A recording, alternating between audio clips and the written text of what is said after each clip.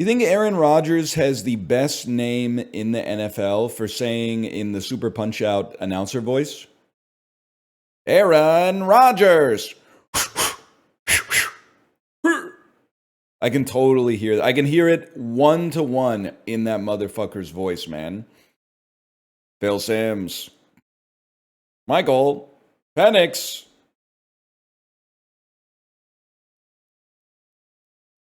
John Elway.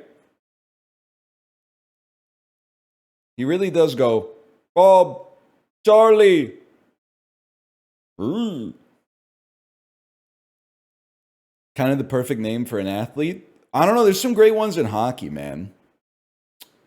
Like the best player in hockey being named Connor McDavid. That's some like life imitates art stuff right there. Peyton Manning. I could see that. I could see that. Usain Bolt is a great name too. Blade Jenkins. Who's the is it what's his name? Is it Easton Stick? Easton Stick is like a real hockey prospect. Oh, he's a football quarterback, but then there's another one in juniors in hockey right now. Easton, I think he plays for the London Knights. Easton Cowan. Easton is just, I mean, like your kid is a 100% chance of becoming a professional athlete if you name them Easton. It's like naming your kid Jofa.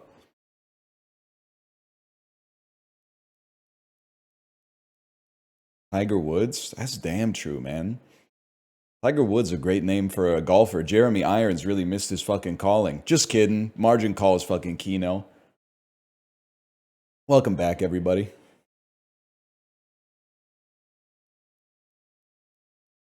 Good weekend? Yeah, can't complain. Got some normie interaction. There were lots of, kids' birthday parties. Saw Mountainhead, which I gave a 1 star, which is almost like a 1 star is like the third most satisfying quality of movie to watch. 5 stars is definitely the best. 4.5 is almost as good as 5 star. And then I think 1 star is the third best kind of movie to watch.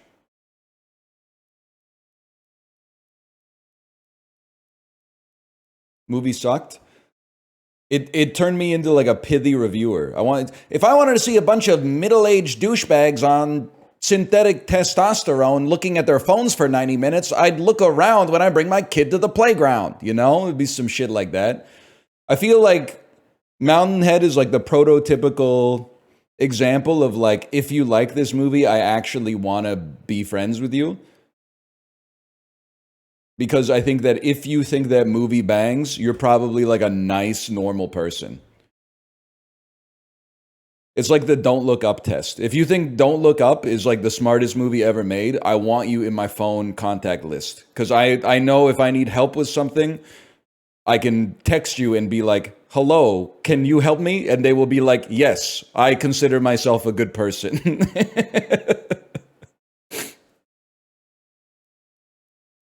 I want more friends like that. I don't hate Steve Carell coded media. He's just in danger of entering the Ellen DeGeneres zone where he just keeps, he's like, I hate to overuse the term, but he's kind of like Flanderizing himself, picking some shitty roles, in my opinion. Also, I don't give a shit about Four Seasons. He said, I love Steve Carell, especially for his early work, but he's had a lot of like regrettable misses lately, in my opinion. I'm not even talking about like Marwin.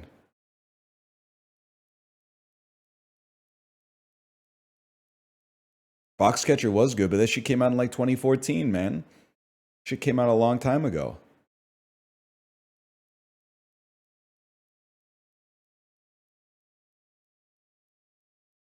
You also like Wes Anderson? Yeah, I do. That's correct.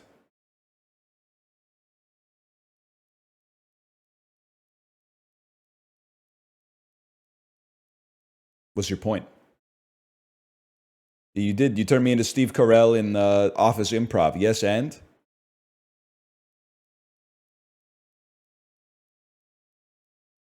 Where are you at in The Sopranos? Made no progress since Friday. Saturday, 3-hour ride, watch movies. Sunday, put my clothes on to get on the bike. As soon as I put my clothes on, my kid came downstairs and said, "Daddy, I want to wake up." I said, "You know what? Had a hard ride on Saturday. I can skip today." Today, 5:50 a.m., put my bike clothes on. My kid came downstairs. I said, "Go back to bed." She said, "No." I said, "Go back to bed." She said, "I don't wanna." And I said, "Okay, fine." I just had her sit in my computer chair, like looking at nonsense while I rode for 90 minutes. But I was like, I'm not gonna watch The Sopranos because she's gonna be like walking up beside me every 10 minutes. I don't want her to see people getting shot in the head or whatever.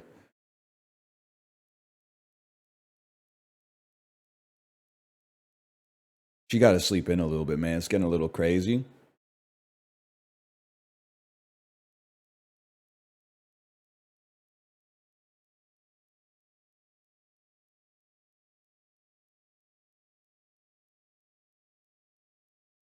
You raw dog the 90 minutes? Well, I watched 40 minutes of The Assessment, the Prime original movie with Alicia Vikander and Elizabeth Olsen. And honest, I'm at risk of like becoming a caricature of myself. I'll admit that. But it started. I pay for Prime, right? And then it started with a 2 minute ad. And then after 30 minutes of the movie, it hit me with another 2 minute ad. And I said, not today, bitch. So I closed out of it, irrespective of the quality of the movie. And I said, I'm just not going to do that. That's just ridiculous. Somebody's got to say no. Then I listened to a few songs, but mostly I just was kind of raw dogging it. Yeah.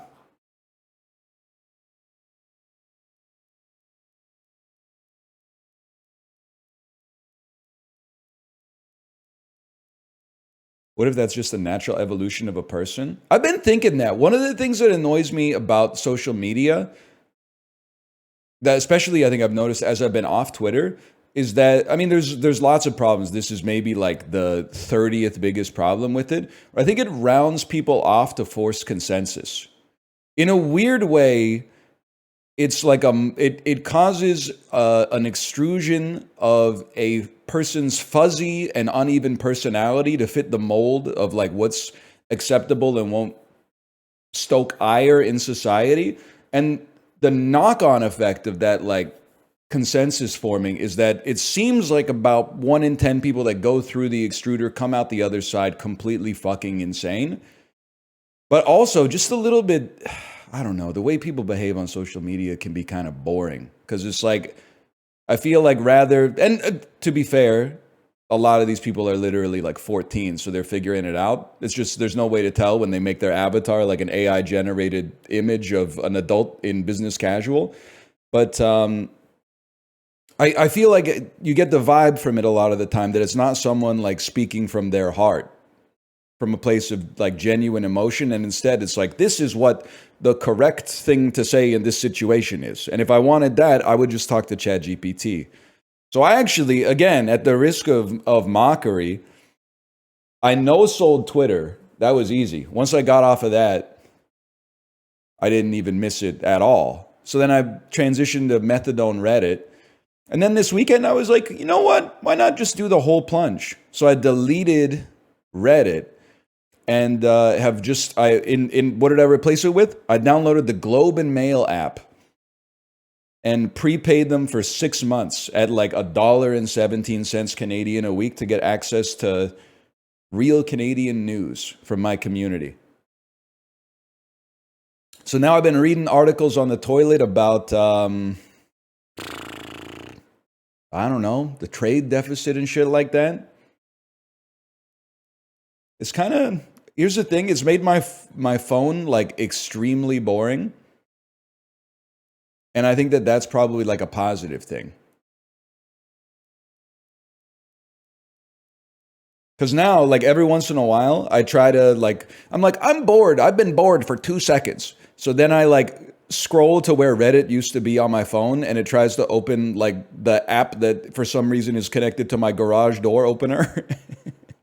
And I go, oh, right, I deleted it for a good reason. And then I open the Globe and Mail app and it's like, Shipments to the port of Vancouver are down 17% year over year. And I'm like, wait, I don't give a shit.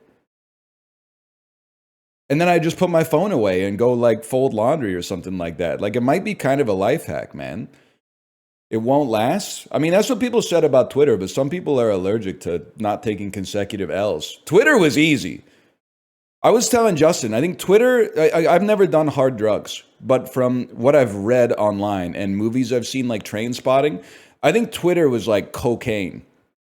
Like I had a habit of going to Twitter, but once I stopped doing it, I was like, why would anyone ever do this? It created no physical dependency whatsoever.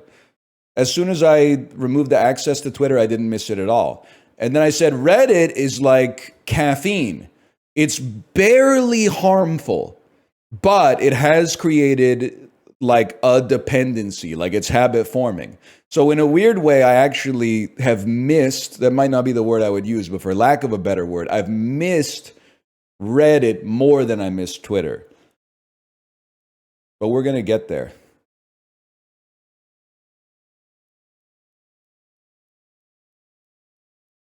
Victor Wembanyama spotted at a Shaolin temple with his head shaved. I need Rob Carrick from the Globe and Mail on that shit immediately. I did not see that, but I need to know.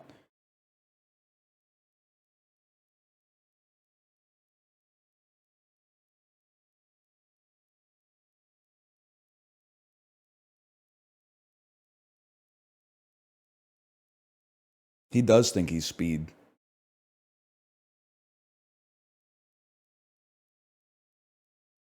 Did you see the Yute Lee video about Granville Island? I didn't. That's the type of shit I gotta get on, though, man. That's the type of shit I gotta get on. What did they say about Granville Island? I feel like Granville Island is like a modest urbanist success because whenever I talk to normal people in my life about Granville Island, they go, I love it, but it sucks ass to drive there. And I'm like, yes, sir. I think that's like city policy working as intended.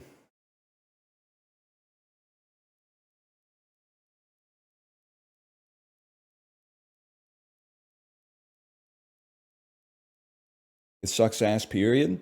No, I don't think so. Fresh Lee's Donut, Oyama Sausage Core, or Corp, I guess in this case. First location for Kin's Farms Market.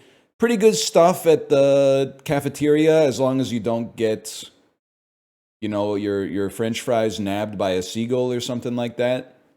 There's a lot of fun stuff. That Paper Yacht Japanese stationery store across the street from the public market.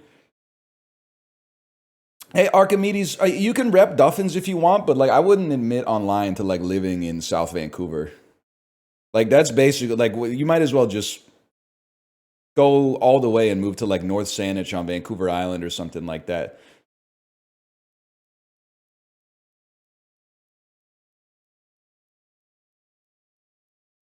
What do you mean by that? It's just there's a lot of traffic. Just a lot of traffic, really. A lot of driving. I feel like it's hotter down there, too.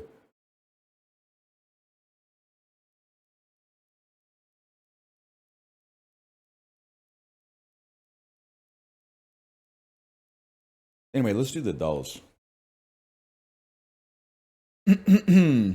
Also, I have to tell you, I was talking to my niece. My wife's sister's family came up this weekend. I was talking to my niece, and I got like the down low on what is cool slang and what's not cool slang.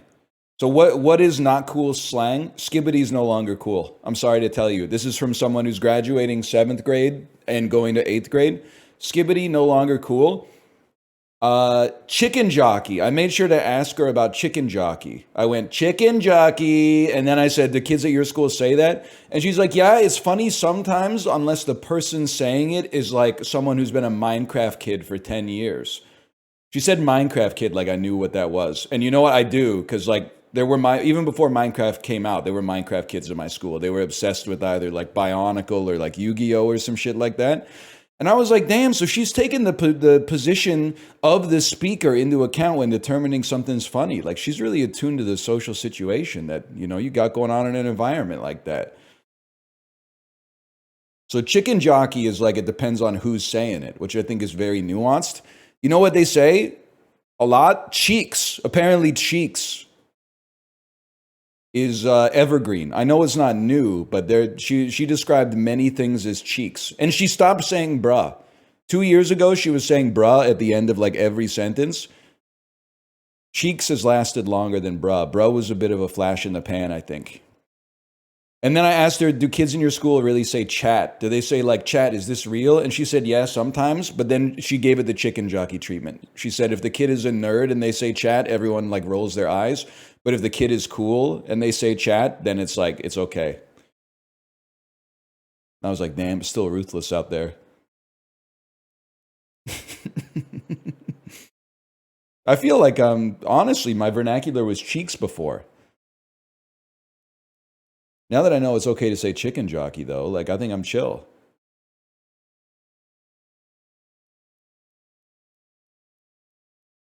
Does she know what you do? Yeah, man. And she ain't fucking with Mr. Beast. That's why I was able to time the market on Mr. Beast, man. Maybe when she was in like 6th grade, I think, I was like, how do you feel about Mr. Beast? And she was like, I'm sick of him. And I was like, damn, sell.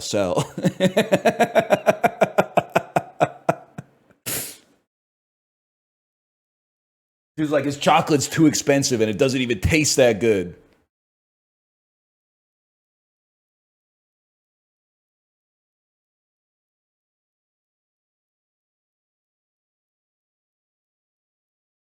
Anyway, let's do the dolls, man. What about Kino? Well, listen, she's in like the 7th grade. Her favorite movie is probably like, I don't even know.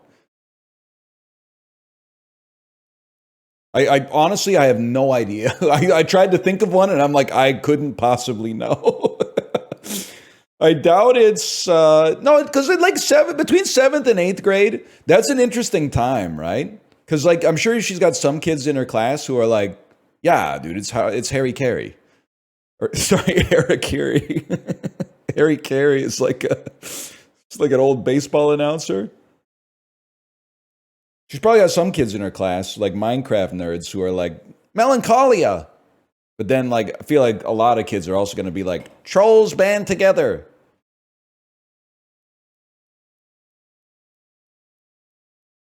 I don't really know what kind of movies 12-year-olds are watching these days. Also, I think she might be 14 now that I think about it.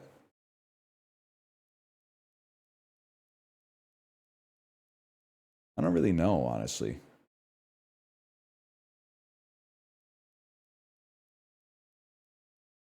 What's your take on the Bella Baxter discourse? Listen. If you don't like Poor Things, that's actually fine.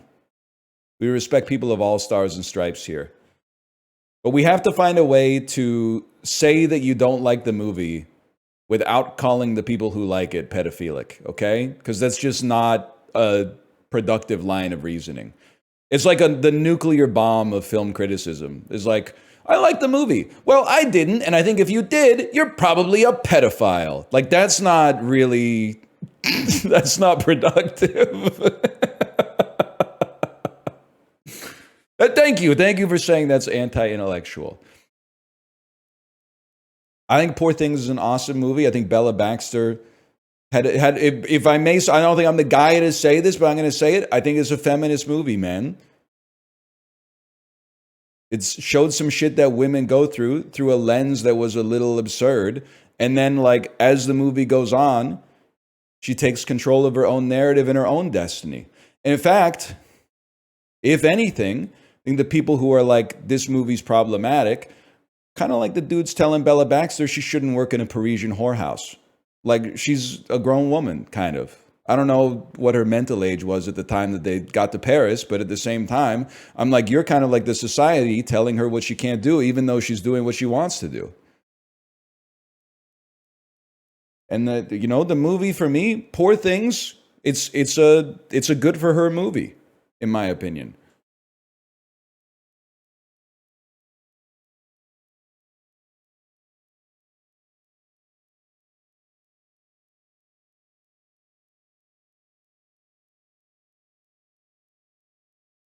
Couldn't have said it better, really, because I stuttered like 5 times. But anyway, I hate the dolls. Anyone who likes them is probably a pedophile. Don't do this, okay? Don't do this. We're actually like 5 or 10 years from that possibly being like the dominant line of reasoning online. So I'm tip of the spear at getting rid of social media, man.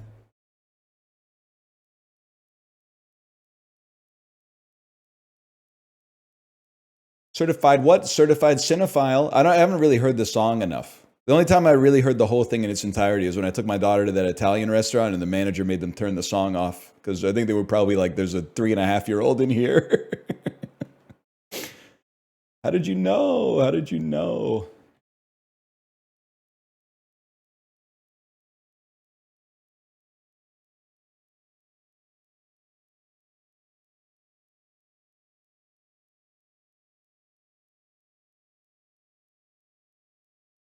I was a little sus on Yorgos after watching Not Gonna Lie. Damn, dude, you must think like Steven Spielberg fucking loves World War II, huh?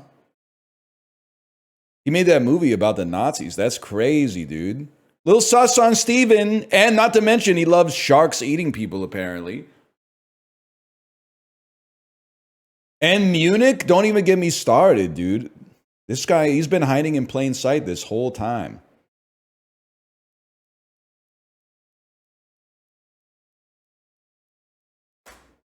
Silly Steven. We're back with the dolls. Speaking of movies from like the early 1990s, I don't listen, I don't want to this is way too like r/millennials top post this week. But remember when we thought this is what like the average house looked like? Yeah, if I saw this movie in 1995, I would have been like, well, a perfectly normal suburban home in the United States of America. I'll tell you one thing, it's not the most famous house. It's not Home Alone, but it might be like Parenthood. Something like that. Probably Anaconda. Okay.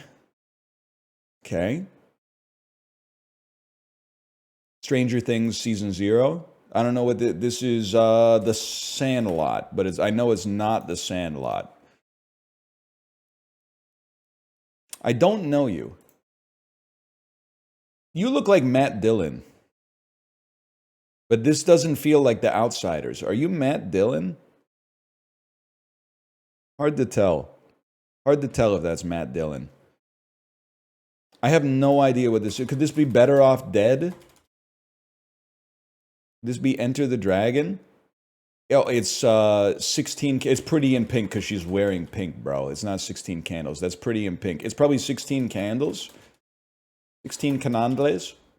16 candles. You got it. We take those. Honestly, I can't take issue with any of those guesses, to be honest.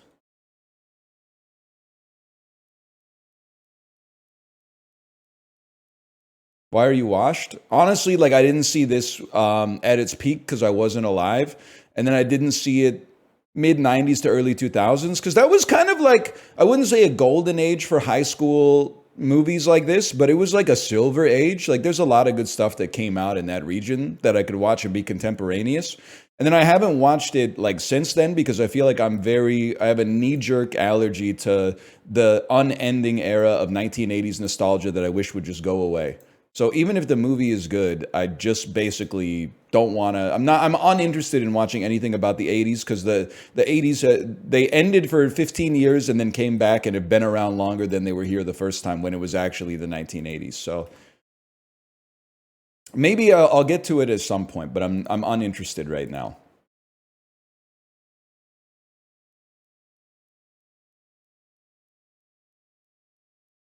Only Molly Ringwald movie I think I've ever seen is Not Another Teen Movie.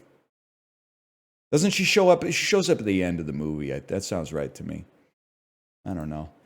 Frank Gore is on an AFC East team in 2020. That's the Jets. They might be in the AFC North, AFC East. I don't know. Because the North kind of is the East, man, in the United States parlance. The East. Maybe it is, man. Maybe it is the Jets. I don't know. It is the Jets. Okay. Is there an AFC North? There's an NFC North. Then there's an AFC South. Because there's only 6 divisions, right? Each has all 4. I thought there were only 6 divisions in football. There's 8? Oh, okay. So they all have all the directions then. That makes sense.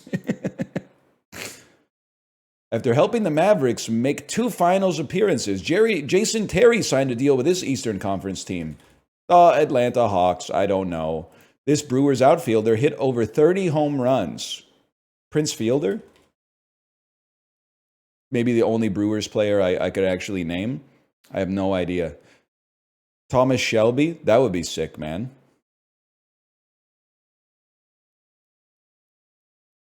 People are typing like 18 different names. I don't know who's a baseball player and who's a member of like the Sopranos. Are they in Richie April's crew? Copy of Walt Whitman's poetry collection, Leaves of Grass, played into the plot of this Emmy-winning cable drama. Emmy-winning cable drama.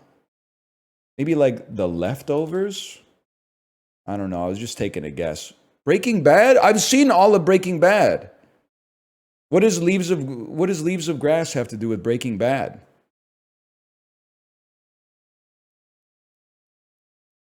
Is it the book that Hank is reading on the toilet when he remembers or discovers that Walter White is WW? That's crazy. Yes, yes, yes, yes. How can you not remember? Because I saw this is like the season 4 finale. I saw it in like 2013 when you were 9. It's too new for me to remember, man. If that shit was from like 1998, it'd be locked in there. But 2013? Nah, I don't think so. That's tough. I don't know who either of these people are immediately. It's almost like a little Michael Bublé. You have like you're like a John Krasinski mixed with the Property Brothers. God is my witness. I don't know her or him right off the bat. I'm willing to say that this to me looks like Matt Damon. So you got to pick at some point. Who's the lady though? Marion Cotillard. I can only go on the eyes. Angelina. Oh, Rachel Weisz? I think I see a Rachel Weisz in there.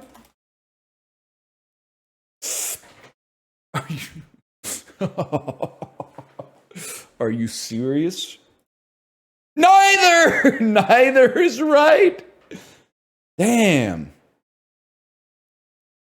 It looks like Rachel Weisz, man. Amelia Clark? There's a little bit of it. I don't think so, though. Anyone know who the guy is? Tony Romo. If that's Tony Romo, I'm never going to play this shit again. He's not a celebrity. He's a quarterback, man. Put that shit in here. How many questions? At what point is all the questions? First off, the book category was literally about TV. And then Celebrity Mashup is about the NFL. Like, this shit never ends, man. Can we have a question about culture that's not, like, just tied back into sports? A hat made for a king or queen sits on a purple pillow. Yeah, that's Crown Royal. I don't know, escape room-esque clue writing. Who hosts Let's Make a Deal? It's Wayne Brady. Based on a Disney amusement park attraction. It's the Haunted Mansion, bro. Sean Paul's When You Gonna Give It Up to Me. This singer had her own hit in 2007 with Let It Go.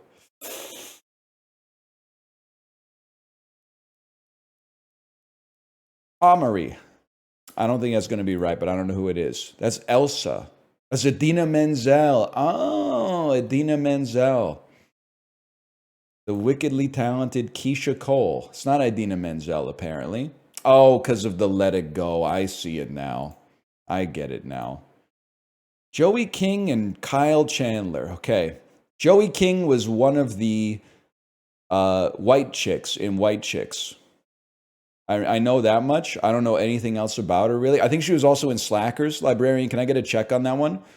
And Kyle Chandler is, of course, Friday Night Lights coach? Friday Night Lights coach? She was an embryo back then? Oh, you're right. That's Joey King. I'm talking about Joey King. No, wait, that is Joey King. You got me all confused, man. Who's the lady from Slackers and White Chicks?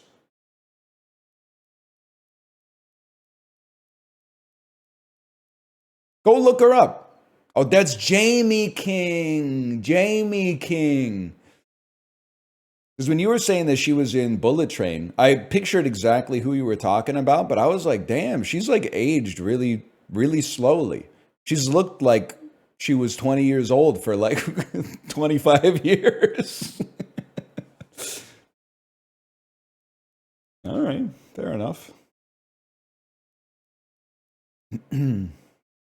Watched Barbarian last night with the GF, since you mentioned it a while back. We were feeling pretty nauseated and queasy by the end of the movie. We chalked it up to the gore and subject matter. Turns out we had the gas stove on for the entire duration and we're inhaling natural gas. That's insane. I'm glad you're alive. Luckily, you're like non-smokers, right? Because you could have blown up like your whole fucking house. That's crazy. I hope you open a window. You were like, said like, free basic natural gas for at least it's a short movie, bro. If you did that shit before The Brutalist, you wouldn't be here right now. You better be thanking God that you're still on this planet, man. That's crazy.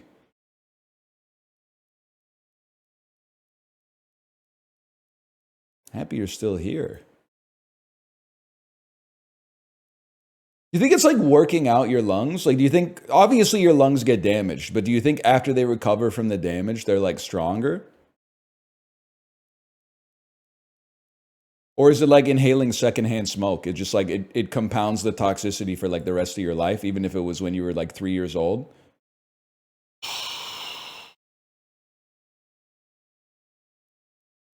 Let's see. I mean, genus is crazy. Genus and family and order are taxonomical clada.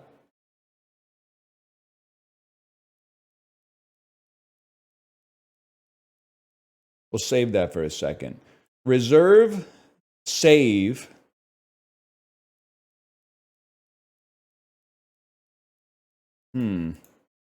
This is a tough one. Mazing is very weird.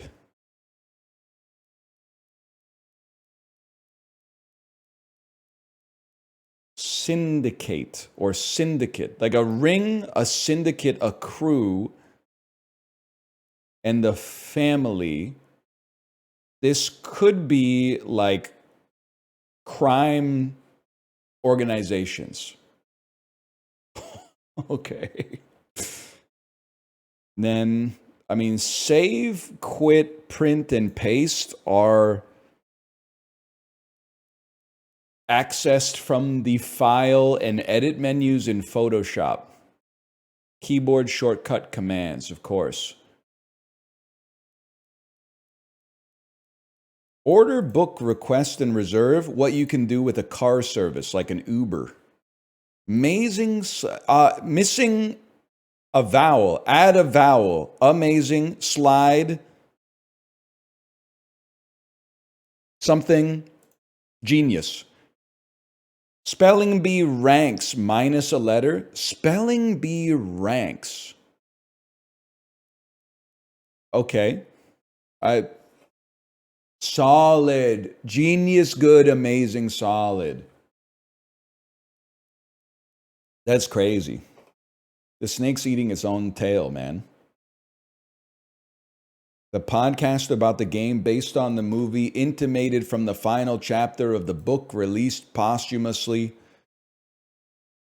inspired by the real-life events that may or may not have ever taken place.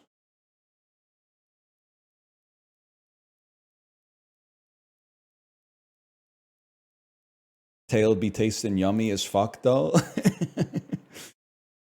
Flower that sounds like a parental nickname. Poppy? Savvy. Birthplace of Buddhism. Stretches outside of a party. Button next to select on old Nintendo controllers. Beach buckets. Take responsibility for something. Own it. Own up. We've made some mistakes here, man. Where am I? Where am I? Is it not pause? Is it start? And then it would be own it. Padma Lakshmi of Top Chef. Previous, prior. Ingredient that makes bread rise. Savvy, aware. India stretches outside. Oh, limos stretch outside of a party. Oh, very clever, man. Very clever. How droll.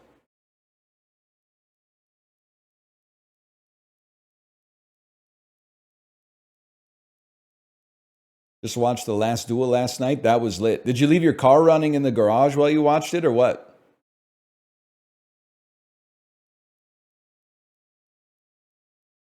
Hawaiian hosts Alola Max Carry Pack. 6-box pack. Hawaiian host Aloha Max Carry Pack. 6 7-ounce packs of delicious Hawaiian macadamia chocolate-covered goodness fresh from the island. Hawaiian host. Macadamia nuts are pretty expensive, man.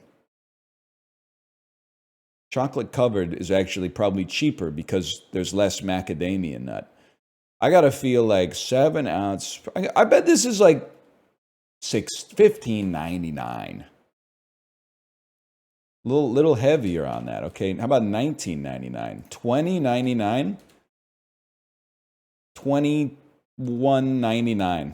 $22.99. I'll tell you what, I'll be sticking with peanuts. Without a doubt. Had a friend travel to Hawaii. They called your mahalo shoplifters will be shot on sight signs BS. They need to take the culinary tour out to the north and western edge of Honolulu, bro. Every sign out there was like, we appreciate the spirit of family that is part of the Aloha Nation. By the way, we will kill you if the metal detector goes off when you exit the store. A unique mix of the Aloha culture, but also obviously becoming a state has affected the culture as well.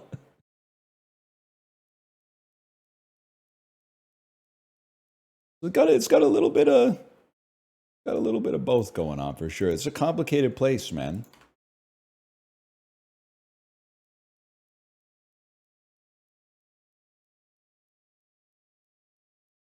Blah blah.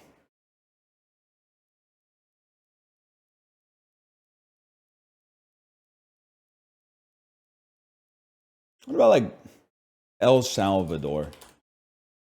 9,000. It's not that bad for us, man. 9,000, maybe like Tunisia. We're getting mighty close. How about Italy? It's Italy, bro. That was a really good global today.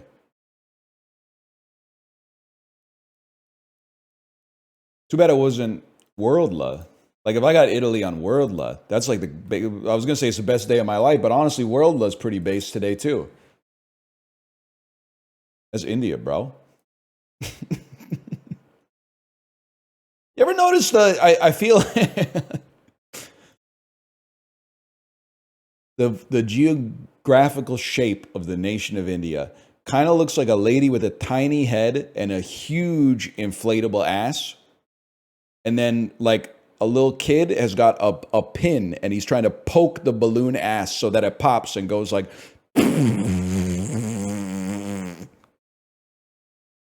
You don't need like any trick to remember this because you just look at it and you go, that's India. But if you, for some reason, you like don't know what India looks like, if you ever see a silhouette of a country that has a huge ass that's about to pop, there you go.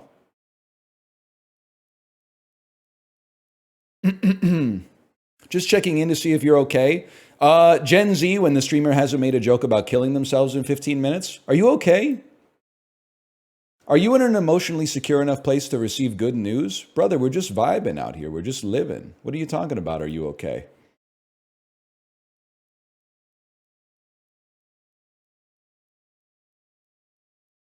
That's facts, man. That's damn true. July 2012? Yeah, bro. I'm thinking it's The Dark Knight Rises or maybe something else. It's The Dark Knight Rises.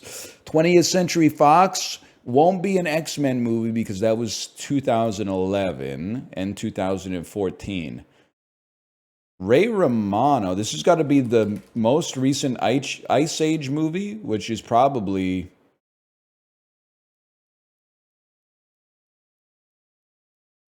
The Meltdown.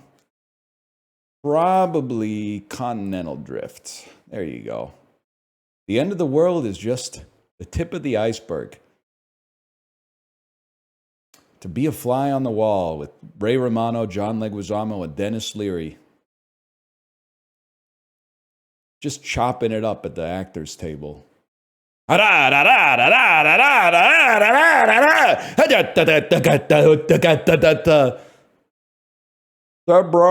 Actually, I got nothing against John Leguizamo. And I actually like Ray Romano. He's done some good stuff, man. He's done some good stuff. He seems cool, man. I like his comedy. 20th Century Fox 2012 Ben Stiller. 12 million post Greenberg. This could be Walter Mitty. Wouldn't surprise me if Walter Mitty started slow but then had a long tail. Got Protection. It's The Watch. It's The Watch. I think that this movie, well, probably Zoolander 2 is maybe like where he really figured it out. Well, I think like after this, Ben Stiller was like, I'm not that guy anymore. I'm not the guy who's out here making 35 on Rotten Tomatoes movies with like a likable ensemble cast. That's probably where he got the idea from Severance, or for Severance, is having to listen to Vince Vaughn talk and being like, I wish there was like another version of me that could like not remember that Vince Vaughn has been talking to me for 7 months straight. Or maybe they're chill, I don't know. Lionsgate, 11 million, starring Catherine McCormick. Are you Sing Street? If not, we're going to have a problem. We're going to have a problem. One step can change your world, bro. Emily arrives in Miami with aspirations to become a professional dancer. She sparks with Sean, the leader of a dance crew whose neighborhood is threatened by Emily's father's development plans. 1980s-ass movie. Sparks. Step Up. Year of the Dance.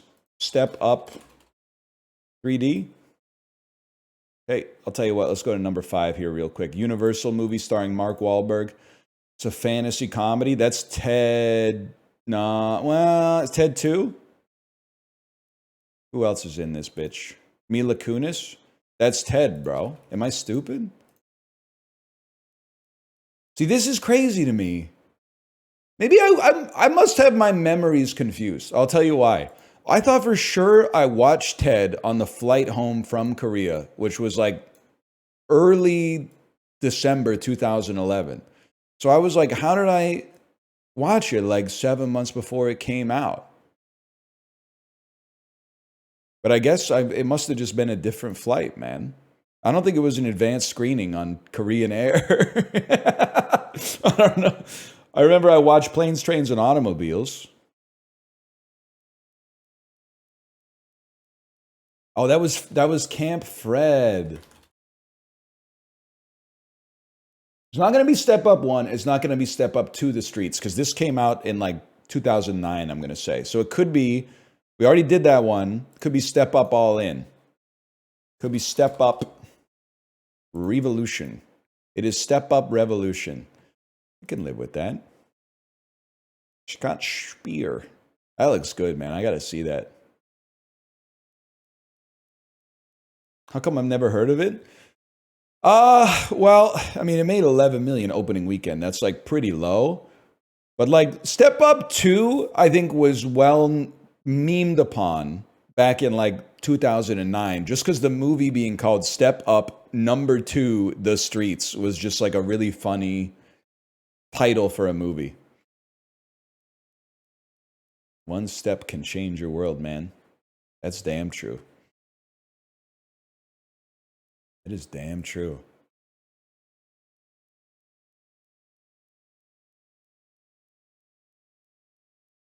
It's rough for a fella like me. Another Cinderella story that appears to star Selena Gomez, but Jack Frost. So Selena Gomez, Spring Breakers is the way I play this, because I don't know anything else that Selena Gomez has really been in, and I don't seem to know anyone else in a Cinderella story too, except it seems like maybe, are you like the dude, are you Taran Killam from Saturday Night Live? Or are you Colin Jost from Saturday Night Live? Hang on, I gotta see this. No, you're Drew Seeley from another Cinderella story. Okay, no, this is actually really easy, man. It's Jane Lynch, funny people. No, wait, Jane Lynch, 40-year-old virgin. There's such an easy play. Steve Carell, Anchorman, Will Ferrell, the other guys, Michael Keaton, Jack Frost. I didn't even know. Thank you, Jane Lynch. 27 seconds. It's also the Muppet Studio DC Almost Live Bruce Lanoil, Jack Frost. There's also that. If you want to cheat, I guess, there's that.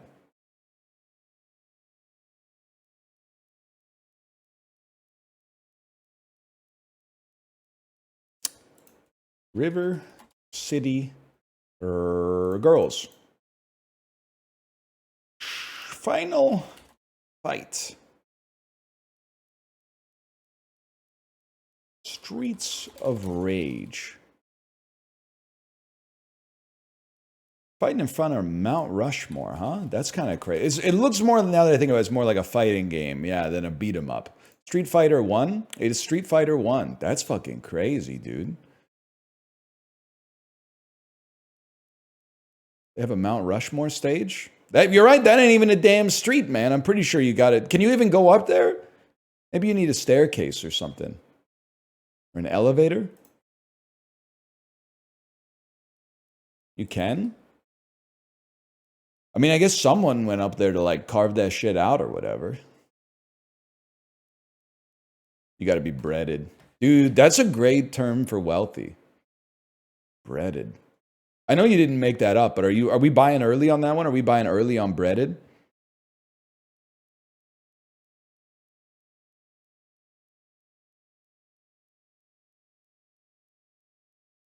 I'm buying. I'm buying for sure. You're late? I don't think I'm late just because you've like heard it 3 times in your entire life.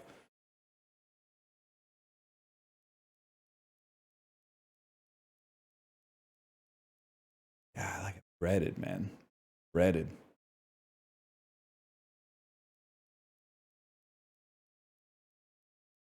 Alien? Colonial Marines? E.T. on the Atari 2600?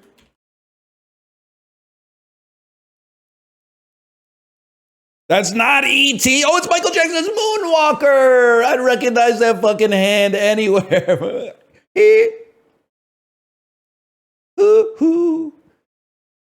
Ah! I gotta see what this shit looks like, man. It's been a minute. All right, let's not.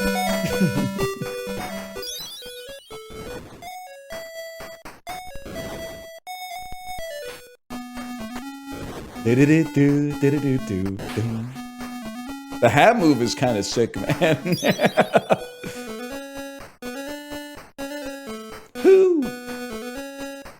He's swag walking for sure. What is this, like the Sound of Freedom stuff? He's rescuing kids from like a human trafficking ring or something? An insanely well-dressed human trafficking ring? What's going on, man?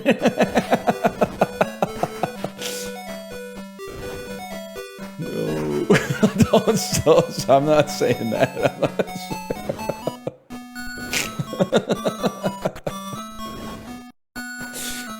Here's the sound of a crescendo Annie. Oh shit, dude! Did you see that? He kicked his ass all the way up the stairs, man. That was sick. Oh, yeah. Sometimes it's hard to open the doors. It's hard, man, because you never know, like, what's going to be in there. Is it going to be like a helpless child, or is it this recommendations, man? Or is it going to be like Dick Tracy? You never know, man. Annie, are you okay? Are you okay, Annie? What a fucking game, man. They need like an Ariana Grande game like that. He's looking for Annie. It's Hades, bro. What?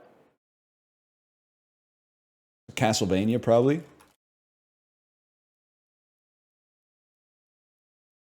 Symphony of the fucking Night or whatever. I really thought that was going to be a dude with long, curly blonde hair. Like Mr. Perfect from the old fucking WWF. That's probably like the Order of Ecclesia. If I had to guess. It's probably Portrait of Ruin. There it is, Portrait of Ruin.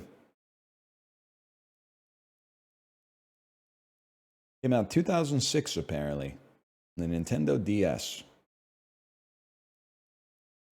Jonathan. John Wick is in this? They got John Wick in this bitch? I know Dracula's old ass doesn't want to see John Wick coming. What to do? Why have you angered the Baba Yaga? Dracula with Invisalign?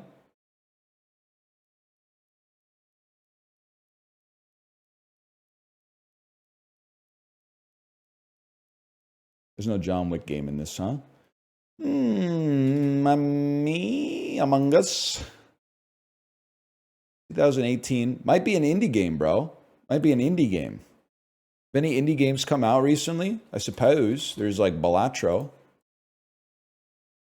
Looks like well, it's indie or strategy from 2019 to 2023. That's single player only from this period. Perhaps a little game called Slay the Spire. Oh shit. It's got a fantasy theme from 2019, single player only. 2019 though. I only remember Tetris 99 and maybe God of War 1. I feel like everyone was creaming their jeans over God of War 1. No one wanted to talk about whether Slay the Spire is the greatest game of 2019. They only wanted to talk about whether it qualifies as a 2019 game because early access actually started in October of 2018. Boring ass fucking reductive line of reasoning. Obscuring true emotion. Anyway, I can't think of anything else that came out here. I guess we're just let's maybe like Stardew Valley. That's definitely multiplayer, but and it came out in 2016. Shows what and it's isometric.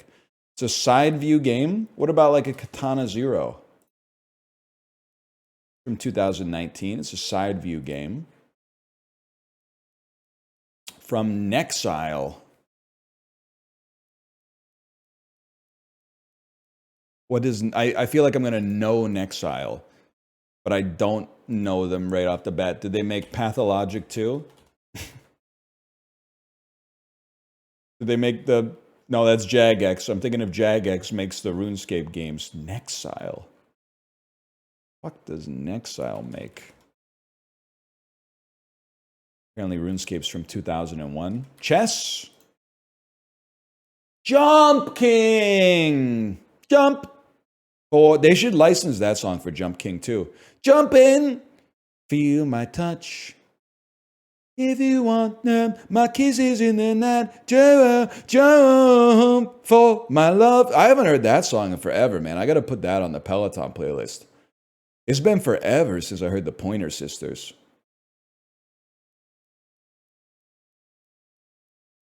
Not Van Halen's Jump? No, because the Pointer Sisters song is a little different than that one in the sense that it's like good, in my opinion. We do next usually a little Puck Doku. Sorry. This is tough. Boston Bruins, who are on Team USA. Tim Thomas. Team USA players who have over 500 career penalty minutes. That's easy, bro. Joel Otto. Okay, Boston 2010 to 2020. Gregory Campbell. Why Gregory Campbell? Nah, it's no big deal. Like, seems sensible that like a kid who was playing in the Stanley Cup Finals could have a dad who's the head of all decision making in the NHL. It's no big deal or whatever. Sorry, that's what I'm just saying. It's no big deal. It's not like a conflict of interest or whatever. It's not like emails leaked that were like, "Go easy on my son. He's just a small boy." And then the dude like resigned from his job or whatever and got hired by another team. The emails didn't say that. They said some shit that I don't care about because I'm just going to choose to believe that it was, the orders came from the top. KHL from 2010 to 2020. Yeah, it's got to be Nail Yakupov, man. Someone from this era who had not even that many penalty minutes, but like a reasonable amount of penalty minutes. I would assume like Chris Tanev is probably in there, man. He doesn't have that many penalty minutes. That's pretty impressive for a defensive defenseman, man. All right, how about Eric Goodbranson? That dude was in the box nonstop. Looks he's in the hot box based on his photo, man. Team USA who played in the KHL.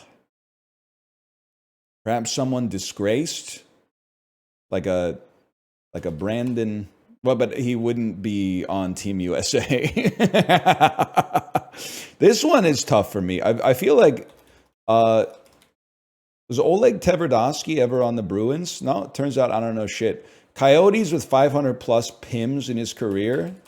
That's going to be Jeremy Roenick, or you could go with like Keith Tkachuk. There's probably a lot of other ones, but how about Oleg Tverdovsky? Yeah, there he is. They don't know. This dude, he looks young, but this man is like 52 years old. It's just a good camera. Don't get tricked.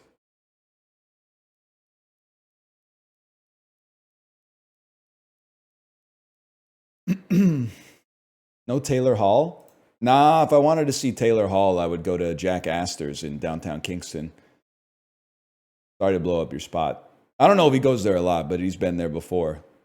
He's probably golfing right now that I think about it. Movie grid.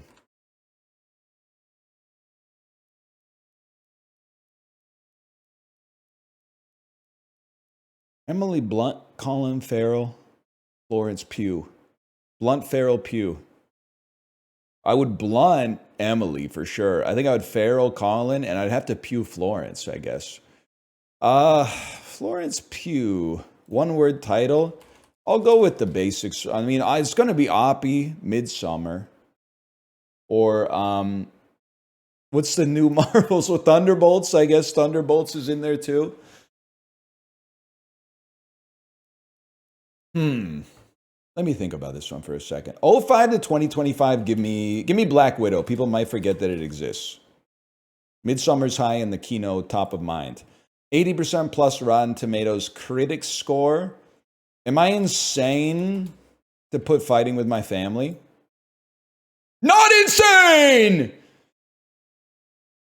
One word title. Now the question here is, you got Oppie, which is extremely well known, Midsummer, which is very well discussed online, and Thunderbolts, which just came out. I'm bizarrely going to say that Thunderbolts is the most forgettable. That's still, it probably won't be the lowest of the three, but it might not be the top. Colin Farrell, 80% plus on Rotten Tomatoes. One word. Okay, one word title is The Recruit. 80% plus on Rotten Tomatoes is lots of stuff. Lots of stuff. I feel like number one here is going to be Banshees. So I'm going to take something that's definitely going to be up there, but won't be at Banshees level. And then 05 to 2025, that's a year or so after Phone Booth. I'm gonna go a little off kilter and try like a Horrible Bosses. We'll get 4.2% on that one. Emily Blunt, 80% plus on Rotten Tomatoes. One word title. One word title, Emily Blunt, is fucking me, man. I guess she's in Oppenheimer. I got us 80% plus. Let me get a Mary Poppins Returns. Let me get a Mary Poppins Returns over here. I really thought, maybe I was thinking of like that Charlie movie. Saving Mr. Banks. Why is that a Charlie movie in my head? We could always just go with The Edge of Tomorrow. Actually, just called Edge of Tomorrow. 22%. Okay. Top 49%. That's pretty bad. Midsummer did clear Thunderbolts. That was sane. Looper. Trust no one, not even yourself, bro. 79% on Mary Poppins Returns. I've never seen it. I have no opinion on that. Spell check.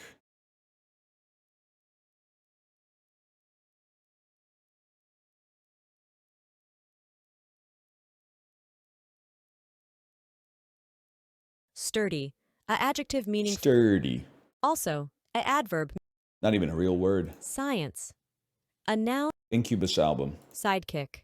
A noun meaning a T-Mobile. clover. A noun.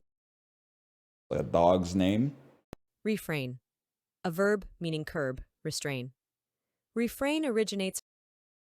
Convulsive. A adjective meaning constant. I just didn't want to hear her finish. Tetanus. A noun meaning territory. A noun. Pelosity. Oh. An adjective meaning covered with usually soft hair.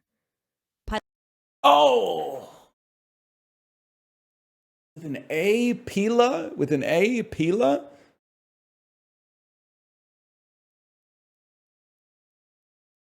Pell? No. It shouldn't be Pell. It's going to be P-I-L. Maybe it's O-S-I-T-Y? Rococo. A noun meaning rococo work or.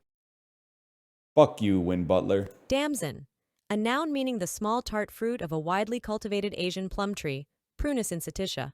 Also, this tree. This word originates from Latin meaning plum of Damascus and passed through Middle English. Damson. A noun meaning the small tart fruit of a widely cultivated Asian plum tree, Prunus insititia. Also, this tree. This word originates from Latin meaning plum of Damascus and passed through Middle English. Damson. A noun meaning.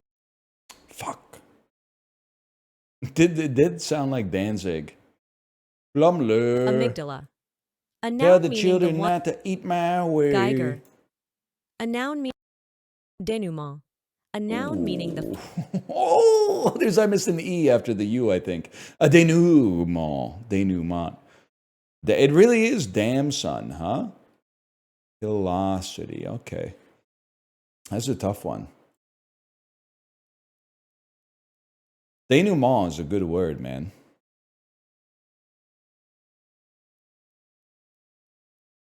Ted Damson. What his wig maker says when he sees how good his wig is. I'm big on my Ted Danson is actually bald conspiracy theory. I'm sorry. Like, men in their 80s, I'm not going to say you have to be stupid to believe that's his real hair, but men in their 80s do not have hair like that, man. It doesn't happen. It doesn't happen.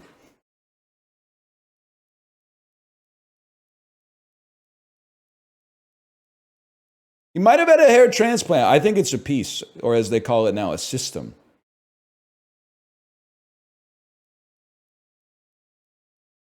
My dad has all his hair. He's almost 80. Does he style it like Ted Danson? Does he spike it up?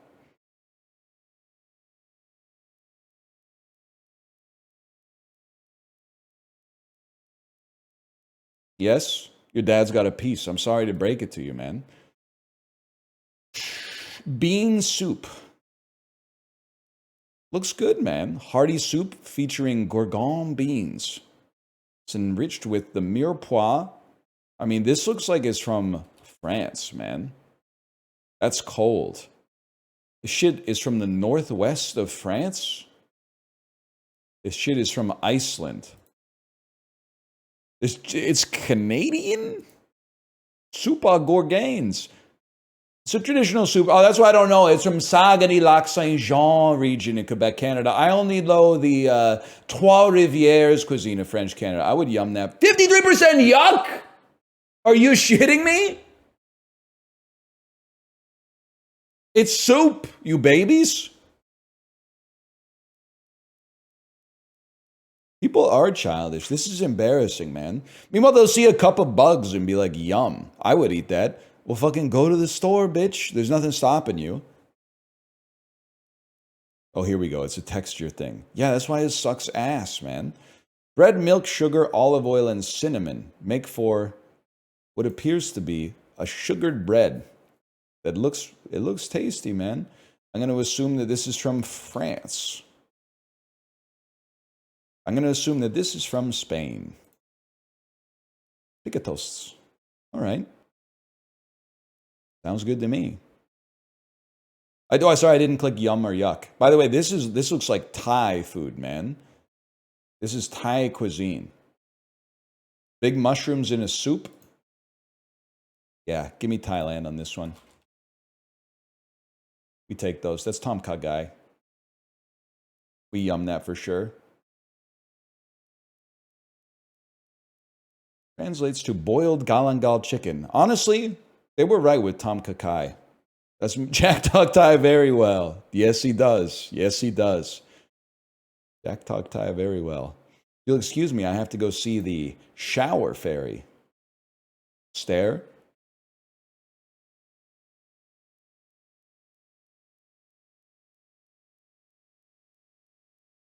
You don't know that one? It's Meet the Parents. You probably knew that. You should really watch Meet the Parents, man. It's a good Christmas movie. I'm good? Okay, just watch Puss in Boots again or whatever. You're missing out on like a canon film of American cinema, but whatever. Watch Meet the Fockers. Meet the Fockers is really bad. Like the whole Meet the Parents arc is exactly the same. Well, actually, it's worse than the Austin Powers arc.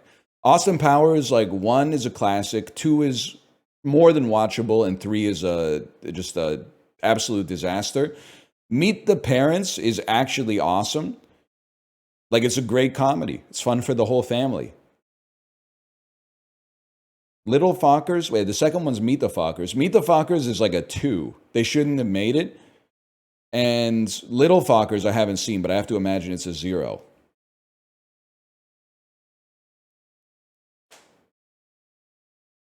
That's my guess. 3 is good, and I'm tired of millennials saying it's not. I'm tired of Gen Z telling me that Goldmember is their favorite when they haven't seen that shit since they were 6. Like, I watch all 3 of them like 10 times a year. Goldmember is a fucking disaster, man. Goldmember is like when they give a TikTok star like 250 grand to make their own show. And the shit is just like skits that don't connect, and like the punchlines just get repeated like 1,000 times. The mole shit is horrific. They do the comedy sequel thing where they bring back all the jokes from the first 2 movies, and that's bad. But even worse is the new shit that they came up with. It's a slap in the face. Not to mention the music videos.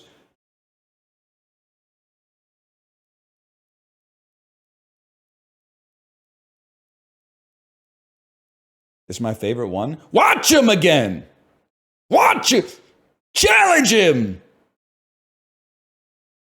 Austin Powers 1 should be your favorite. If 2 is your favorite, but you acknowledge 1 is better, I'll accept it. If 3 is your favorite, your opinion on comedy doesn't matter. I'm not saying your opinion on it's because you might love good movies, but your opinion on comedies are cooked. I'm not going to say you're probably the roommate who forced the sane ones of us to watch like the Boondock Saints every Saturday for like a year when we lived together, but like there's a part of me that thinks that it's more likely to be you serving that purpose than me. Let's put it that way.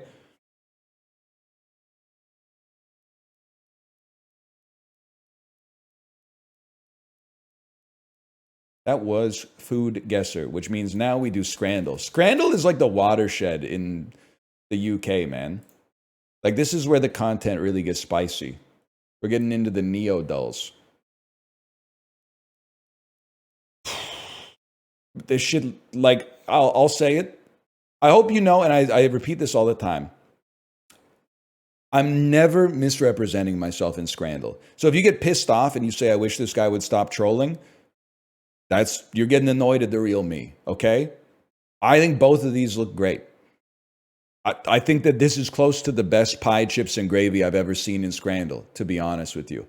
But I do think that the taco looks a lot better.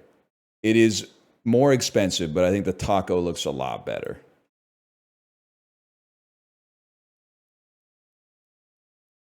Fried chicken with mentaiko mayonnaise, cheeseburger, and chips.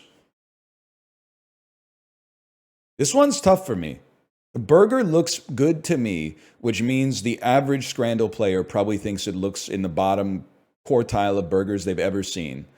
The chicken looks okay to me, which means that the average person who's never been to Japan probably thinks that this tastes like having an orgasm in your mouth just from eating it. So, like, this is what I'm reckoning with right now. Japan secularly gets like a plus 20% buff just when the flag is above the food that's in the picture. Burgers also get a buff just for being a beef sandwich. I'm going to go with the fried chicken, but it's okay. That's close. That's close. I think that these both look pretty bad, if I'm being honest with you. The quail egg on the hot dog is crazy to me. I don't know which one I'd rather have. I think I'd rather have this, but I'm gonna vote for that. It's crazy to me that they're apart by 50. I thought they were gonna be like 2.5% apart. They both look so bad, man. The bun is green. Yeah, just it's like food coloring, man. All your fucking food has it in America. Did you know that? The Broken Watch is right twice a day on that shit at least.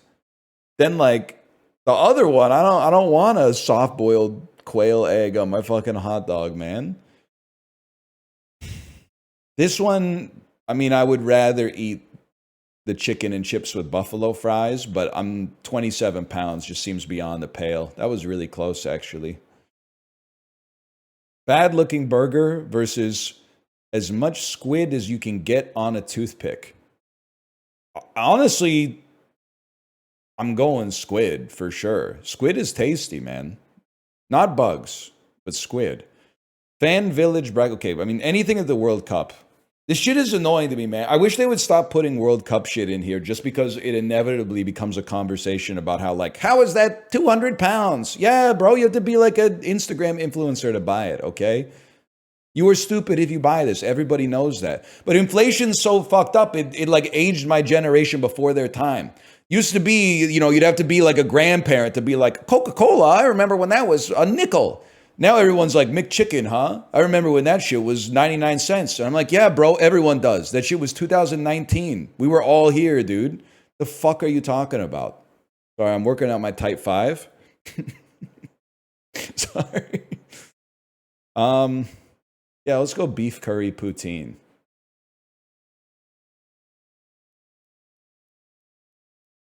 Meatball sandwich. I think people are... I mean, you know how it is. When the structure isn't what you're used to, people's pattern recognition goes off and goes, I wouldn't eat that. That's too stubby for the bun. I would eat the shit out of this. But it's a little gloopy, but I honestly might rather have that, to be honest with you. A little heavy on the gravy. Chicken nuggets and chips, Polish sausage and chips. Just kind of like a sad plate. I think this feels more like being an adult, at least. I can live with that. Currywurst never loses. You don't even have to think about it. Pigs in blankets with roast potatoes and gravy. That looks really good. The teriyaki pork skewer also looks good, man. Yeah, I'd probably go with the skewer, but it's close. I've never had currywurst, but it looks so good. I hate to do this. This is going to make... I've already angered the Americans, but that's pretty much just par for the course. Let's anger the Europeans. I'll admit I've only had currywurst once, but I see that in your comment you said it just looks like sausages with ketchup on them, but it looks so tasty. I'm here to tell you it is sausages with ketchup on them. It's fine. Like, it's totally fine. And it's curry ketchup. It's got curry powder in the ketchup. But it's like you're 97% correct that it's a sausage with ketchup on it. It's good. I like sausages, man. But like the fact that currywurst is like so glazed in scrandal is kind of surprising to me.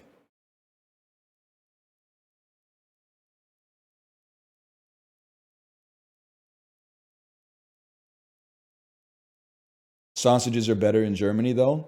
I believe that. They don't have the same kind of pigs in North America. Sorry, that's just what anytime. How long do you think it's ever going to change?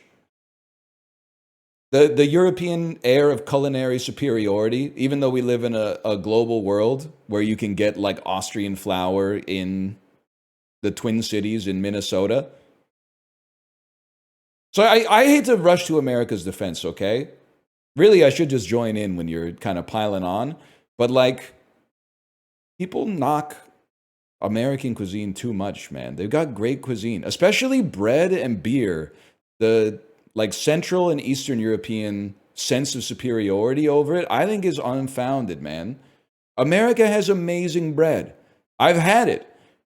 The average American chooses to buy bad bread.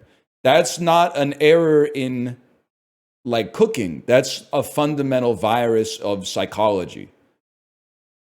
That's not like there's amazing bakeries in the United States of America. The average American who doesn't live in a city is largely eating some bread that's not very good. It's like mattress foam. But like they got great bakeries, man. I'm sorry to tell you.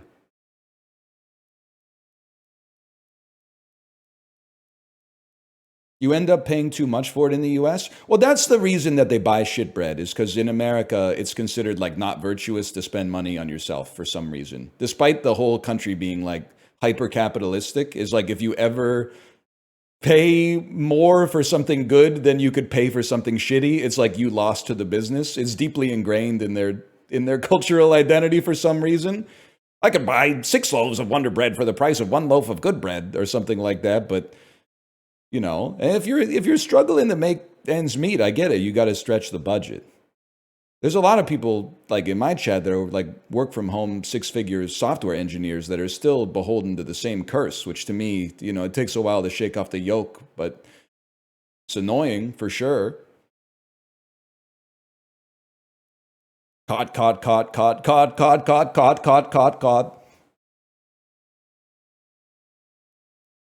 Anyway.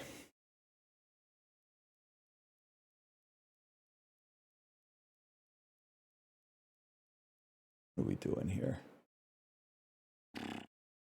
That was Scrandal, which means we're on thrice.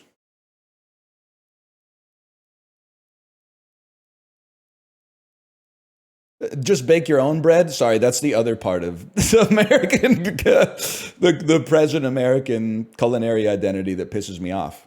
I just make my own kimchi. Yeah, I bet it's really good. The store-bought stuff that my Korean mother-in-law eats with every meal probably sucks shit compared to the fucking Napa cabbage plus red wine vinegar that you've had in a jar in your fridge for like 10 minutes. Fuck you, man. That's not a straw man! Those people exist! They've been emboldened by Bon Appetit. My problem is not with Bon Appetit, my problem is with the Bon Appetit consumers. The people who consume 10 times more cooking content than they actually spend time in the kitchen.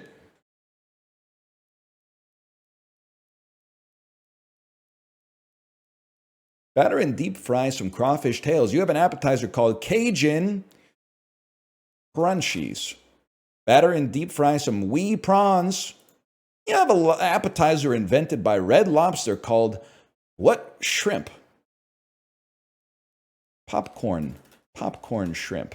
That's right. Ever tell you about the time I ate at Milestones and Kate ordered popcorn shrimp and there were like 3 pieces of battered shrimp and then it was served on like a bed of popcorn? Apparently I have librarians talking about it. It was pretty bad. That Milestones is out of business now. Deserved, by the way. 1978, who totally cheated in a putting contest with Bob Hope on the Mike Douglas show? Maybe like, I'm trying to, Ronald Reagan, maybe someone who was gearing up for a presidential campaign. The Obamas are set. Okay, well, this is actually Tiger Woods. It's not Ronald Reagan. It's Tiger Woods. Hey, the new most annoying sentence for 2027 is about to drop. Have you seen the Tiger Woods biopic? Have you seen the Tiger Woods biographical picture? Yeah. Michelle Obama produced it. 3/4 of your body's glycogen is in your skeletal muscles. Most of the remaining 25% is in what organ? Your pancreas, bro. Whatever. Glycogen's not in your pancreas? The hepatic, okay, it's in your liver. Not bad, y'all. After the Bath is the partial title of a whole lot of pastel drawings by what fin de siècle Frenchman? Yeah, Monet, bro. What have I told you? His other works were variations of the dance class? Oh, why didn't you say so? It's Henri Matisse. And it's Garrett, what's his name? His name, stop with the anagrams, man. His name anagrams to reggae dads. The Garrets. Edgar Degas. Whilst Hannibal was crossing the Alps, the Jin state occupied the modern footprint of what modern-day country? China. While the Umayyad Caliphate conquered Iberia, the unified Silla Kingdom... Oh, it's Korea, bro. Why didn't you... It's South Korea, bro. Come on.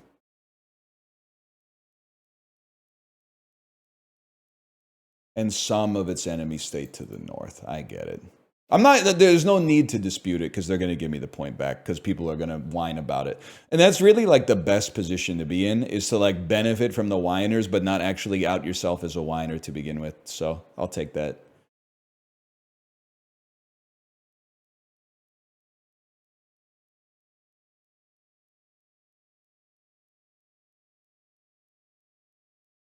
Sort these rectangular objects by their area, starting with the largest. That's fucked up, man. Okay, let's start with the obvious.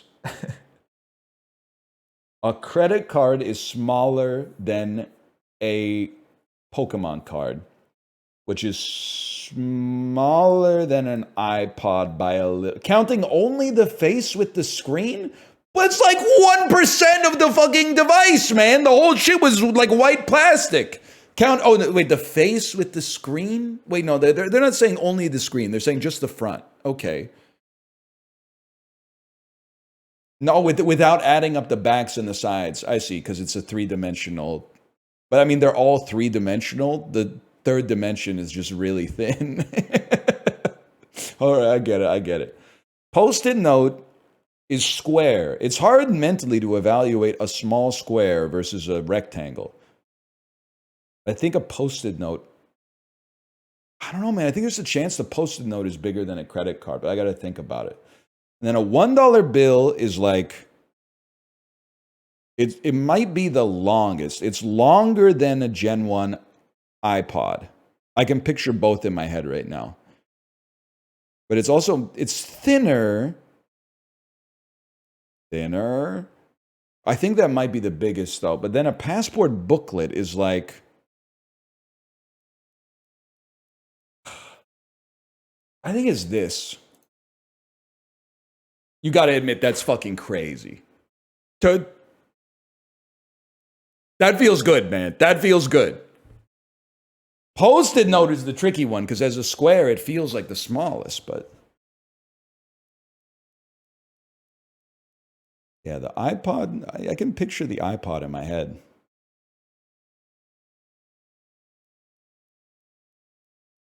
The click wheel, like it revolutionized consumer electronics. I don't know if you've listened to like a billion podcasts about Steve Jobs. There's one in particular I would really recommend. Did you know he like smelled? Whoops, I already clicked on one in Juxtastat and got it wrong, by the way. I didn't even read the question. Higher percentage of workers employed in the utilities industry.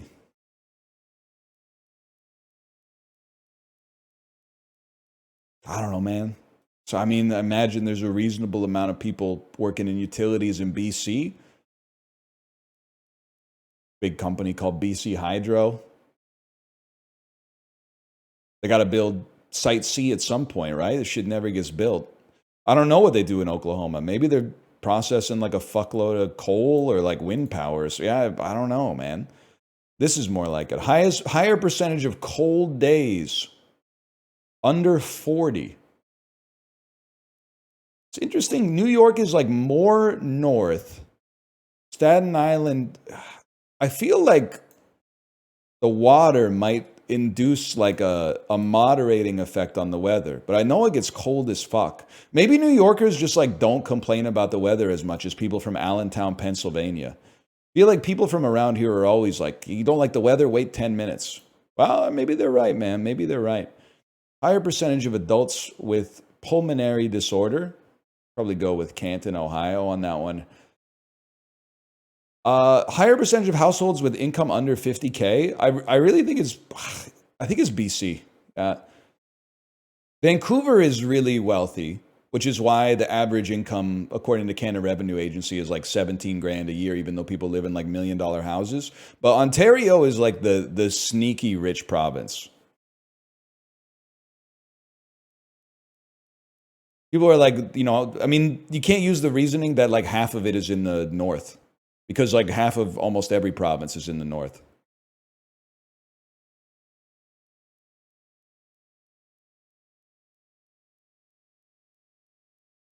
Yeah, I double clicked the first answer. I don't even know what it was. For the record, I would have gotten this right, okay?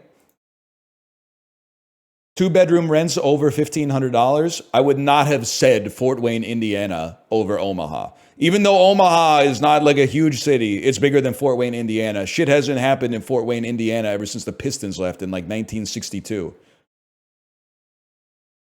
No disrespect to Fort Wayne, okay, if you're here. He knows? Yeah, I was reading some shit about like Gary Bing yesterday or whatever. It's great reading Wikipedia articles about like old basketball players, because it'll be like someone you've never heard of who played professional basketball in the 1960s. And it will be like, he was the best player of all time. He set the single season scoring record. He retired in 1971 and made it into the James Naismith Hall of Fame in 2008. And you're like, what the fuck? Bro was the best basketball player of all time. It took him 47 years to get into the Hall of Fame. Like, what the hell were they doing back then, man?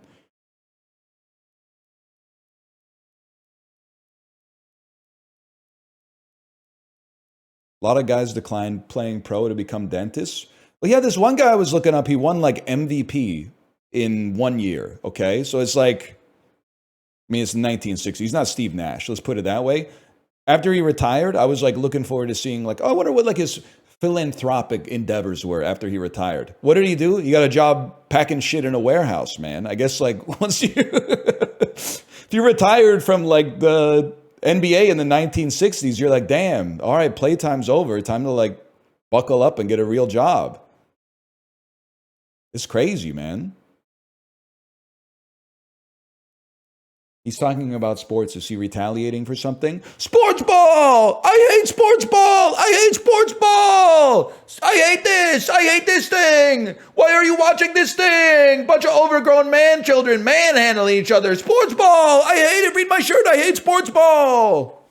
Oh, is there a big game this weekend? Is there a big game this weekend? Oh, let me guess. A lot of people got hurt playing it. A lot of people got hurt.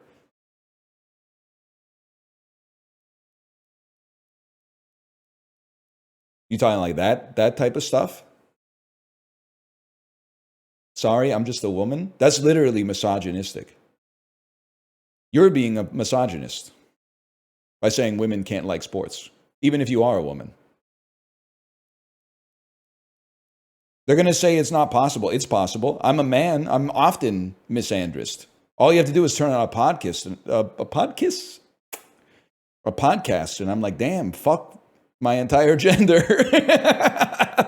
Nobody cares, bro. Nobody cares about your morning routine, bitch. Make a joke. And then I meditate. We wake up. I like to face the sun. I like to meditate. It gets me it really puts me in a good headspace for my email job. Man, shut up and crack a joke, bitch. Shut up and tell me what today's can't lose parlay is, buddy.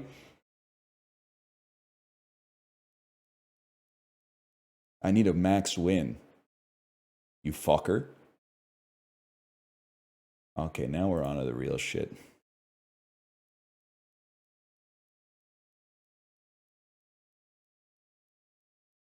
Double letter contains woe. Swoonable. Swoonable. Swooning. 1.58%. I almost gave the finger to the camera. I almost did it, man. 1.58%. You might as well have just told me to fuck off and never play this game ever again. Starts with an L. I think you'll find that is a real word. It's a 1 colorless mana, 1 green elf that when you tap it allows you to search your your library for a land of a color of your choice and put it into your hand. Sorry, it's just green, sorry. I don't know what any of the cards do. You know what's great is when you play Magic the Gathering as a new player, and they're like, it's very new player friendly. Then someone drops a card you've never seen on you, and you go, can I pick it up and read it? And they go, oh, don't worry, you don't have to. It's basically just a reprint of another card you've never heard of from 1996 that also has a kicker. And I'm like, oh, okay, all right, never mind. Do cite the old words to me, which I was not fucking there when they were written, dude. Anyway, and it tramples with vigilance. Double letter starts with an L.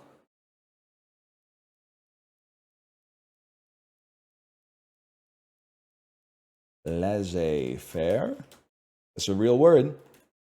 It's a real word. It's not. It's a French word that's been adopted into English, so it should count. What is this restrictive ass dictionary, bro?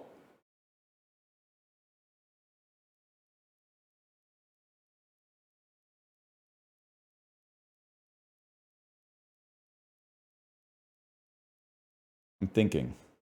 Lori.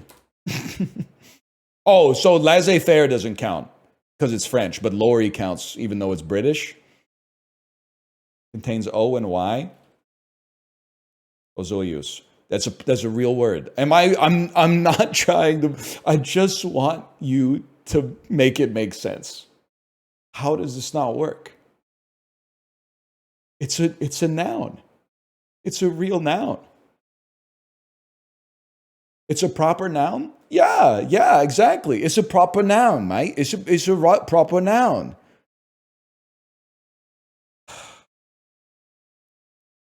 Doily. That's not doily, it's a word. It's what British people call napkins, man.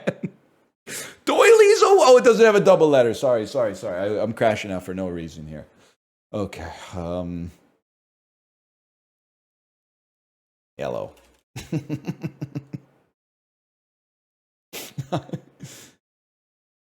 Contains E and S. Whoa. Oh, fuck, man. This is bad. E and S starts with L. There we go. Leasing. We're bringing it back. Contains O, Y, S, and E.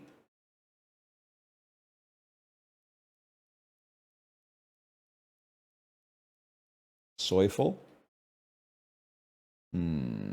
Sure.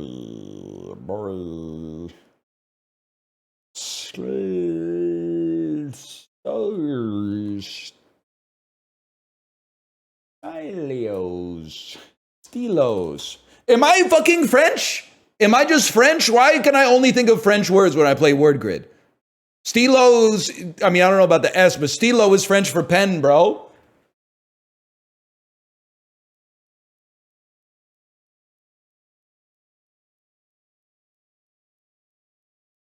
Youth. Youth Center.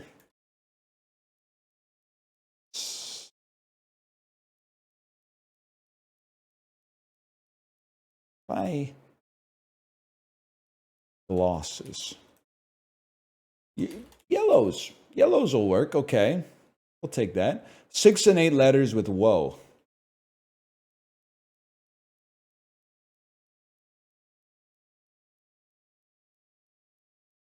Twofer. That's stream sniping. I don't buy that. Also, I'm not sure twofer is a real word. I'm pretty sure that's a Canadian slang term. But starts with an L between 6 and 8 letters. Lingen. Barry. Legoland.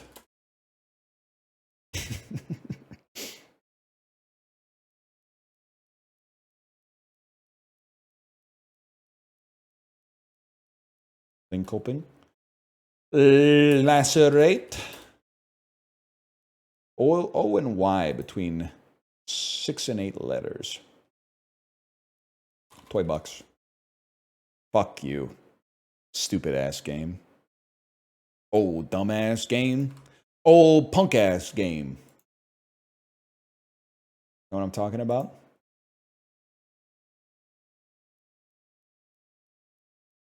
Crazy bitch. Yes, sir. That's roses. True colors. Opposite of true. False. Whoops.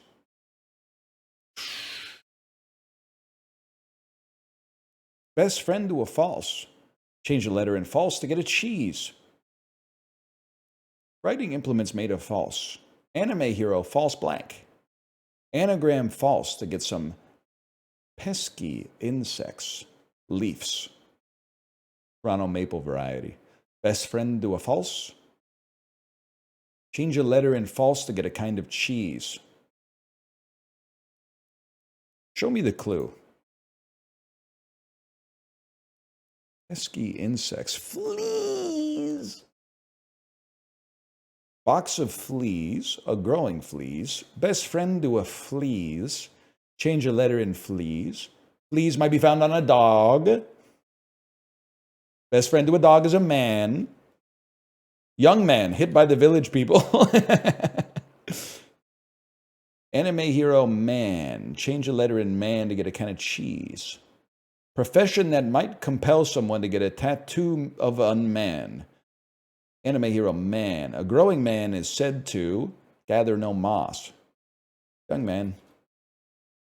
I think I need some help on this one, man. Young man. I don't know this one.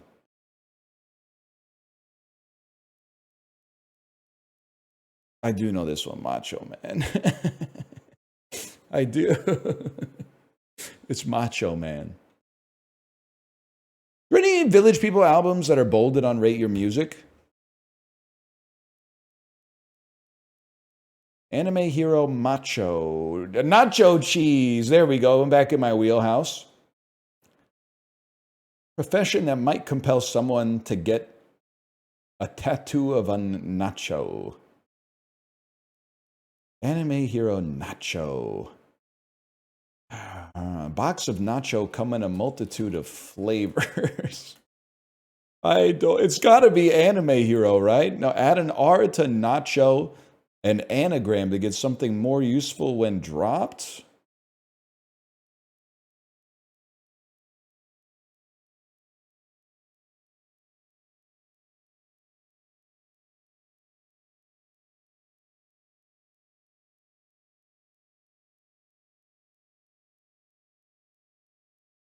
Maybe you could just give me this one. I'm trying to. So it's nacho. Then when dropped.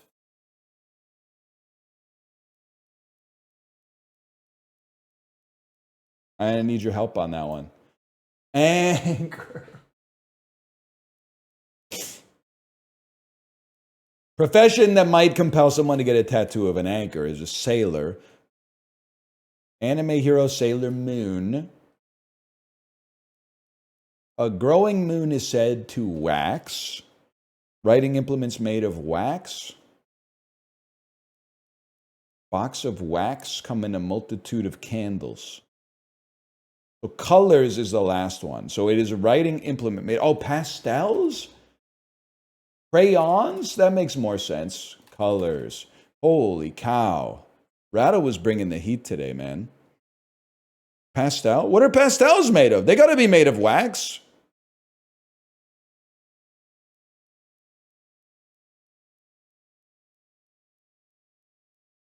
Oils? Oil in what, bro? Oil in what?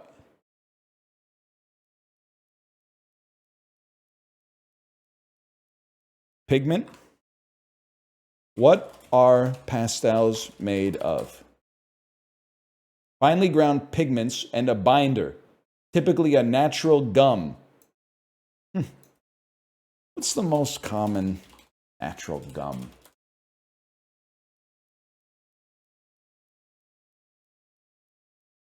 I didn't get the answer I'm looking for. So instead, I'm going to change the question. This is advanced level science for anyone who's looking to get their papers published. Is wax considered a natural gum? No. All right. Never mind. You got me on that one, Rattle. You crazy for that one. I kind of feel like it's a natural gum because wax is natural and it's sticky. So to me, like, how could it be more of a natural gum than that?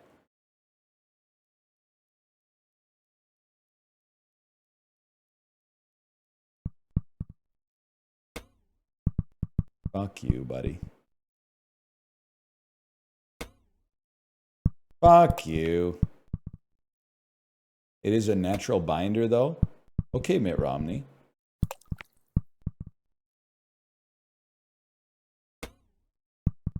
If gum was sticky, you couldn't chew it? All right, put some in your hair and tell me how easy it comes out, brother. I think you need like peanut butter or some shit. I don't know. It's never really been a problem for a fellow such as myself. I don't know if we can make it. I think we might need to do one of those first.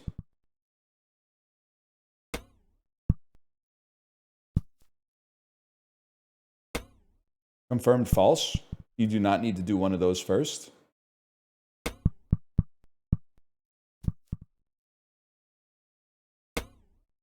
They're calling it deserved.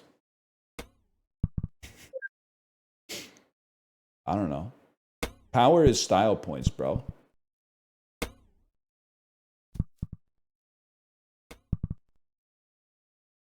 Slow is fast.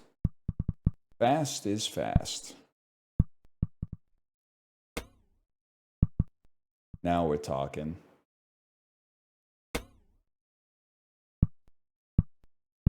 It doesn't get any cleaner than that, bro. Oh, shit. Oh, shit.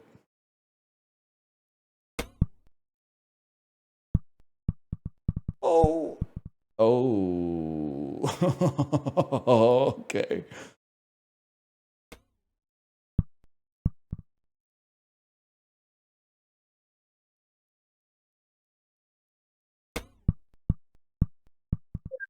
Damn, he's kind of got the sauce today. Oh. Oh, you fucker. You fucker.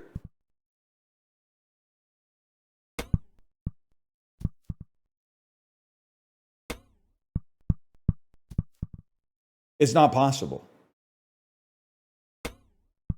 It can't be done, man. Oh, it's actually easy.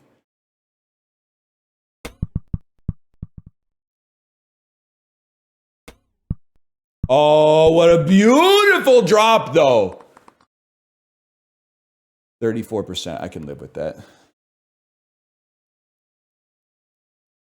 There were some beautiful shots in there. Overall percentage could have been better, but there were some beautiful shots. Damn, Angle is not fucking around today, bro. That's like a 4. That's a 3. It's a 2. Yes! Yes! Oh, that's a big one. My angle streak is getting crazy. And then catfishing and then Bandle. It's perfect timing, man.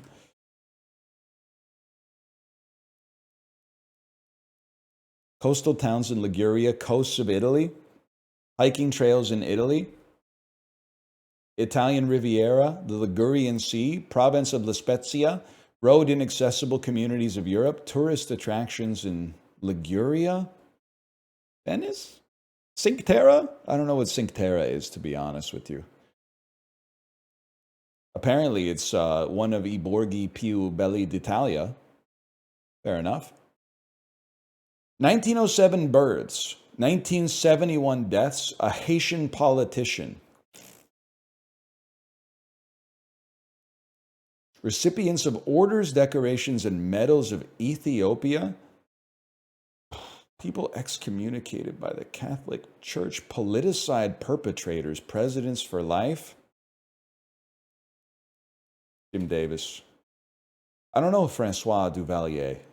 I don't know that one. Heraldic charges. Medical symbols. This is like the caduceus. The rod of Asclepius? I thought that was caduceus. The rod of Asclepius? Oh, brother. 1970s fashion. 2000s fashions.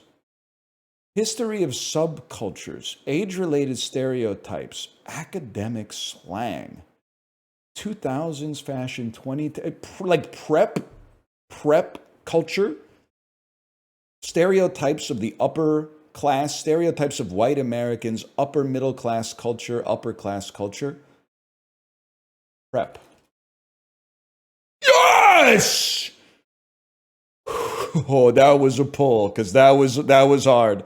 The other thing I was thinking is maybe like, is there a Wikipedia article for where you wear a sweater over your, like you tie the arms of your sweater around your neck and that the rest of the sweater like draped behind you? 1872 British fantasy novels about artificial intelligence by Samuel Butler. This one's going to be embarrassing. Works published anonymously, set in fictional countries, but also in New Zealand. Well, it's not Brave New World, and it's not 1984. Could it be like, well, then Paradise Lost is like, it might not even be related. The utopian novels, that's like some Sir Thomas More shit. Samuel Butler novelist in fictional countries. Paradise Lost. Erewhon. Just don't know that one, to be honest with you. I know the grocery store a little bit, but 1952 compositions by John Cage. That's 433. 1862 Russian novels by Ivan Turgenev. Realist novels adapted into films. Works about nihilism. Works originally published in the Russian Messenger. Oh, brother. By Ivan Turgenev.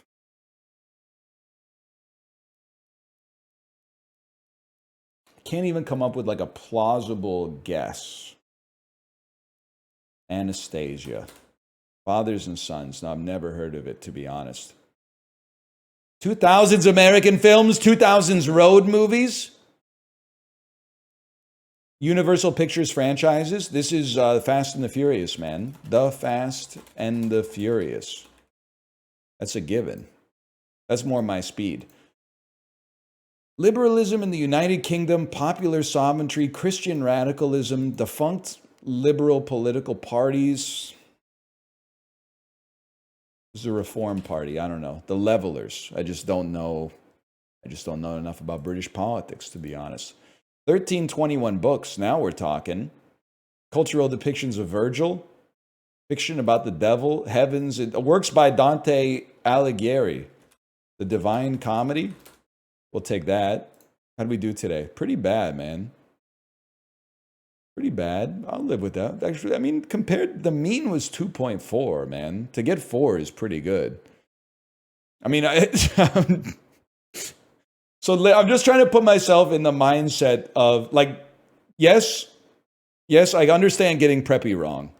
But if you got one, you didn't get either Fast and the Furious or Divine Comedy. And I'm just letting you know that by the time you're 25 years old, you have to pick one. You could pick both, but you have to pick at least one. You have to decide as a young person, are you going to be a Divine Comedy knower or are you going to be a Fast and the Furious knower? Are you going to be one of those people who's like, Mountain Head is a 1 star? Or are you going to be one of those people that's like, I can't wait to see the new Jurassic World movie, even though the trailer is literally just a sizzle reel of dinosaurs biting things. There's no indication that it has any story whatsoever going on.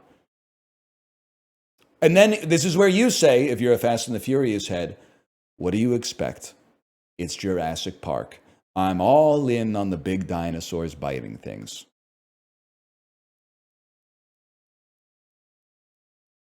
How could anyone miss 433? Because, like, I don't know, 3% of the population is aware of its existence.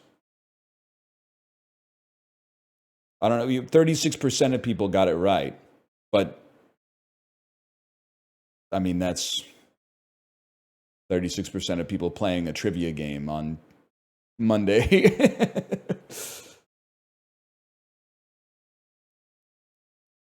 Couldn't remember the name. It's my favorite song, bro. What was the biggest one I missed? A lot of people knew the Rod of Asclepius. Huh. Let me guess. Caduceus, most common wrong answer. Papa Doc Duvalier. At least they got the second most common answer. Sound of Silence is a crazy answer for 433. Divine Comedy, Inferno. Oh, you gotta feel pretty stupid. You gotta feel pretty dumb. Imagine calling Dante's Divine Comedy Dante's Inferno, bro. All right, / marker me. Let's do Bandle really quick. 2009. Easy mode, though. I feel like there's been easy Bandles lately. But some of the easy Bandles are not easy for a guy like me. It's got a little Lady Gaga, early Lady Gaga type. It's also got a very like European sort of progression here that scares me. Any chance you're by Lady Gaga? Maybe like Just Dance? No. That's very familiar. Is this TikTok by Kesha? Yes, it is. Yeah. It's that burdoop. I know the burdoop. Are we in a secure enough place societally to say we stand Kesha, but this song like isn't good? Or are we still pretending this song is good because we're showing solidarity for Kesha? I'm showing solidarity for Kesha. I don't think this song is very good. I would rather never hear it again in the rest of my life, if possible. But fuck off, ad hominem. It only strengthens my argument, quite frankly. Oh, you like this song? You think it's good that she wakes up in the morning feeling like P. Diddy?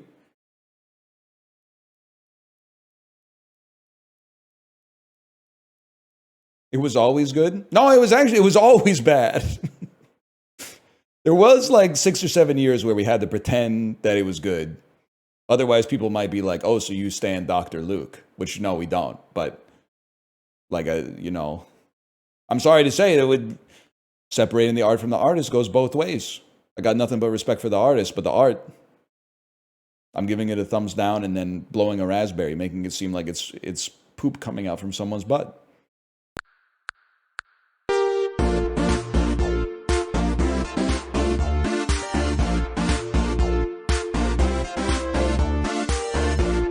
She changed the lyrics in concert. That's good. Now all she has to do is change the melody, all the instrumentation, And then maybe we're halfway towards the song not being total shit anymore. Is there anything else that she could change? She could maybe, whatever.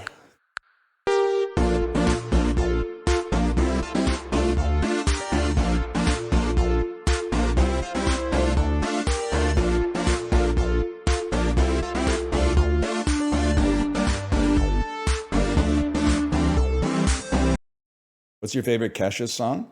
I don't mind Your Love Is My Drug. But if I'm being real with you, I only know 2 Kesha songs. And I think that you asking me what my favorite Kesha song is a false dilemma. There could be nothing but bad Kesha songs. It's not like you have to pick a favorite, you know? They could all be bad. That's another possibility. I think Your Love Is My Drug is okay. Oh, no, actually, We Are Who We Are is okay as well.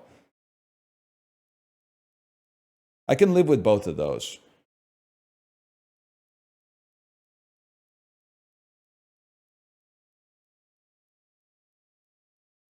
She has good songs, man.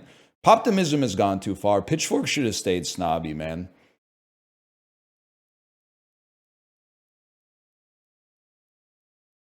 I guess the grass is always greener. Oh, man, I'm getting a lot of Gen X plus 2s. I don't know if I like how that feels. Takes on Chapel Roan. I love her. I think she's writing from the heart. Powerful singer. Interesting persona. Great songs. People think I hate pop. I don't hate pop. I just like, you know. I don't know. I'm a victim of auteur theory, man. The same way any of us are. Sabrina Carpenter, I feel like the songs are okay. I like Espresso. I like Please, Please, Please. I don't really know that much more. But like me liking songs like that is like in the upper 10% of respect for artists that I have who I've heard in the mall, without a doubt. Same with Olivia Rodrigo. I put Olivia Rodrigo up there as well.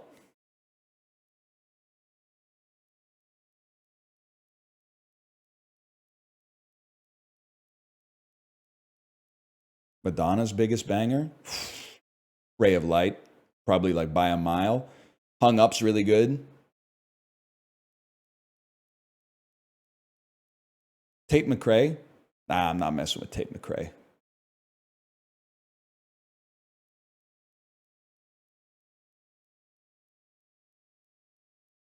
Unk's got no misses. It's easy when you just like trust your ears. I don't know. I don't really have to think about whether or not it's good. I just listen to it and you just kind of know, you know, within like maybe 2.5 minutes or so.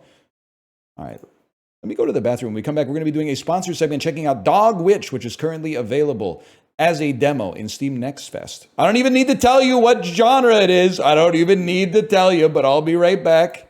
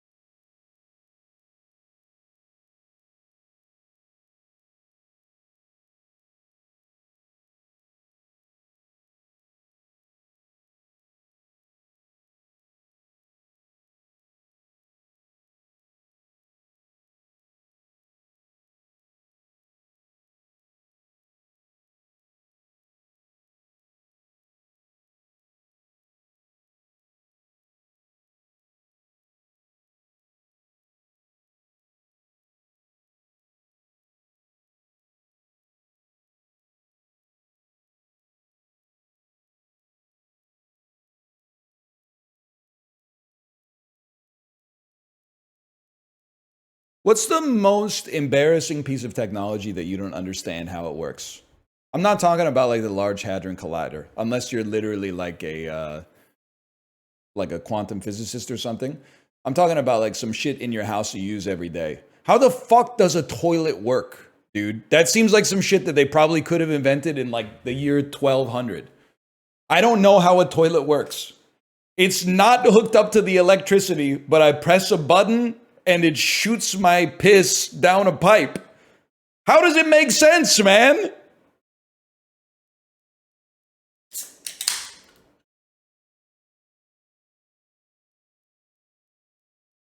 It's like a gravity bong. Oh shit. So like my piss is like the weed and the water in the toilet is like the water and then the tank is like the top of the gravity bong. And then when you flip, it makes perfect fucking sense, dude. But what's the apple? What's the apple though? Is there cold brew weed? You know how you can like cold press juice to get the flavor out? Can you get can you do like cold pressed weed? Legit, yes. It's a whole world I didn't even know about, man.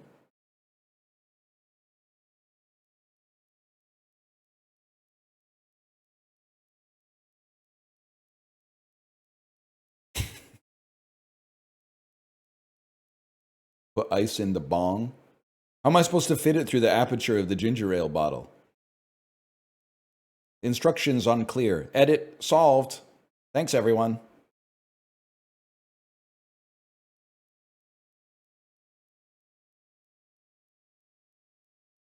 Low key though, actually, the one that kind of boggles my mind as well is cameras. Like, I feel like cameras make no sense to me. You take it for granted because they've been alive longer than I have. I was born into a world where like cameras exist, but that shit captures a moment. Like, we don't know the file format of reality, but cameras can save that shit as a JPEG. That's kind of fucking crazy, man. Like, it's converting from a file type that we still don't know what it is to JPEG. No wonder I mean, you kind of laugh. You're like, motherfuckers back in the day thought that, like, it stole your soul. That was like a rational response to that shit, man. It really is. It's like your moment in time got sucked into the fucking lens. That's crazy. I don't get ovens? Okay, that shit is just, we gotta educate you on that one. It's just a box that gets hot, man. What do you mean you don't get ovens? That one's kind of embarrassing. Like a camera is magic, but an oven.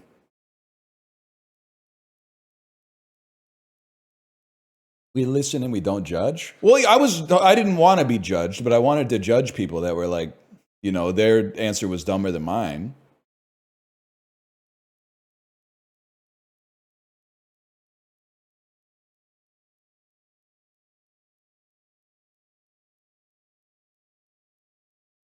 Obviously. Airplanes are kind of fucked. Dude, you're not wrong. That shit is heavier than fucking air, dude.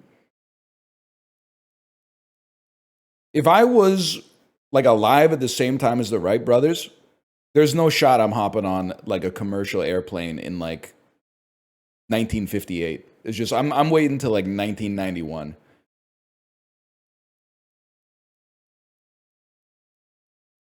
There's no way.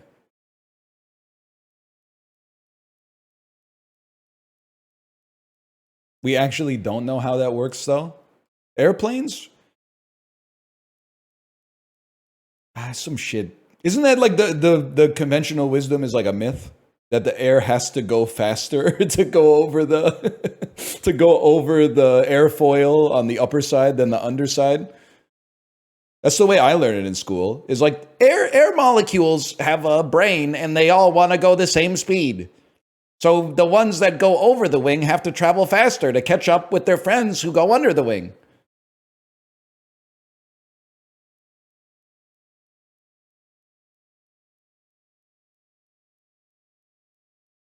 Yeah, drag and lift type shit. That's what I'm trying to say, man. Bernoulli's principle.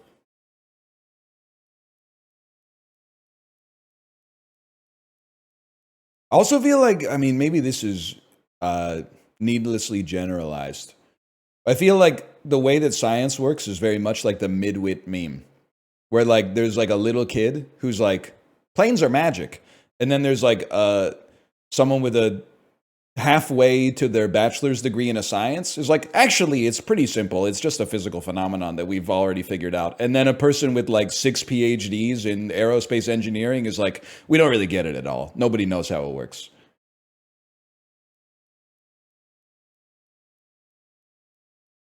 Dog witch!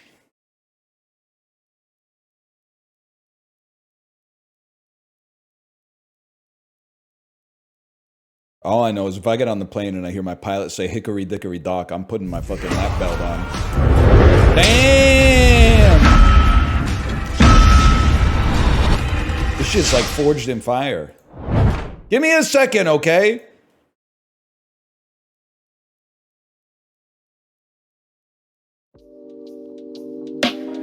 Ooh, shit.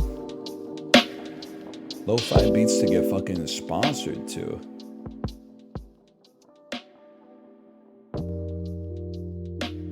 This is the shit they put in like those Canadian ads about you should get tested for gonorrhea. Like it's putting some hyper stylized text on the screen right now that's like 1 in 6 people between the ages of 18 and 32 has undiagnosed gonorrhea, and then it does like a quick slide wipe. Go to canada.gc.ca/gonorrhea to learn more.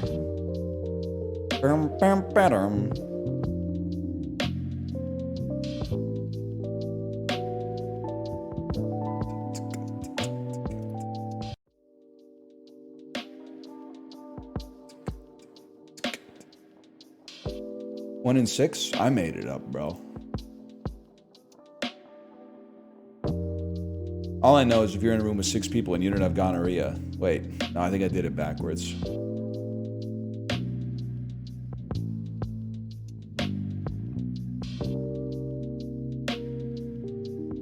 Pin that. Chat, pin that! What if we did that, man? If Ryan Reynolds asked, would you be in a Mint Mobile commercial? Nope. No shot. I'm beefing with Ryan Reynolds. He doesn't really know or care, I think, but I'm definitely beefing with Ryan Reynolds.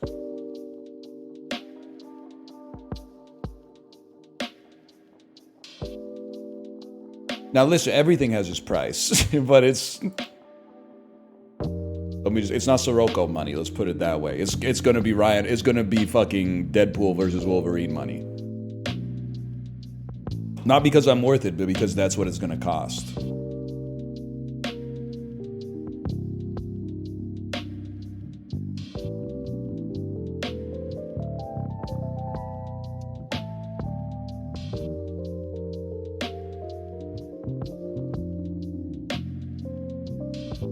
Now, if he came out with a roguelike deck builder and it was good, I'd give it a try. Yeah. I wouldn't hold it. I would separate the art from the artist in that situation.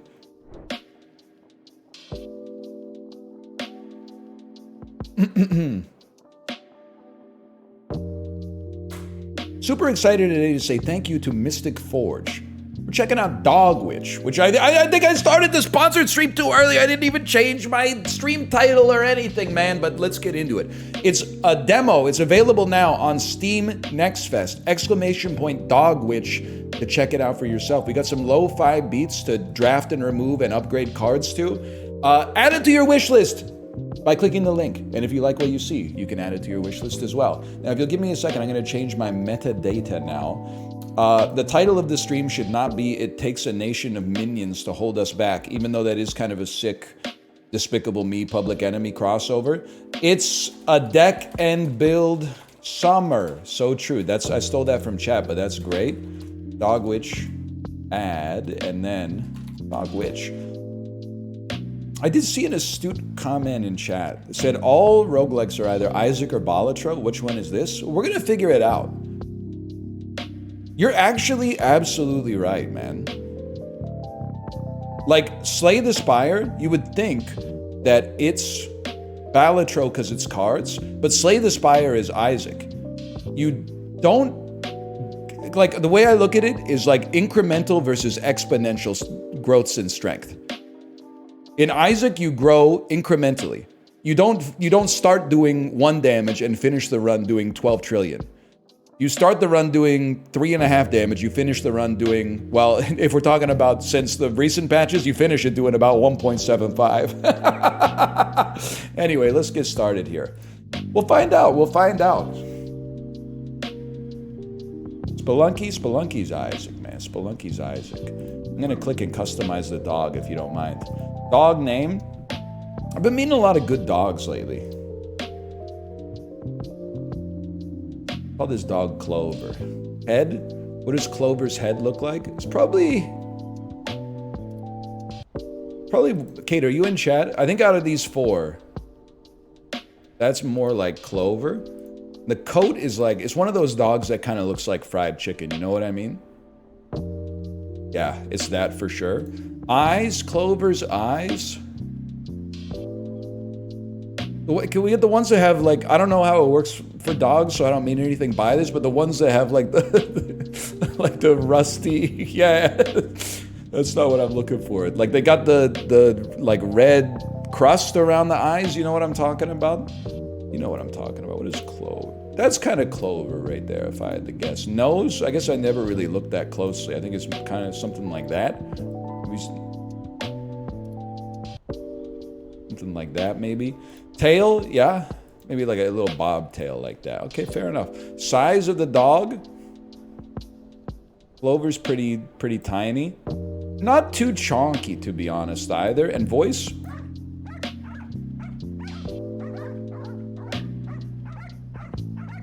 Right around there, I would say. Okay.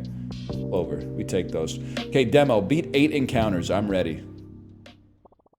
Damn, what a transition, too. Play your turn. Wand charge, mana, forest. We got this fella here. He's got 10 HP, 3 resist, a 1 in 3 chance to be cursed, and they're doing 3 damage. Roll the dice. Drag a die to use it. Click it for more info. I may move my camera over there. Power Tome charges your wand. Bone gains 2 shield. Zapper Wand deals damage based on wand charge. And a Pocket Watch has a chance to stun the target enemy. My 2 cents, you start with the watch. Missed. Okay, unfortunate. Let's go with a shield then, and we'll charge our wand once. Wait, can we just play everything? We can play everything. I'm a fool. Okay, we take 1 damage. Lose 1 wand charge as well. Roll the dice. Magical arrows do 2 damage to a random enemy twice. Magical arrows do 2 damage to a random enemy twice. Hook charges wand, and bone gives you 2 shield. Okay. Oh wait, no, this gives us mana. Can we then use our spell, or do we have to draw it? Maybe we have to draw it. I'll take 2 shield and charge my wand then. Those are mana gems, sire. Sorry, I never played WoW. I'm just a different kind of beast that way, I guess. You're doing 3 damage. Chance to stun. Missed. Now you're stunned, confirmed. Take 1 of those. Shield me. Shield me. Do you keep shield turn to turn? You do not. Good to know. Very important to know. Sometimes there's a shield and armor distinction. Gremlins. That's a summon, bro. I mean, we could kill you, don't get me wrong, but let's summon some gremlins. They're gonna do 1 damage. You're stunned. You've been hit by magical arrows and killed. I took a lot of damage on the first fight of the tutorial, though, which seems like a bad sign. Okay, a unicorn horn. 1, 2, 5. This changes our wand, maybe, so it can go up to 5 charges. Reroll your remaining dice after each use. Gain 2 shield. Use 3 in a turn to make your shield last an extra turn. If you would take damage, your mana will be used to block it. That's interesting, man.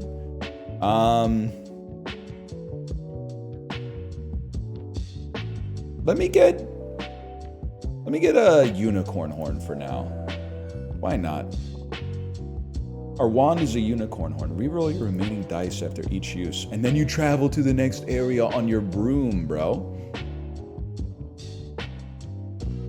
They'll attack a random enemy that increases strength. This character will attack you. Okay, well, there's no doubt, bro.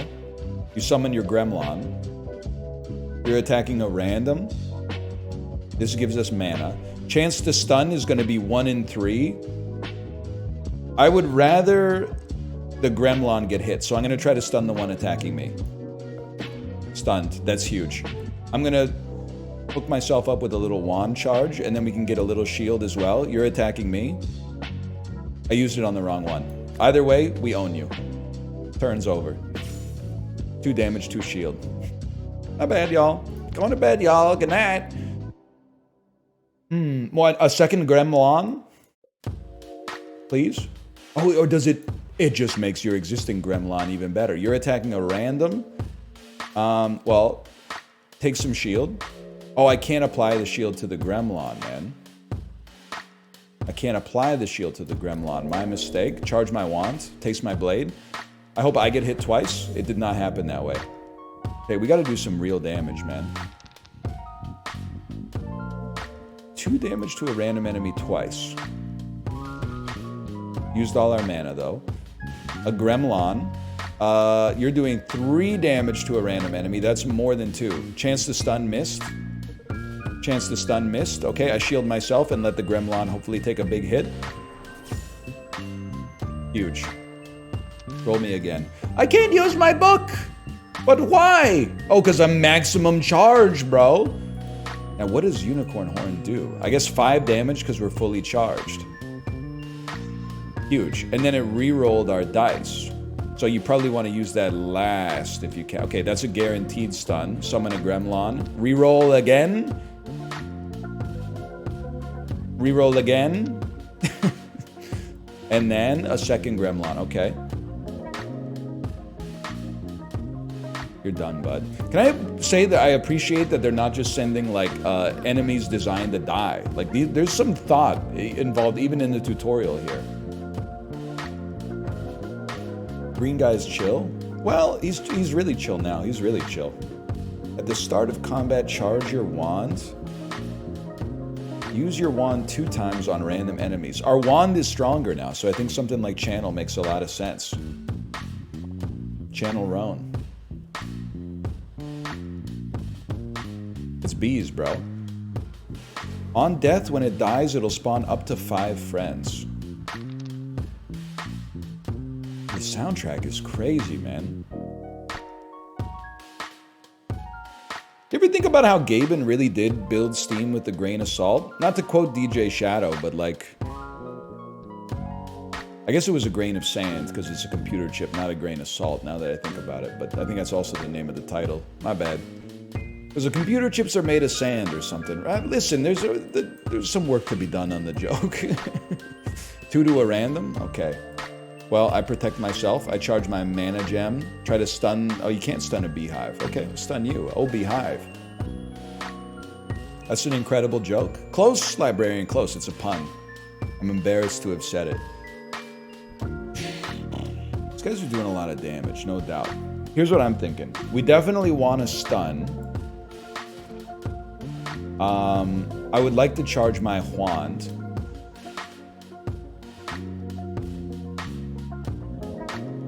You know what? Give me 2 Gremlins, and I'll end my turn with this one right here.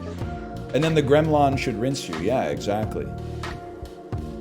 Alright, 3 of these bad boys. Roll the dice.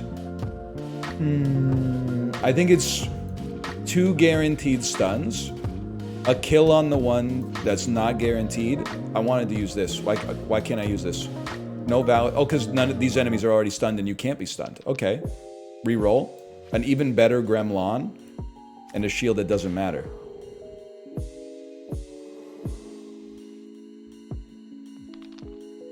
I mean, dude, our Gremlin is getting insane. Mana gem. No, not mana gem. 1 mana gem, 1 gremlin. Stun one of the attackers. Use your wand 2 times on random enemies. I re-rolled the dice that would have let me kill you. I don't know how I don't know why I did that. We gotta do some damage to you. Roll it again. I'll hit 1. I'll gremlin. Stun 1. Kill 1. Shield up. Dude, we're kind of like hogging out of our gourd here.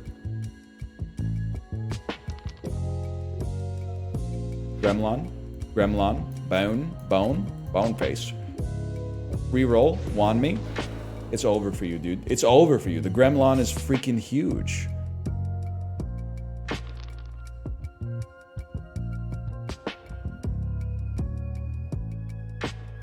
We're gonna smack and reroll.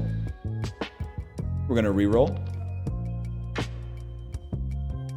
We're gonna stun, shield, gremlin. Gremlin is unkillable. I unfortunately took a little bit of damage, which I'm gonna choose to blame them for. Stun, shield, mana, gremlin, mana. That wasn't. I got wand charge and mana confused. It's highly embarrassing for a serious individual such as myself. You're done, bud. You're done. Okay, so far so good. We're rocking this. We got Faint Bunny in chat quoting Hamilton, man. What happened? I like it, man. I like it, okay? I know it's a little cringe, but I like it nonetheless. This is interesting. If your wand is fully charged, spend all wand charges to cast Bedtime. Or we could try to go summon build. Our wand is fully charged a lot, man. Let's see what... I'm assuming Bedtime puts all enemies to sleep. It's the Frog King, man. But it's actually a snake with 4 bats around it. What do you do, man? You got a little shield? This is a horrible roll. I think we'd like to charge the wand. You're basically as good as a book. Because you are a book. Obviously we can kill 1. Am I insane? Hear me out on this one. Book, fully charge. Gremlin, stun one of these guys, and then just start going to town. Ah, it's not gonna work. He's got 4 shield.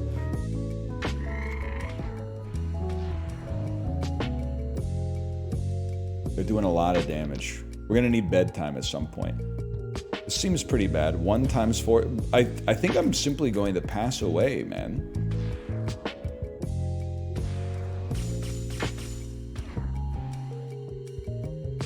Maybe if we can get a full wand charge.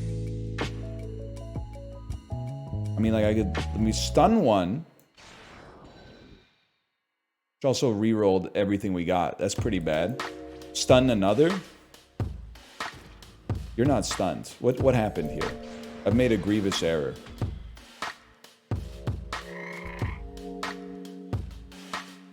Roll the dice. I need some gremlins, bro. I need a max win.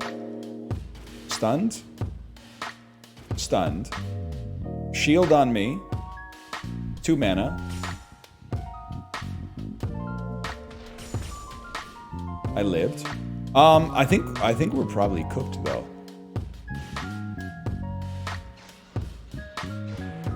Stop re-rolling my stuff! You're not gonna get stunned. I'll do 1 damage to you. Charge my wand. Attempt to stun you. Which it reduces that at least. Okay.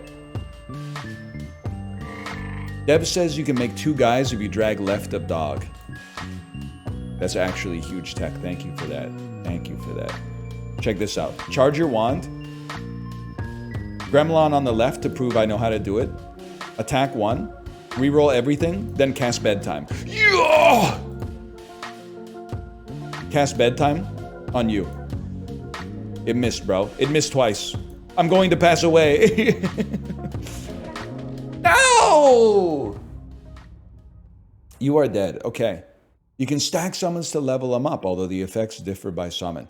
We're going again. This is Dog Witch, exclamation point Dog Witch. It's available in Steam Next Fest as a demo. Add it to your wish list. Chill vibes to scale yourself incrementally to. We're going to piece this together. By the way, I like, can I say, it's a bullish sign to die early in a demo, man. In a deck builder, at least. I played a lot of deck builders. I'm trying to think of the polite way to say this about other games.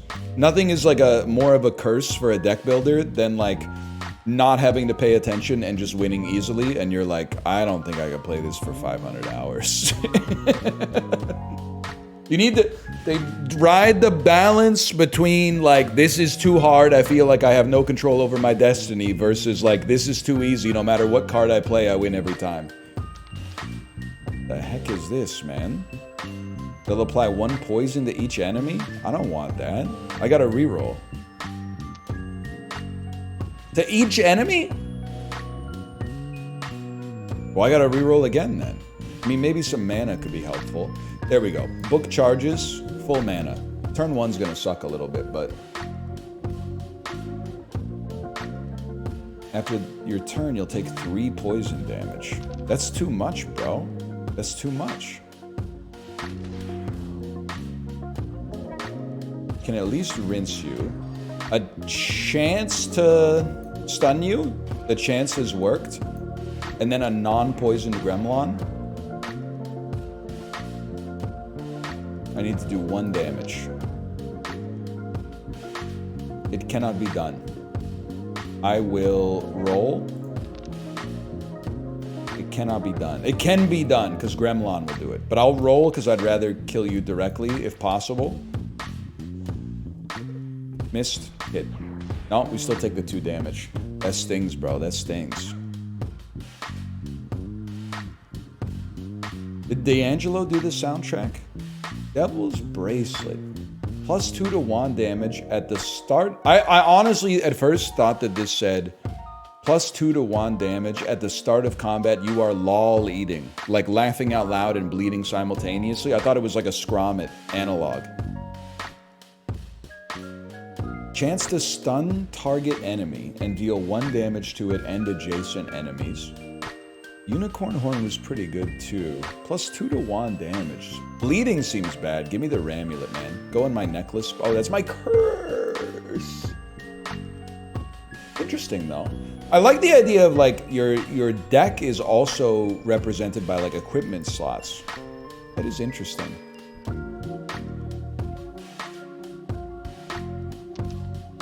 Ramulet. Chance to stun and deal 1 damage to it and adjacent enemies. Let's start right there. The chances hit. You're going to attack me. Should have thought of that. I'm going to get 2 Andys out there. Reroll. Place 2 shield upon myself and charge my mana. I'm starting to get it, man. Music's a little loud. Okay, they're going to hate you for saying that, but I appreciate that. They're going to hate you for saying it because the music is more compelling than my voice, but I appreciate it. 2 rolls left. By the way, all I'm clicking under my camera here is reroll. It's a big button that says reroll. I guess I could move myself over here instead if that appeals to you. Now it's too quiet? Goldilocks was right, man. The real answer is always exactly in the middle. Okay, first off, I need a shield. I'd like to charge my Wand. I'd like to charge my mana. Reroll my other 2 dice. Take the shot. Roll again. Ramulet. 1 in 3 chance to kill you. It missed. We take those. Whatever, we got you anyway. Just right. Well, we can definitely get a stun, so let's take that. Took all 3, but we get there. Gremlon gets stronger. And Leon is getting larger. You're done, bud. Huge.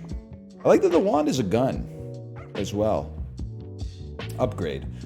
For mana, give your friends +1 strength. A laser pony does 1+, deals damage to all enemies, then loses strength. Or a spicy bone. Gain 2 shield. Use 3 in a turn to deal 3 damage to all enemies. I like the idea of spicy bone, man. I think I gotta reroll way more often than I've been rerolling.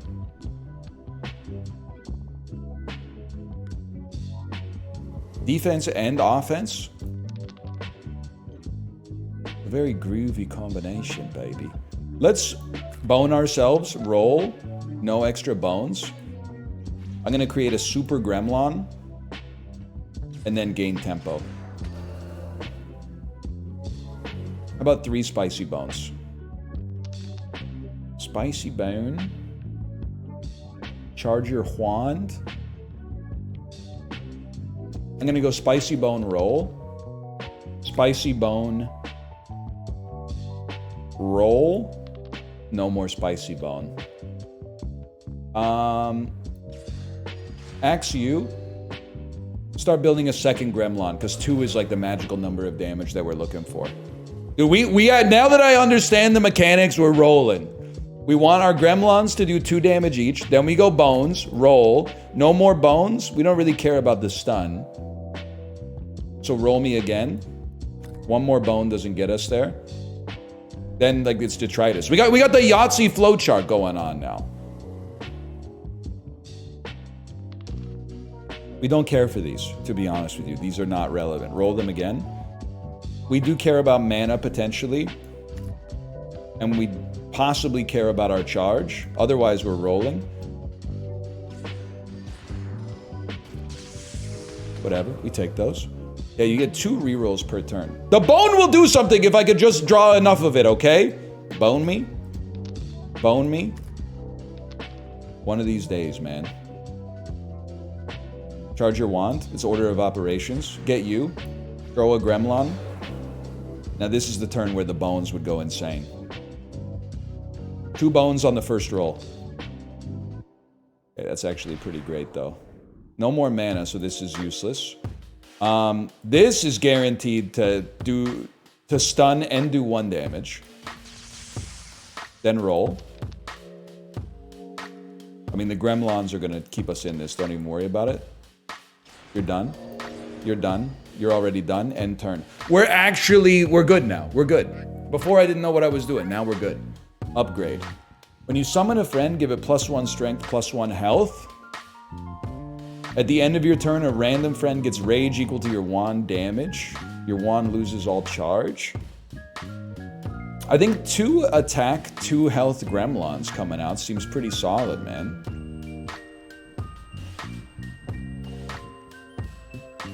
Alright, this time you're cooked, man. Snake Frog King. Insane turn for 3 bones. I'm just gonna say it. I don't care who hears it. Guaranteed triple kill. Guaranteed double kill. Guaranteed double kill. Okay, you're not doing anything. Start building a gremlin. Huge. And the style, man.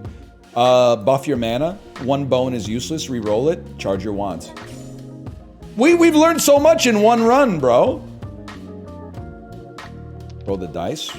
I mean, with 2 bones on your opening roll, we're going Yahtzee mode. You guys do 2 damage. I do think... roll me again. That's huge. You're doing 4 damage to who? A random enemy multiple times? I can't put a shield on you. I'm gonna charge my mana, roll again. Just kind of hoping for another gremlin. I think this gremlin might be cooked, but we're still in a great spot. Full mana means we own you. Chance to stun. Might as well start working the debuff down. Charge your wand. Roll. Roll. Chance to stun. Whatever. Be nice to get some gremlins out there. You can't bone the gremlins. I knew that question was going to come up. the state of society these days, but it's sadly false. Can't be done. You're done. Lots of incoming damage to me means this.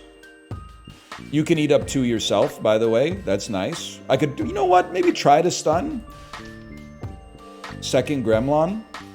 Something's living.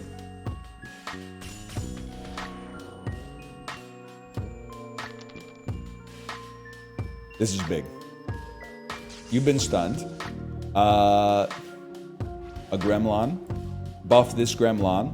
Deal 3 damage. We got way more damage coming in. That was not smart. That was not smart. End turn. You're done though. What, you got 6 health? You're literally done. You can't do anything. Here's 3 damage to you. Not that it matters. A chance to stun you. I just wanted to see what would happen if it hit. 3 more damage, you're cooked. I'm the greatest gamer in Dog Witch of all time. I just perfected the mini boss. What's going on, man? Upgraded spicy bone. Upgrade this. I mean, it looks kind of cursed. Chance to stun enemy and deal 4 damage to it and adjacent enemies. When you summon a friend, give it +2/+2. I honestly, dude, I think I gotta go Ramulet. Oh, it gives us 2 damage though. The thing is, if minions get summoned and they don't have any opportunity, like any protection to being stunned, that's crazy. This is a squirrel with a TV, man. This creature must be targeted if possible. I'm fighting a house from like 1971. What's going on here? Hang on. I forgot to read an important message before I started here. I just want to make sure I'm not showing too much. Okay, no, we're chill. We're chill. It's TV time. Roll the dice. Ramulet, you can't be stunned. I mean, with 4 Ramulets, you gotta give it a chance. Enormous. What happens to you, by the way? This creature is doing something. Let's stun you as well. That should kill the vacuum. Okay, you guys are both stunned. That's a roll situation. Start building your Gremlin. Charge some mana. Roll again. Okay, fully charged mana is okay. Squirrel TV. 1 damage to all. Roll dice. You guys aren't adjacent anymore, but I gotta hit you with... Oh, I have to target you first. You gotta try, bro. You gotta try. That's a miss. 50% chance. That's a hit. We take those, and it does count. Oh! You're attacking me. I'd like to get a spicy bone then, if you don't mind. And a second 2/2 Gremlin, and then a little bit of damage over the top. The mana is used to cast spells, which are cards that you draw. Our spell right now is the double arrow one. It seems way better to stun you. You're gonna buff yourself? Like, not drawing any Ramulets is like, it seems pretty bad. But then also, like, you guys scale nicely. Might as well try. I would take the shot with the Ramulet, though. I can't target you. It hit, bro. That's crazy. You ever throw it back? Nah, they didn't invent throw it back until I was already out of college, to be honest. Otherwise, I might have been like all about it. That's a miss. That's okay. Our Gremlins survive it. We continue to try for the stun. The dude's incredible. Maybe buff a Gremlin, roll again. We own you, TV. We own you, man. Like, I think I got like a pretty good ass, but my hips don't work right for throwing it back, I think. I'm just kind of like passively throwing ass just by existing, but like my active is cooked. Like, it's a low tier active for sure. Like, if I was in Dota, I would be one of those characters where like the #1 guide on Steam would be like, this is one of those like 1% of characters where you actually don't get ult at level 6 because the ult is not that good. Literally, you go like levels into stats before you go ult on me, if the ult is throwing ass. Shapeshifts into a random summon. Charge your wand. If it's fully charged, spend all wand charges to cast Pestilence. The thing is, we don't really use our wand to attack. So like, I don't think we need a lightning rod. If anything, shapeshifters might own Gremlins. Might be a better summon than Gremlins.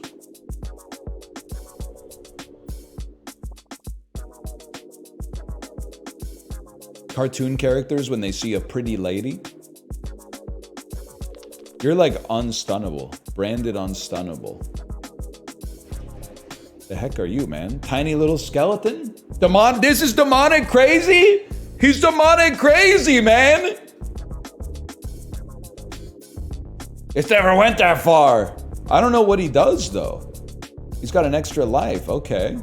Let's chill, man. I'm not even upset about that. Gonna roll, though. I would like to get you closer to being stunned if possible. I love fake gambling. I love fake gambling. Fake win the casino doesn't use real money and ruins people's lives. I love fake gambling. I love fake gambling. Smug guy handing a note to the lady at the bar. The note says, I love fake gambling.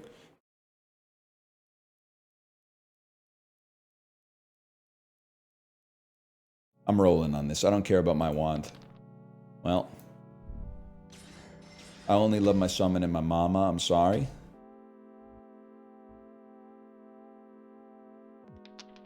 Roll dice, bro. Second summon is a goblin. 50% odds to deal double damage. You're doing 2x3. That's kind of nasty. Wouldn't mind if you got stunned. Keep yourself protected. Keep yourself protected. Yes! That's huge. I don't know, man. Something about Faint Bunny Hamilton posting is really funny to me. And I think it's the fact that it's not a bit is like the best part of it, sincerely. I don't know, man. He's living an honest life, I think. How can I be mad at that, man? I mean, we basically have lethal, but on the other hand, whoa! Trolls! Trolls!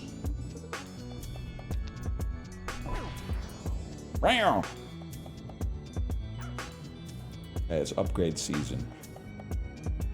Your die rolls never contain duplicates. I don't think I want that. 3 mana. Deal 3 to 5 damage to each enemy on the Gemarang. Actually seems kind of sick, man. I can take that one. You don't even have 3 mana? I do now. I didn't, baby. You just told me. You gotta go double summon. Little skeleton boy. Little troll lad. Then some shields would kind of go crazy. I'm gonna roll. No shields! Ouch! Please hit my minions. They did, and then he came back. You guys are gonna explode. I'm guessing based on the visual indicator. That wick is getting smaller and smaller, man. Give me some protection. Roll me again. You have a chance to do double damage. I'm gonna change our skeleton. Look at that, 5 damage, bro. And then eat some shots. Okay, I feel like they might go off next turn, man. That's no good. I'm gonna try to stun you. That's nasty. I'm gonna buff you, or change you. Beekeepers. Deals damage split randomly. Roll again. I do want a shield, but I also, like, want to stun you. That's not gonna happen, huh? Big troll that does 4 damage. I love our spider, though. What the heck is that thing, man? Blood imps gain 1 life when this thing dies. Okay, we got 1 more turn. I clicked into the window and accidentally pinned a message. Origin, did it get rid of the sponsored ping? I gotta run this up the flagpole. It did? No, that's fine. Hang on, I got it. Slash pin. That's it right there. No problem.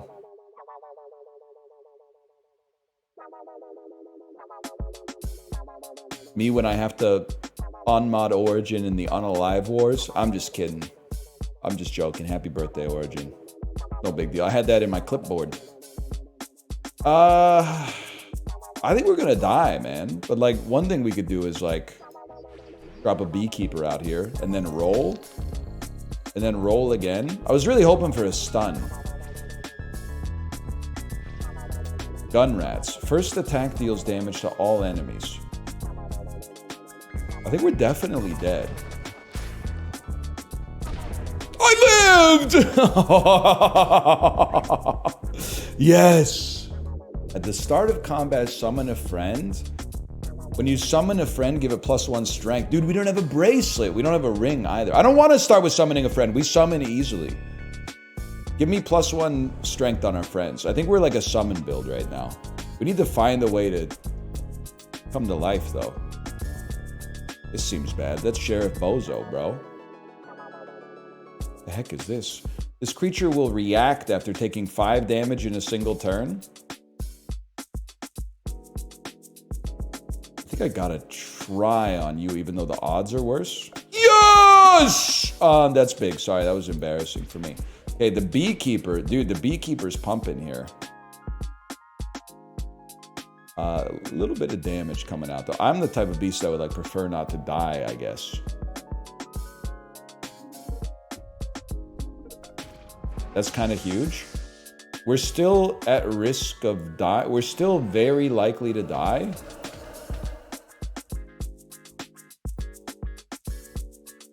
Never mind.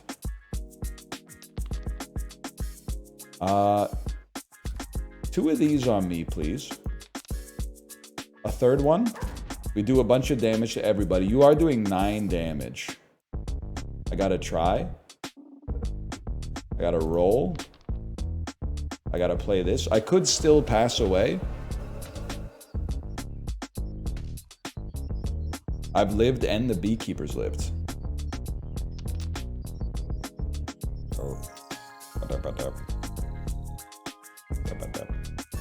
Give me one of these. Huge hit. Give me a summon. Little troll boy.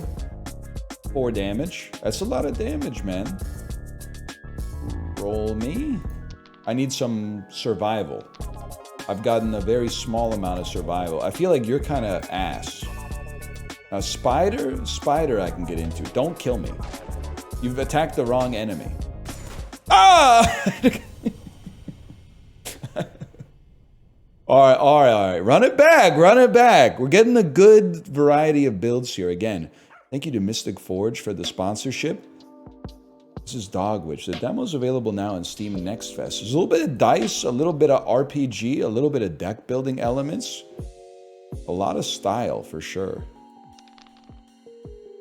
2/2 and Poison. Poison's really annoying. It would be nice to not get poisoned. Never mind. Give me an Andy. Don't get poisoned. You're gonna die either way. 1 damage from a wand means nothing to me, so charge my wand instead. Don't hit me. Hit the Glubins. You guys are poisoning. That's bad news. I think it's got to be this. I'd rather not get poisoned.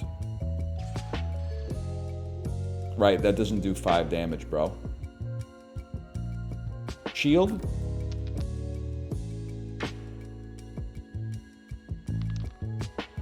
Shield. That stings. It stings, man. You already forgot the Gremlin's name. What did I call him? Steven? Something like that?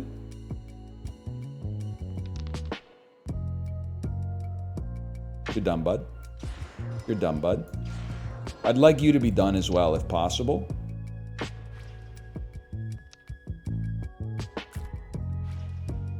We took the wait, poison gets blocked by shield. Inflicts 1 weakness. Resets your wand power at the end of your turn. Voodoo Doll. Chance to stun target enemy and deal it 2 damage.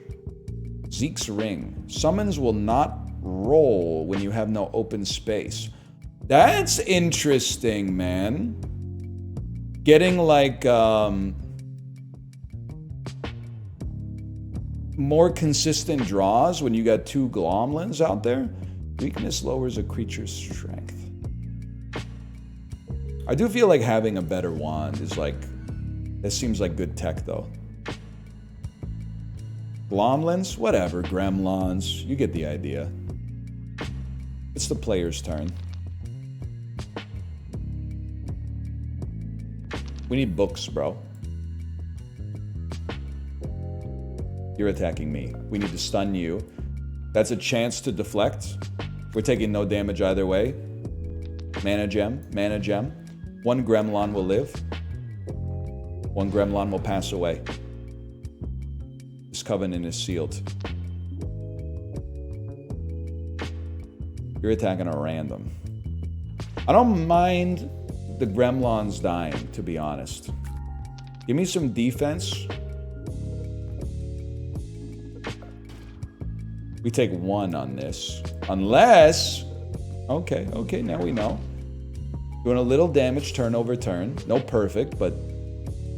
That's life, man. Can I get some freaking books?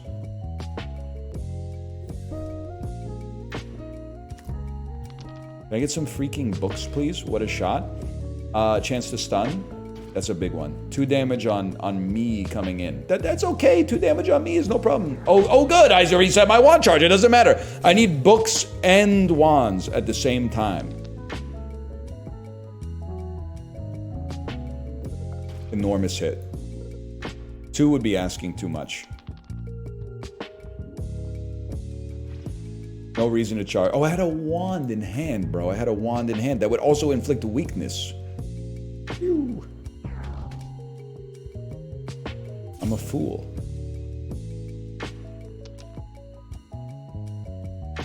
Young pup is slow playing this. Okay, you're done. You're guaranteed to get stunned. The earlier the better, so I get at least a reroll. And the Gremlins go in nutty mode. It's over for you. Okay, now we know what we're doing. You see book and wand, you have to respect it.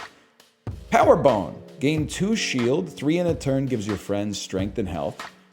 You roll an extra die, you get 1 fewer reroll, or your summons become bees and you can summon more of them. I think I'm gonna go big bees, man.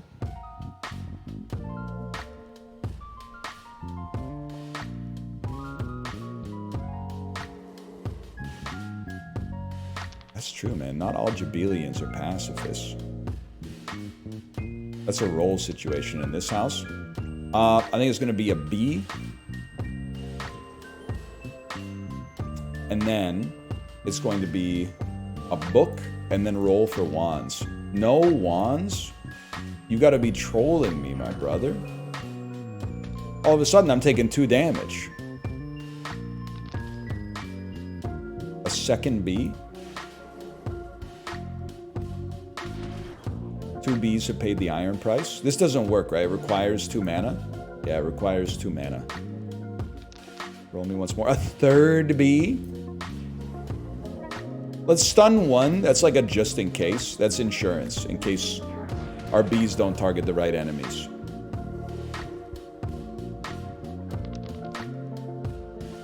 I don't mind double mana. And then roll.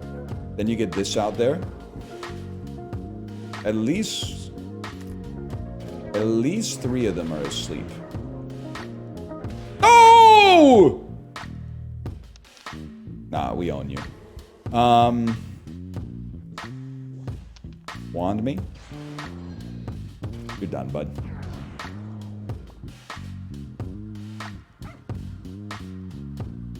At the start of the enemy turn, summon a flower if you have space. Flower. 0/1 on death lowers all enemy resist. That's interesting. Charge your wand. If it's fully charged, spend all wand to cast Recall.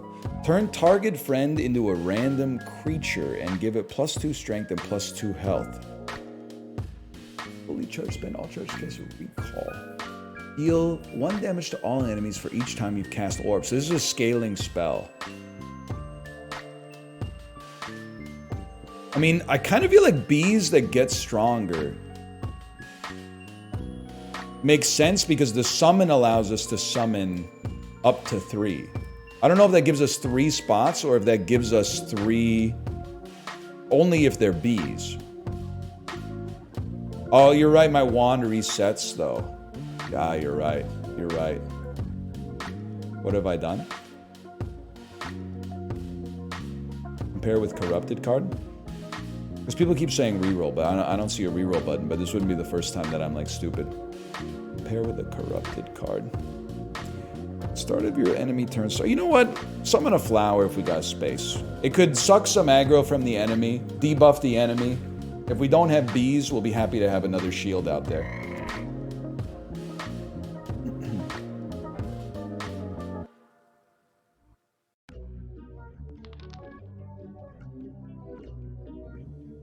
It's going to be a bee and a book. And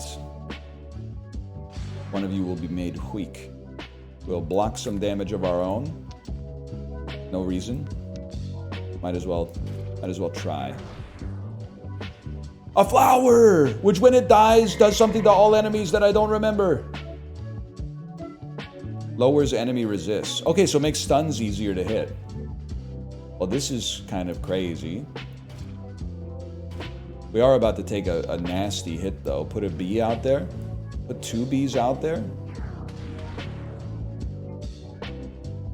Your resistance just got lowered, bro. Whatever, we're still chilling. We don't have to summon a bee. We could summon a bee. Well, it's better to do more damage. I'm going to summon a bee.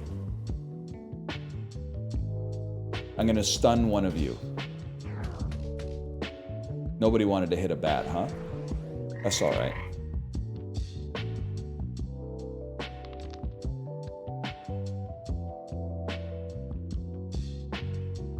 Hook me up. Roll me.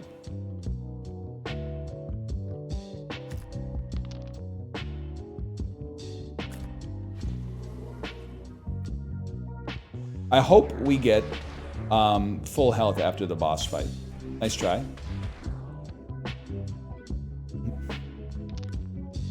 This is what I'm talking about here. Oh, we hit on the first one. You're already so likely to die that I'm not even sweating it. Let's charge just in case we get wands. Oh my god, oh my god, oh my god, oh my god, oh my god, oh my god, oh my god. Either way, you're rinsed, buddy. Get rocked. Get rocked. Get rocked. Oh! The start of your turn, summon up to 2 flowers. No. It's got to be big bees, bro. I mean, this is also crazy. We just can't seem to get the books drawn reliably. I think more bees is kind of what we're looking for. All right, now we got to remember Sheriff Bozo's coming up.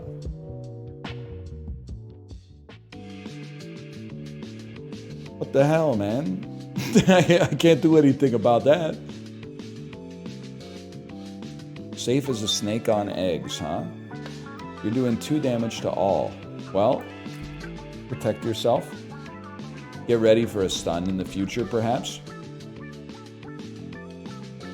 B is gonna die, but it will do damage first. Don't need to charge. Oh, okay, some mana for the future. Flower has lowered your resist. They're starting to crack, bro. Huge hit. Okay, 2 bees. Mana gem. Don't need a book. Do need the spell.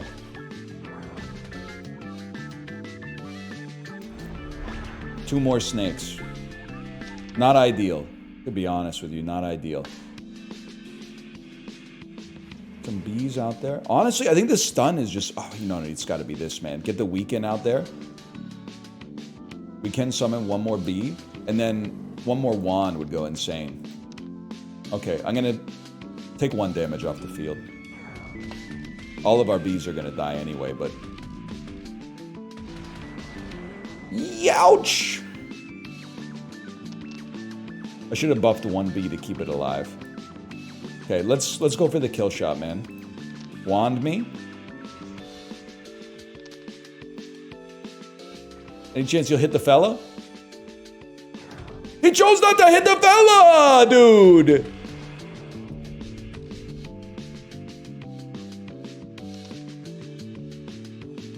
Roll me, roll me. I mean, triple B. Oh, we still might die. No shot, no shot. After everything we've been through. After everything we've been through. Oh. Hit the B, bro. Or hit the snakes. Now we're talking. Now we are freaking talking. Now we're freaking talking and we don't die because we killed it. We didn't have to hit end turn. Okay. We get to live to fight another day. Okay, now this is crazy, dude. I mean, gaining life is interesting, but our wand already loses all charges. So I think we might as well go Rage Ring. Because it's just upside. Oh no. Nothing's as scary in a video game as an enemy that looks innocuous, man. We'll run away in 5... We just gotta get you, I'm sure. It's the only thing that makes sense. Be me? Wand charge is important for what we're trying to do. A Hail Mary never hurt anybody. Weakness means you're doing... I thought you would do 0 damage. Yes! What a hit, too. What a hit. And we get a flower. What are the cats doing, man? They're pouncing. They're ready to attack.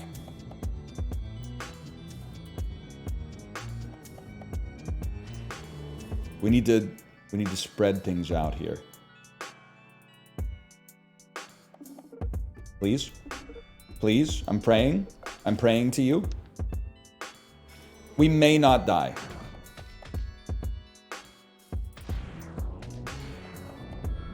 I lived! Book. You're done, bud? And then you guys presumably are leaving. You guys are leaving is the thing.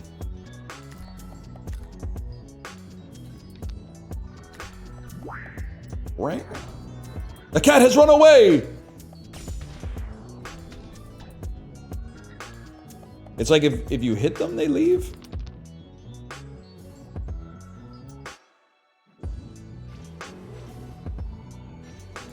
I'd like to hit you then. Okay, I'll end my turn real quick.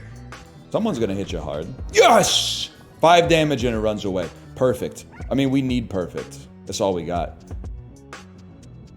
Charge your wand. If it's fully charged, send all wand charges to cast Spite. Nah, man. Mana wins? I guess it's gotta be Binky's Necklace. Random curse on a random enemy? I don't really want to replace my spell with a spell that looks kind of trash. Sure, that's needlessly glib, but... Oh no, man. This enemy will spawn 1 friend. It's this. This buffs you. This is guaranteed to keep me alive. Charge mana for the future. You know what? Go ahead and deal even more damage. I've cursed an enemy with something.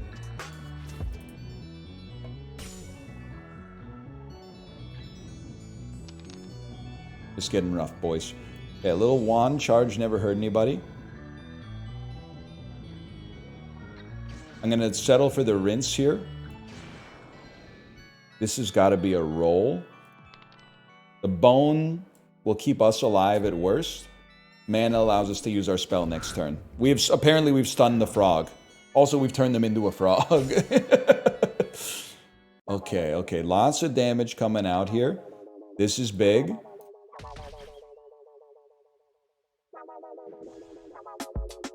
Book's kind of crazy if we can get a wand. We're still done, though. There's nothing I can do. If we don't fight to the death, they will kill us both, man. He pulled out the blicky and shot me. We're going again! Come on. Like, I'm embarrassed that I can't make it through Act 2, man. Maybe I gotta focus a little bit on some defense instead of just the offense.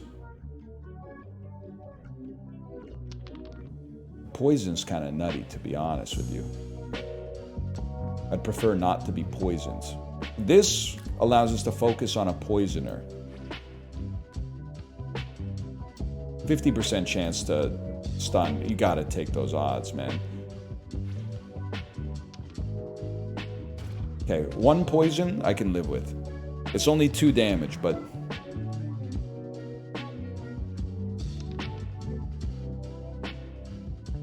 Watching you very loudly in the Chinese restaurant? To be honest with you, that's kind of the vibe, man. I don't think there's anything wrong with that.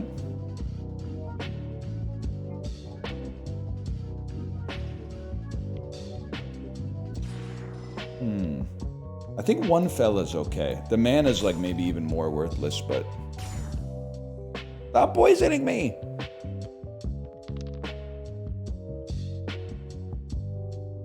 I'd prefer not to be poisoned. Success. 1 big fella. A bone to protect us. And then this means that Glubbin is getting a lethal on somebody.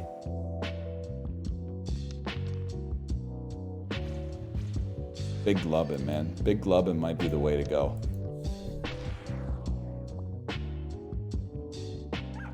Upgrade me. Better spell. Lightning Rod resets after each use. An extra... You know what? I'm a you-know-what for passives, man. An extra die on the first turn of combat. The first turn of combat is like the most valuable turn of combat. It's the only turn of combat you can guarantee that you're gonna have.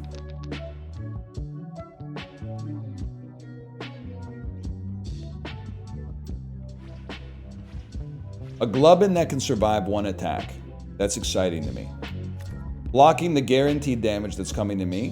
1 in 3 chance to block that. 1 in 2 chance to block that. We take those any day of the week!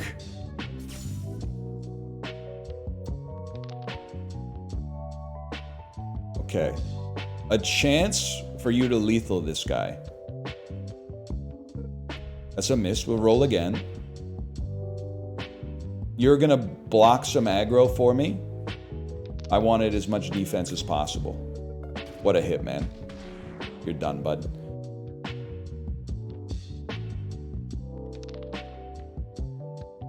Okay, we'll just keep him locked down, man. Shield on me means I'm... That's not a shield, that's a shield. Shield on me means I'm chilling. I'll roll again. Guaranteed stun, 1 extra damage.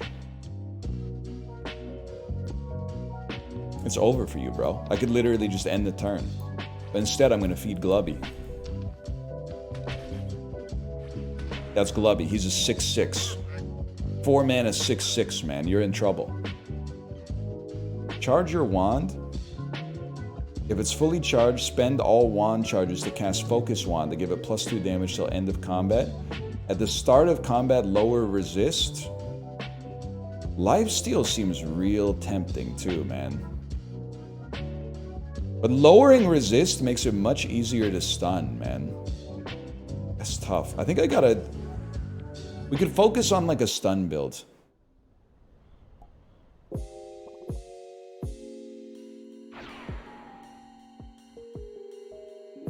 One to all. What the heck? Triangle, man? Doing the things a triangle can? Nailed him. A gubbin. A shield for myself. Damage for the future. Nah.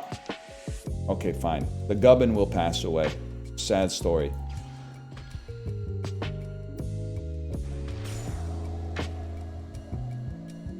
Two damage to all. We're actually gonna own you. I'm sorry to say.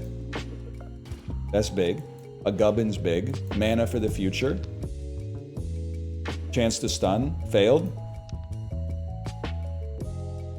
They do damage to all, so we need to focus on getting 1 big gubbin. Okay, 2 lads up is very dangerous. We want to see lots of stopwatches. The guaranteed stun is big. You can now survive. I don't want to waste a wand, but it's kind of got to be done, man. Roll 1 more time. Big wubbin. We're about to take a hit. I should have put a bone on myself. That's a big misstep, honestly. I was worried too much about the gubbin, not enough about myself. It's a double stun type situation. That's a huge whiff. That keeps you alive. Guaranteed stun. 2 damage to a unit that's going to be a problem next turn.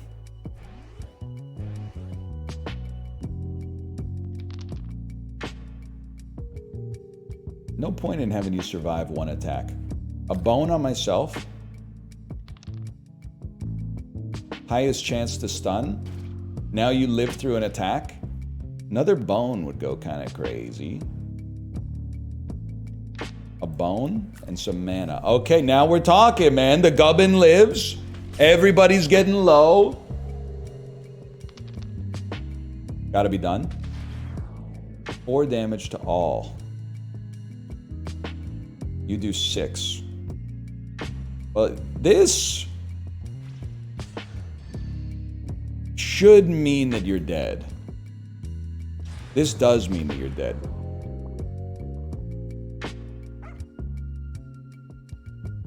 Stone totems. They're stone. Attackers get 1 weakness. Gain 2 shield, use 3 in a turn to lower enemy resist. When you summon a friend, make a gem form. Gain mana when this creature takes damage. Buddy, it's passives as the day is long. Now we just need a spell that soaks up a lot of mana. The Giving Tree? This is like the Nubby Slay the Spire, man. I know that's right. Crazy ass turn. Nuked. Nuked. A Gubby. He's become Gem Gubby. 2 Gem Gubbies. Thanks for the full mana, bro. Plus you didn't even do damage to me. Now guess what? You're done. You're done. Oh, by the way. Whatever. By the way, thanks for the full mana yet again. I'd love to get a bone. A bone, please. Even better.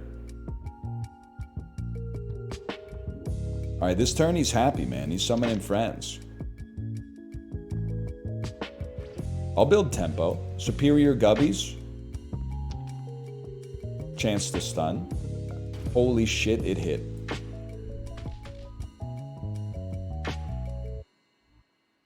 It's got everything. It's got dice. It's got cards.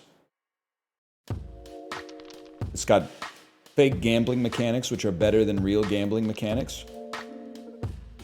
3 of these. 3 of those has a good chance, man. And the goblins are going insane!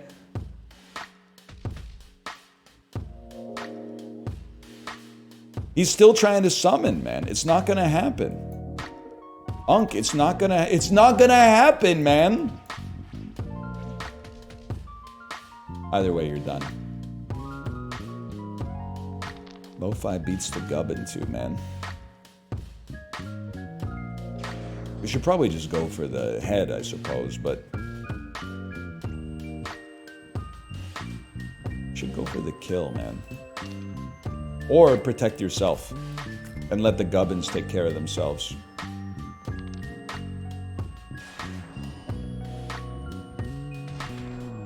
Don't hit. Oh, no, that's fine. You can hit whoever you want. Thanks for the mana. Mana gem. Perfect. +4. Reduce enemy resist to 0. Okay, extra die every other turn is also good, but guaranteed stuns on turn 1 is crazy. Is Faint Bunny just Hamilton posting? That's what they're all about, man.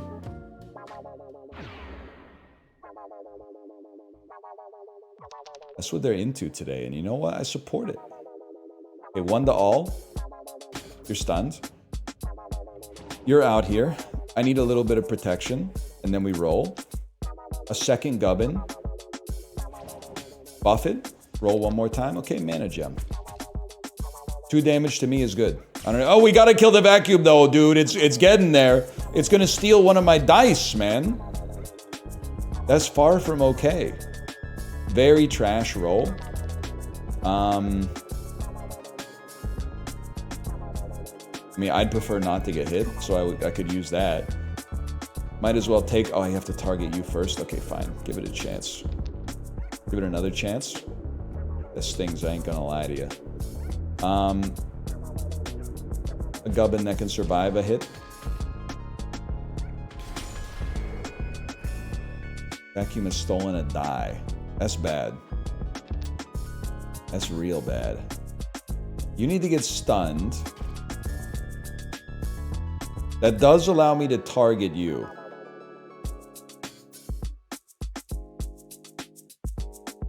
I only do 2 damage. I have to stop you. Thank you! Thank you! That's actually enormous.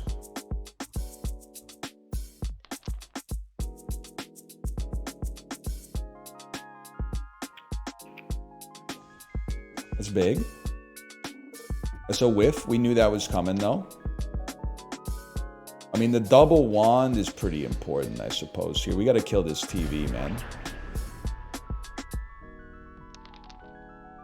You're doing 4 damage to me. That's not good. I would like to put up a bone. And then stun you. And then spell. And then put up another bone. Another bone's not going to happen, but a gubbin's going to happen for sure.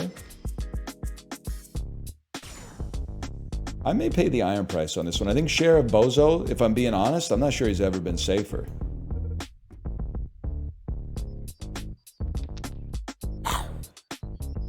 I lived, bitch. And a gem. We got problems. You get stunned? You get stunned. We actually have no problems whatsoever, I'm realizing. What was that sound? I'm getting pissed off. I'm not drawing the cards I want to draw. I don't even know if I have the cards I want to draw, but I ain't drawing them. Any chance? Hit him. You can do this. Gubbin, you could do this. 2 gubbins raises the chance of doing 1 damage to this guy so high. Okay. Stunning bike is always free. Buddy, you can't target him while the TV's there. You just don't get it. Excuse me. I mean, I could do a bunch of damage to you, but I need to get stopwatches. Thank you. There we go. Now we get another one of those guys out there. You don't know shit about Dogwitch. Exclamation point Dogwitch to educate yourself.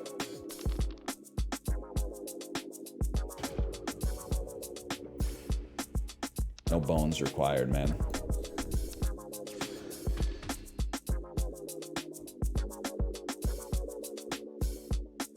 I could kill you this turn. I am well within my rights to kill you right now. Can't do anything.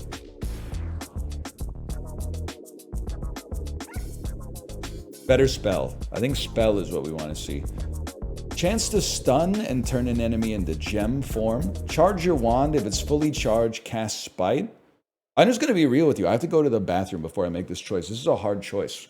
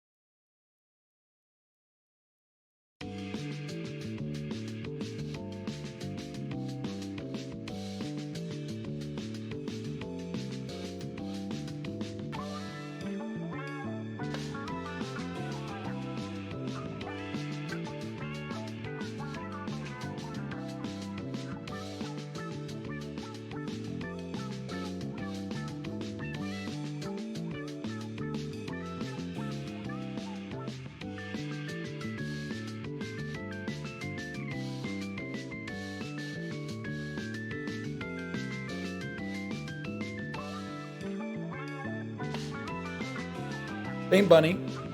What did I miss? There you go, little Faint Bunny NL crossover.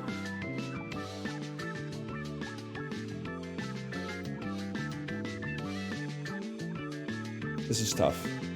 I gotta think about this. Spite grows over time, does more. Yeah, you know what? We need a better book, man. The Power Bone.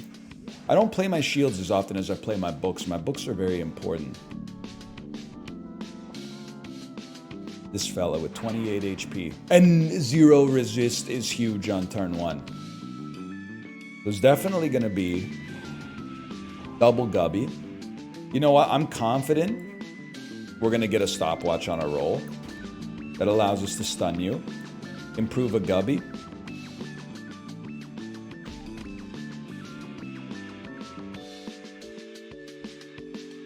Two times 3. That's not so good. However, charge your wand if it's charged. Cast Spite. Didn't work the way I thought it was going to work. Roll me. I'll spite you. And then roll for a bone. No bone, just a superior Gubby. That's alright. Thanks for the free mana, idiot. Dilute the odds of you getting struck. Chance for a stun. Chance for a stun. Nailed it. Probably not a book move there, but we take those nonetheless. I only need to do 12 damage. 3 books probably gets us there. Stopwatch is low percentage. I'd rather run defense on this one, I think. Defense and book. Book me. I'll strike you 2 times. Mana gem. Don't hit me with that 3. Good. Yeah, you take out a Gubby. I don't care about that at all. One of these. Get smacked. A Gubby. You're literally dead. There's nothing you can do to stop me. You've been killed. Perfect. For 1 mana, deal 2 damage to all enemies. Your wand gets better, does wild damage. Wild damage is between 1 and max. Gun Rats are a new summon. First attack does damage to all enemies. I don't buff. I turn them gem form. I think I like the idea of... Well... Do I like the idea of the spell? So do 1 to 4 damage, 1 to 6 damage, 1 to 8 damage. This is interesting. Very interesting. Crazy Wand. Why not, man? Why not? More RNG. I was thinking Dagger's bad because it probably lowers our max mana to 1, too. Because when we got another spell, it raised our max mana. And this is 1 to 4 damage, man. That's not even that bad. Oh, you motherfucker. You motherfucker, you.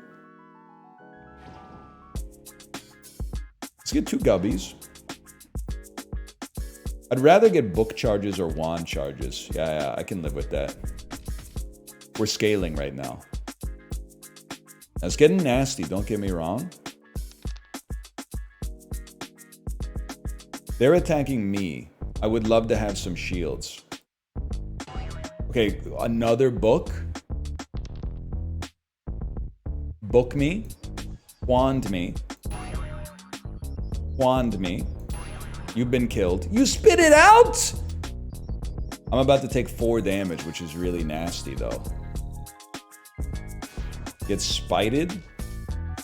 I think I'm gonna die, man. I'm trying to find a way to spin it so it's someone else's fault. Give me some defense.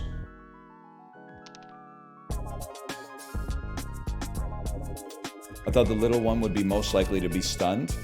As much defense as possible. 1 damage. Are you serious right now? That's alright. Full mana. Book. Book. It would be better to not spite if we can avoid it. Because we could get multiple wand charges first. Spite. Might do 8. Roll me. Dumping me. We're definitely dead. We can't win, man. I go again! I go again! Exclamation point Dogwitch. So the demo's available now on Steam. Thank you, Mystic Forge, for the sponsorship. You can hit exclamation point Dogwitch or scroll below the video player on YouTube. Click the link, check it out for yourself. Play the demo, add it to your wish list. Do better than me. What a whiff. Get stunned, kid. Get stunned. Get gubbied. Get protected. You can use spells multiple charge per turn. Yeah, but when I use them, it uses my mana. You know what I'm saying when I say that? Like I have mana, then I use the spell, and then my mana goes to 0, so I can't use it again on that turn, even if I draw 2 of them, you know what I mean? Unless you're a dev, in which case, yeah, it still works though. Dev said it works. Dev said you could cast this still. Okay, I have one piece of constructive criticism. Constructive criticism!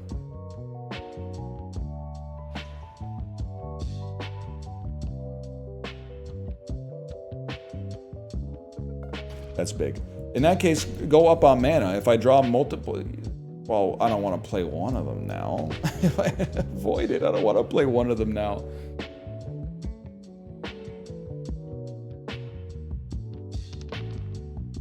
You need 2 mana for the spell to appear, not to cast it. You're crazy for this one, Unc.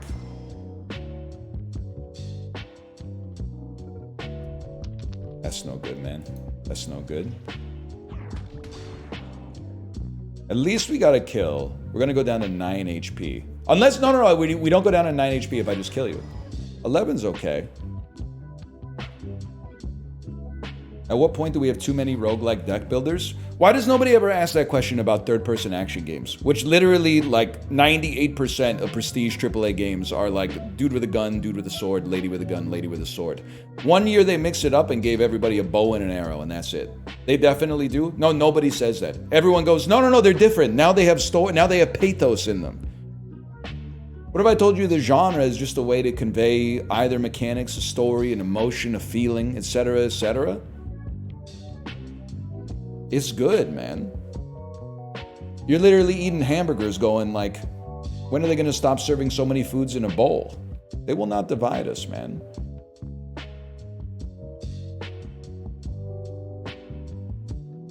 I'm going to try some AoE. Let's get a cheap spell out here early.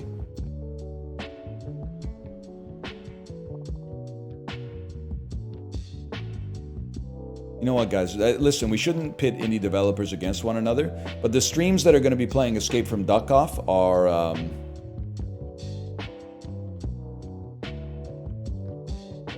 that away. If you're in windowed mode. If you're in full screen, I just pointed at, I don't know, probably like your Mario Kart monitor, but... 2-2. Some of that. Might as well book me. We scale for the future. A gubbin to eat some aggro. Mana gem to guarantee that we draw our spell. 2 damage to you.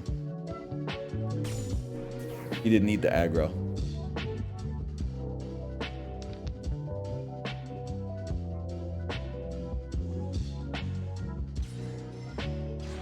Best turn of me life. Best turn of me life.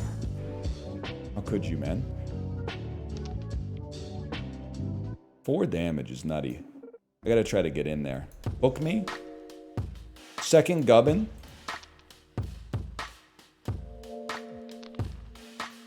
I'll take a shield. Please hit a gubbin. I'm asking you to hit a gubbin, please. What you're doing to me here is like a little criminal. Whatever, we own you.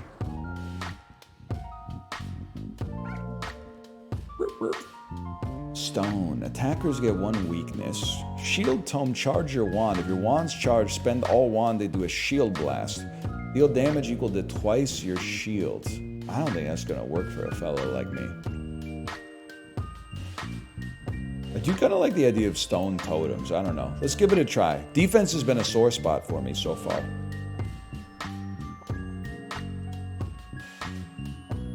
I don't know if I do enough damage now, though. Stone Totem. Infinite HP that weakens enemies. 1 mana, and then... Oh, it turns your other mana gems into the spell, bro!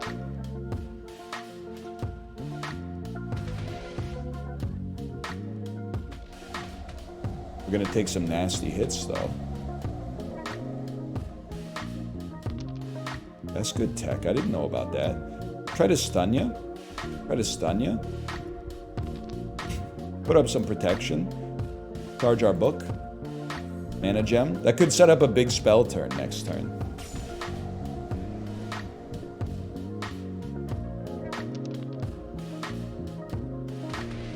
That's big. Little defense for me. Double bone. Triple bone. Look around how lucky we are to be alive right now.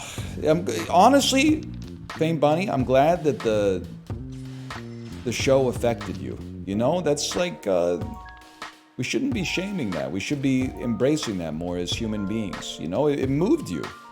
That's good. Now, I get the luxury of saying it's cringe because it did move me, but it moved me a long time ago. It was like 5 years ago now. So I can act superior, as if like I'd be like, my superior intellect wouldn't let me be moved by something like that. Truth is, I just got it out of the way a little sooner than you.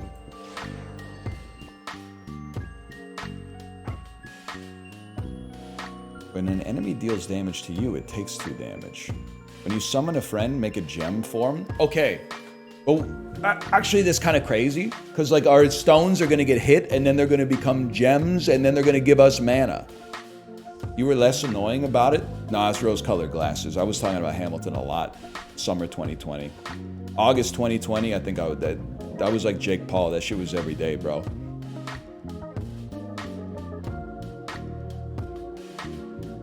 They don't take damage. They take hits.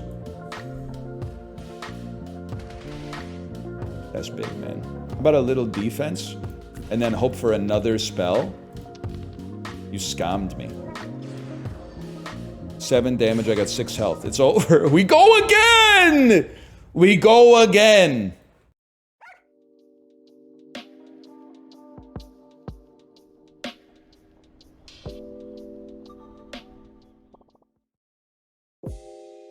Not these guys again, man.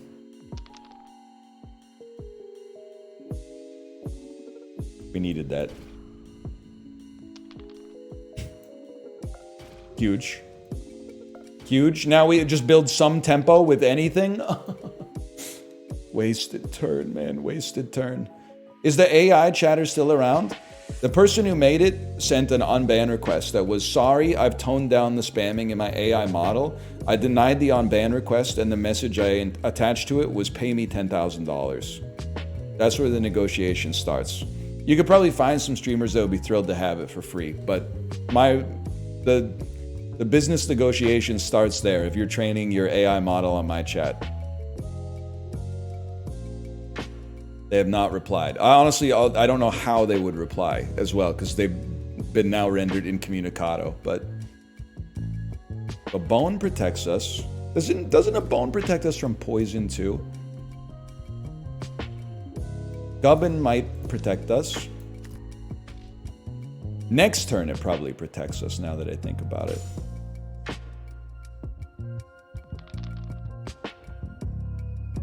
Let's go up to 3 damage. Nuke you. Block a little. Let's hoping to block a little more. This is a half block because there's a better chance that you don't hit me, but you hit me.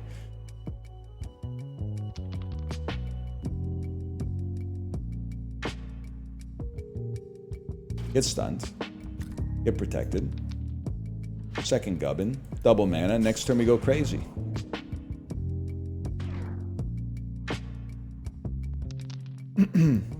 They can just train it in your chat for free? Yeah, but I'm like, if they're asking for permission, they don't have permission.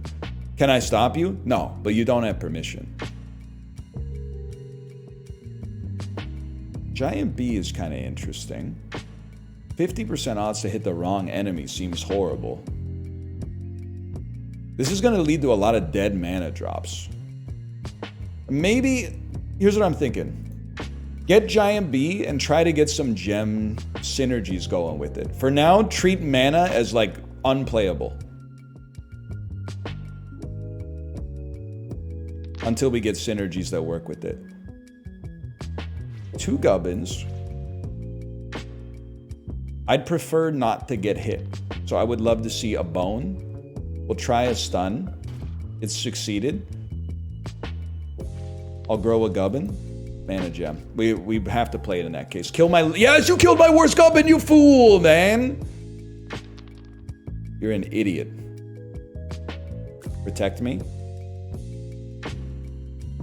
Good wand would be nice, honestly. I'd like more bones. That leaves us in a pretty good spot. Then I mean, I prefer if you didn't kill the gubbin, so we'll take a chance on you. 1 damage on a sweat. It's nice to have the gubbin still out there. Charge my Hwant. You're dead. 4 damage to somebody. Just kidding, you're stunned, bro. Spread the love betwixt the gubbins.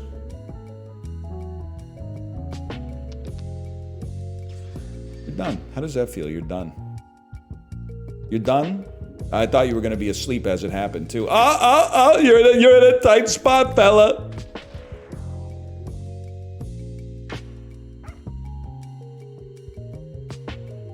+2 to wand damage, but you start bleeding. Gain a life when your blood imps die. Okay, so there's our life gain. Shrink is tempting too, though. I think we gotta have, like, immolatable blood imps.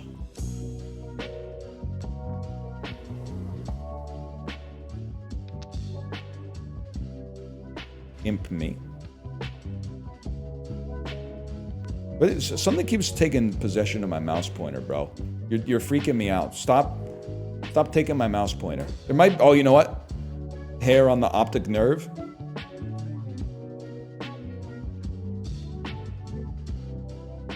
There we go.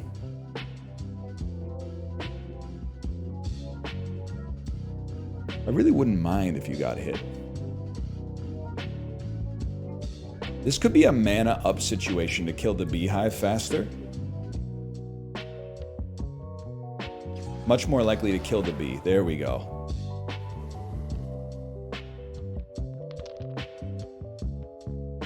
A book and a kill and a mana and a kill and a mana. Hoping for a mana. I could have just done the damage directly, I suppose.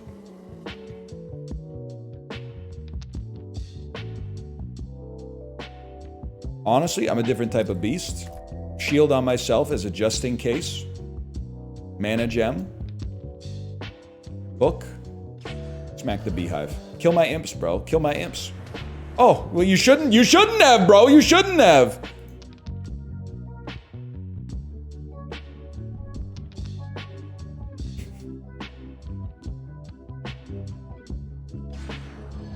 Actually, a little scared. It'd be nice to get like a gubbin or a bone. Or a wand. I could live with that. They're not gubbins anymore, but you get the idea. Imp me. Your owns. A little protection. The mana gem is tempting. Don't give me. We keep the tempo. It would be nice to farm up to level 13. We could accidentally kill you on this one. I think the play, honestly, end your turn here. Hope that the blood imps die. We get health out of it. Then we just got to deal with a really nasty turn here. And it is nasty. Protected, and then... Well, there you go.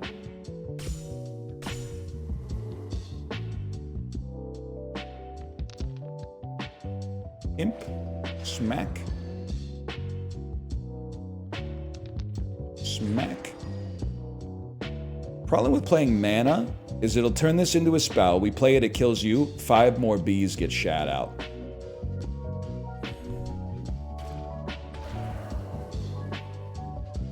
It's all gone wrong, brother. Yes, yes, yes. Yes. That was kind of sick, to be honest with you. Please attack my imp. You've done me a great service there. Imp me again. Protect me. End the turn. I don't know why I thought you could somehow die.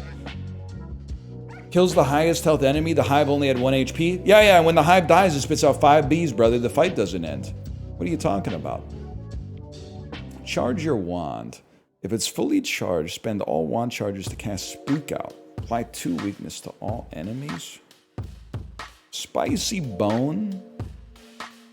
Spicy Bone is like an antidote for us. I actually like the idea.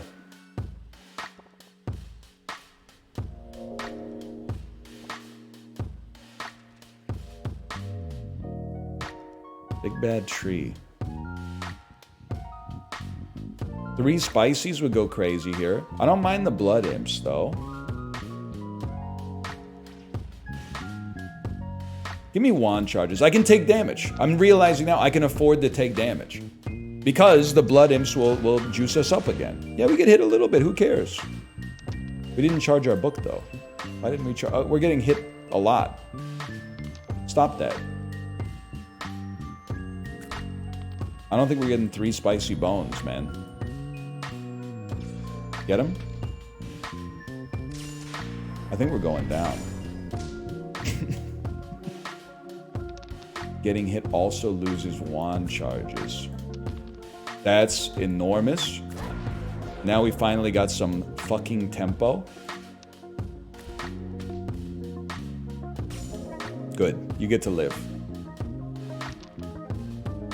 You're summoning friends? Oh, they can't get stronger? That's devilish, man.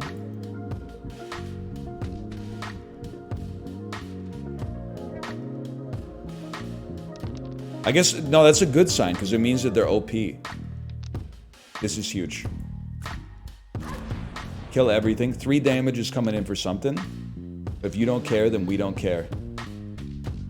Go ahead, heal me. Do 0 damage or heal me. It's your choice. Not stunned. It's better that you're not stunned, honestly, because it means we can stun you on a more valuable turn. Okay, we're actually going to make it through Act 1. That hasn't happened for a little bit. I still think you slow play it, even though we got the mana in hand.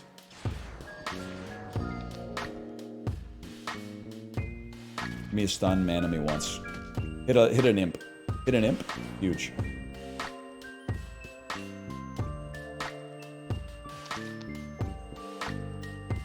You're done. 3 damage to all. Kind of annoying.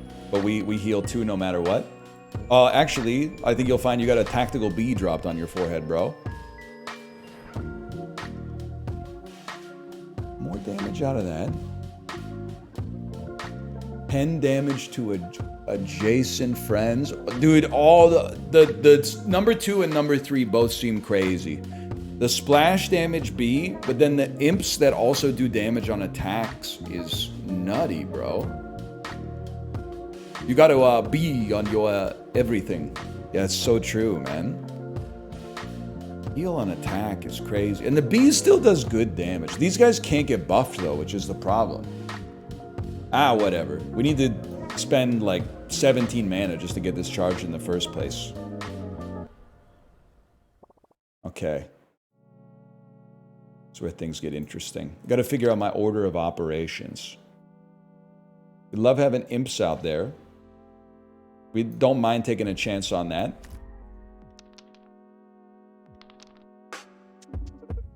Nasty. That's nasty. And yet I'm at, like, higher health than I started with. Trash? You're gonna suck up one of my dice. That's disrespectable. But we're gonna kill you. At some point, we're gonna drop a bee. Vacuum stole a dice. Makes us invincible. Charge your wand, man. We gotta start doing some serious damage.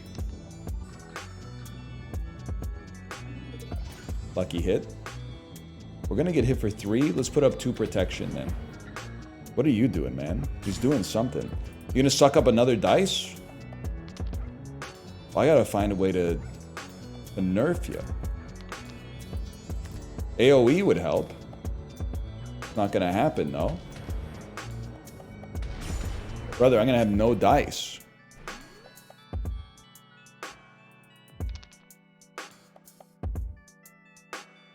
I don't think I can kill you. I don't think I can. I think the only way I can do it is like mana gem. Mana gem. We don't need heals yet. And a little shield. Okay, just pure mana.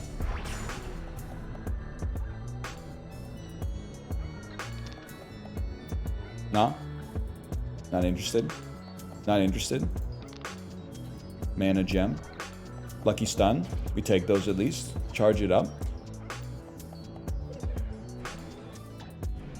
Ideally, we draw a handful of mana. Buddy, you're supposed to be a spell, just so you know. I think we're paying the iron price on this one.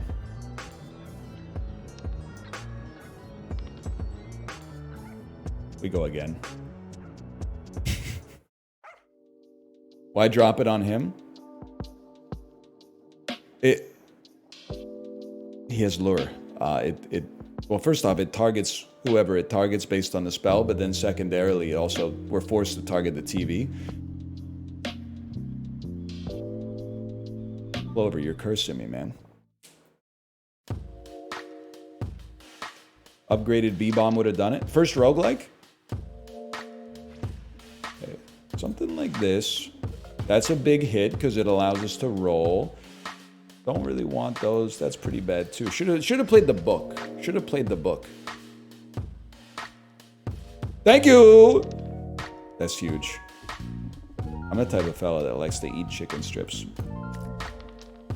Okay. I don't take damage. Gubbins take damage. They're disposable to me. I don't care.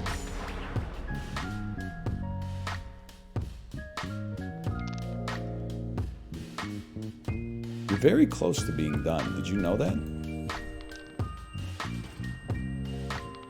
You're very close to being done.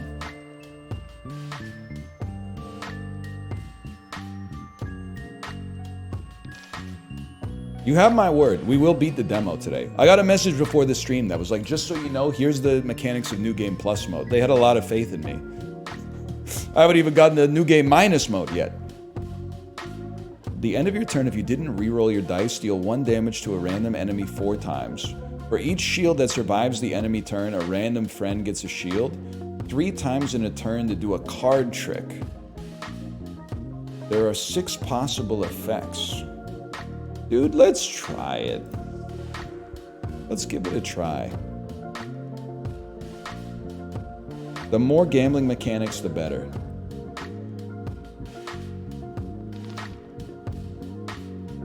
Three times in 1 turn is a tough sell, though. I think we want to build. Build me. Some protection goes crazy, and then a gubbin just in case, and then, sure, 2 gubbins. 1 gubbin will live, maybe. Now would be a great time to draw 3 wands. Or maybe we build. 1 wand. Abra. 2 wands. Huh? I'm sorry. I have to play defense. I have to play defense.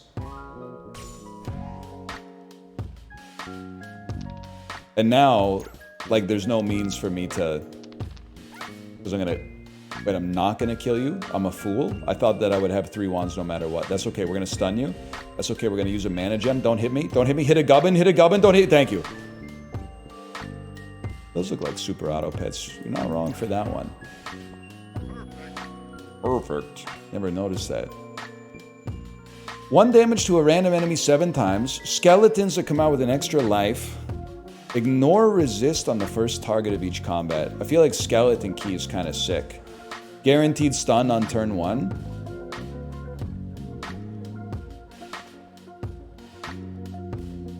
Especially against bigger enemies or scaling enemies. Well, man, you gotta do it.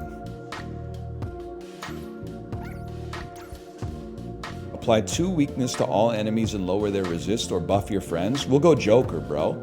Now they're doing 0 damage. Ooh! Yeah, I'll get a gubbin out there. Why not?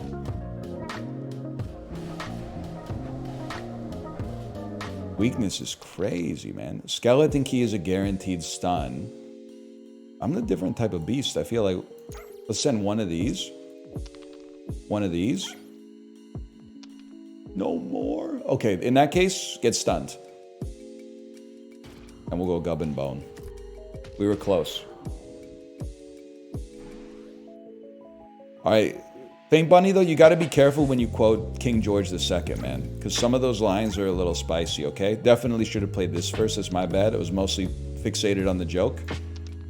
Are you shitting me? Whatever, get stunned, bro. Mana gem.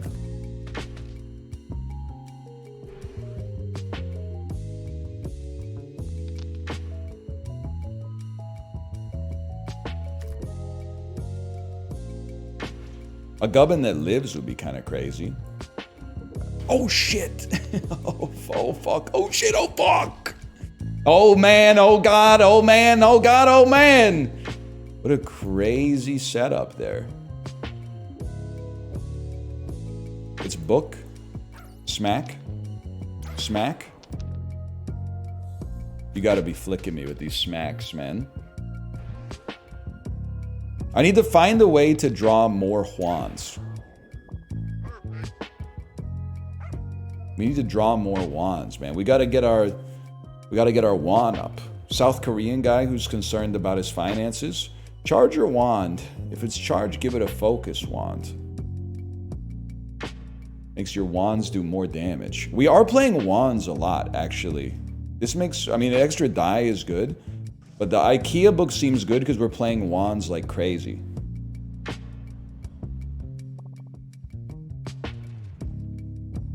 No AoE is tricky, though.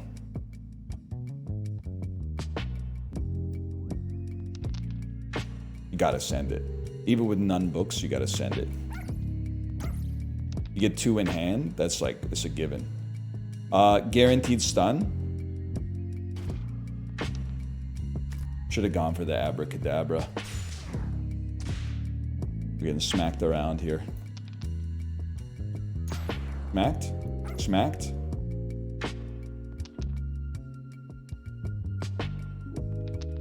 You gotta be kidding me with these smacks, man. You gotta be kidding me with the smacks. How do I draw more wands?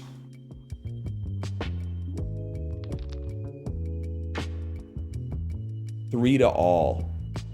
You're fucking flicking me, man.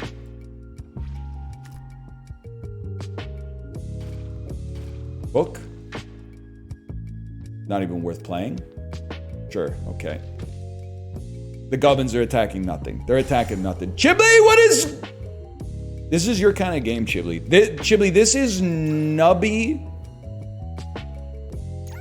Slay the Spire. Oh, please, keep me alive somehow. 3 mana. I can't do shit with any of this. I can't do shit with any of this. I'm not dead, I'm not dead, I'm not dead.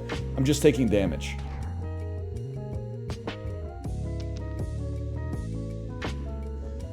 I'm really bad at Slay the Spire. You can't be bad at Slay the Spire. It's a kid's game.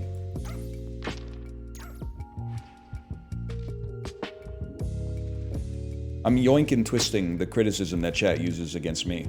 This gives us Focus Wand. If it's fully charged, spend all wand to cast Focus Wand. Okay, my wand is improved. I gotta kill you. I gotta find a way to kill you. It's not, I'm dead, bro. I'm dead. I'm dead. We go again! We're not even supposed to be... Like, it was supposed to be an hour long, but I refused... Like, I'm leaving my pride on the line, man. We're like an hour and 40 minutes in now, and I can't beat the second act. Synergy is the enemy of making good stuff, though. There's no doubt about that. Okay. Goated book charge. I think I need to pay more attention to block. 3 to all. Not today, bro.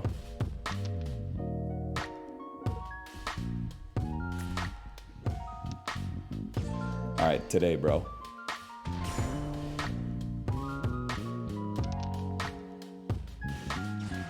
Can live with that. The music is crazy, though. Upgrade. Additional 2 wild damage to a random enemy. Chance to turn enemy to stone for 2 turns. For each shield that survives, a random friend gets a shield. The Parrot Wand does seem kind of sick to do more damage. That seems like Act 1 has a lot of AoE, at least in the demo. Having the ability to hit more enemies seems good to me.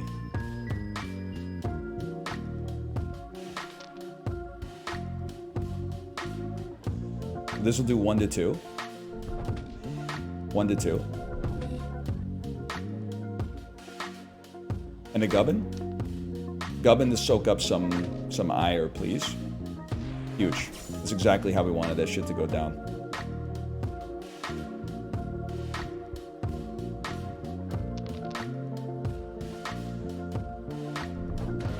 Enormous. 2 gubbins to lower our chances of being hit to 1/3. Doesn't even matter, you're dead. Hang on, we got something going on here. Skeletons have an extra life. Charge your wand. If it's fully charged, spend all wand charge for devour. Devour an enemy with 1 or less strength. This seems like a very situational run. Let's just go with enemy resist.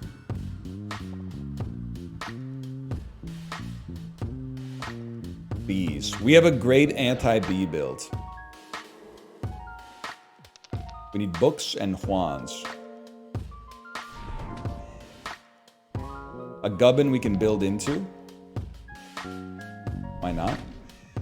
2 gubbins we can build into.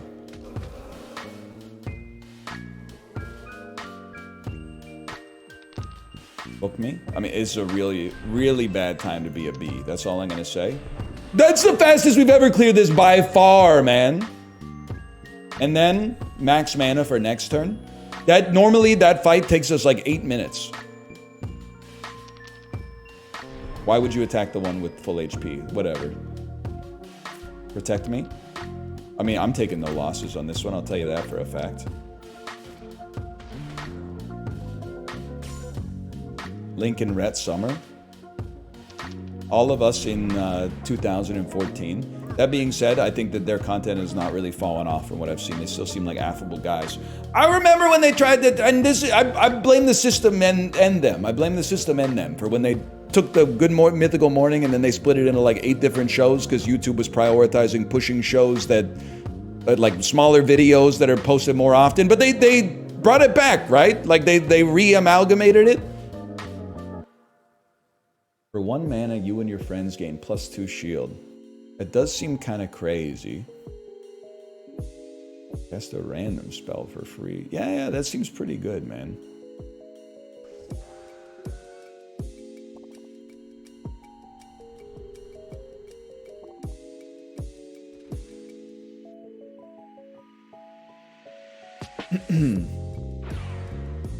Huge. I play books.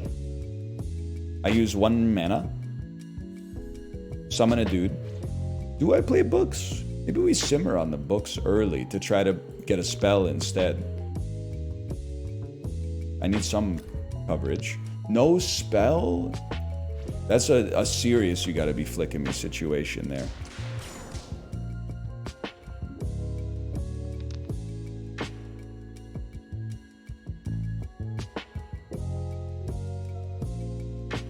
It's not going to protect, but I need coverage. I need protection. I need coverage.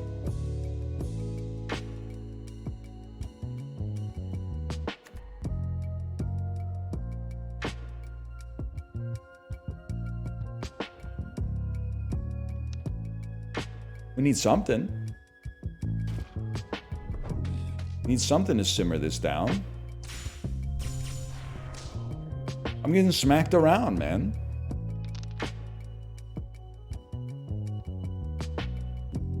Okay, here's the play. Mana, roll, shield, roll, book! No, not book! You gotta kill the tentacles, bro!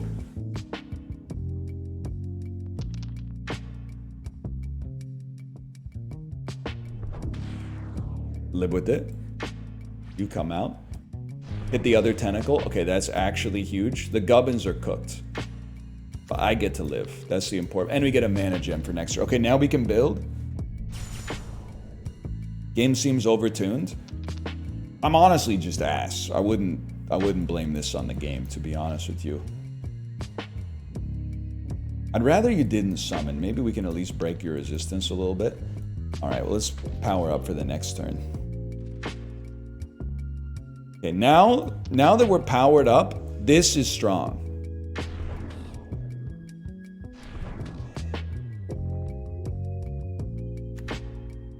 The shield's mostly for me, to be honest. take the chance to stun him. That's huge. And then one of the gubbins kills that guy. And now we're in. We're in. Now you're going to summon. Bad news for you, bro. Get the stun ready for... Or this turn. I'll take the stun this turn. Mana for next turn. Not that it's really relevant. Okay, now we're in there. You're going to summon on this turn. It'd be nice to do 15 damage to you.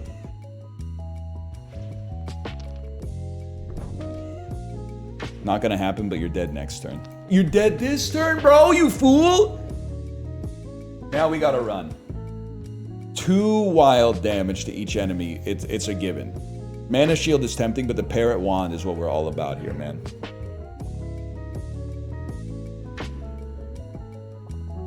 Now you're a fucker. You're a real fucker. It'd be nice to kill Vacuum turn 1. That would require a stun. That's nice. And then...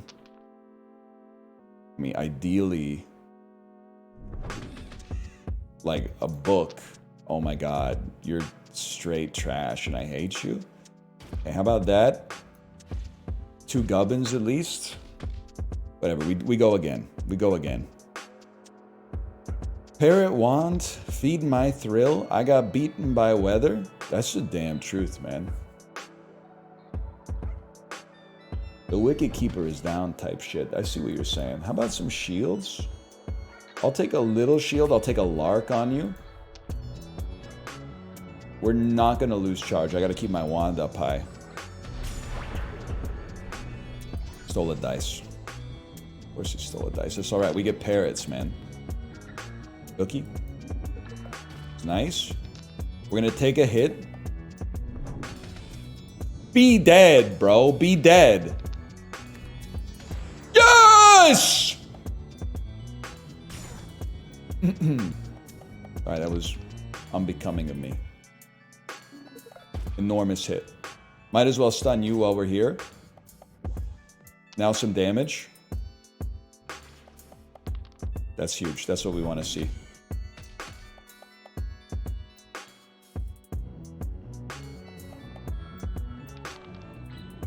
Oh, you're eating it on this turn. You're eating it bigly. Honestly, we'll just keep 1 gubbin alive. I can live with that. We got you next turn.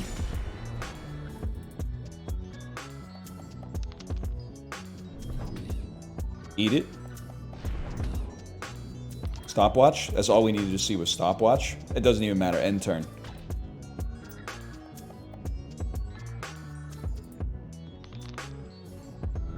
Dominated. Stunned. Needless mana. Better gubbin.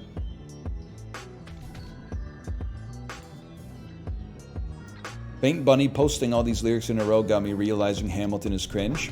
Yeah, but you know what's really cringe is basing your opinion on something based on the behaviors of people who enjoy it. Like, that's how people get radicalized on social media, man. They see, like, one YouTube video where, like, a person has a breakdown inside of a donut shop or something like that, and then they completely throw away their values. Like, their politics just become like, hey, I want to support anything that makes this annoying person angry. Like, they see one video, but then the human mind, like, extrapolates it and is like, did you know there's people out there doing this? Nah, man, it's just one crazy lady at Cartems. Don't even worry about it.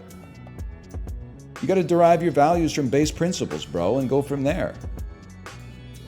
Your mana does not reset at the end of combat. Chance to stun enemy and deal 2 damage.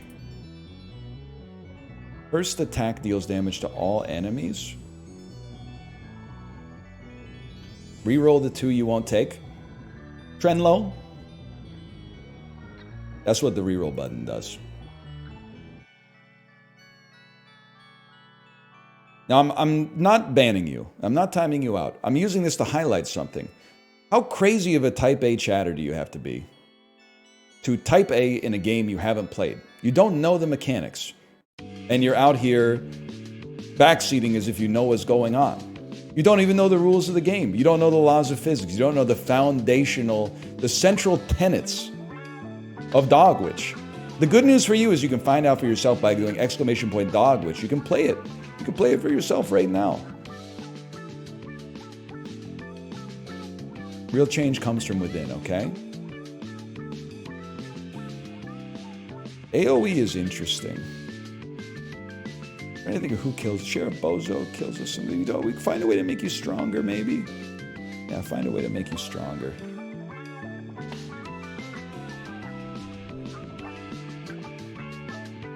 Goblins.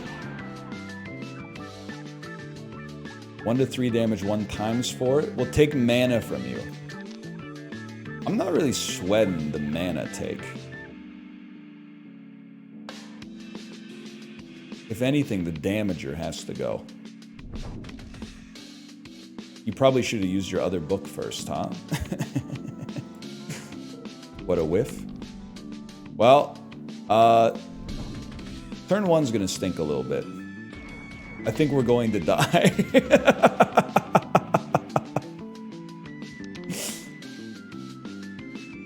But I don't have any mana to steal, bro.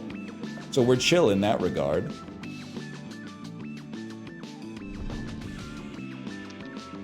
Book me. I don't want mana. Stun me, maybe? I don't know. Yeah, there's no mana, bro. You made a big mistake. Now I got a full book. You're killing me, Smalls?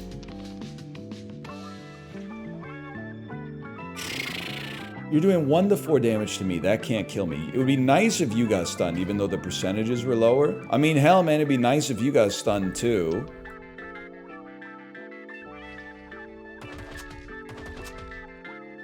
Please do 1 or 2 damage to me. 1. That's like a perfect amount, man. We got a little lucky on this one, but I think we can make it out. Big time shield on me. Increase your AoE. Make sure you're stunned. Oh, only the first attack hits all enemies, bro. Only the first attack. We'd really just like to be dealing some more damage. Like, you don't have any mana to steal. We should hit you. Yeah, exactly. Now you're gonna steal mana, but we don't have any mana to steal. What is this, dude? My hand is ass, but I built the deck. I built the deck.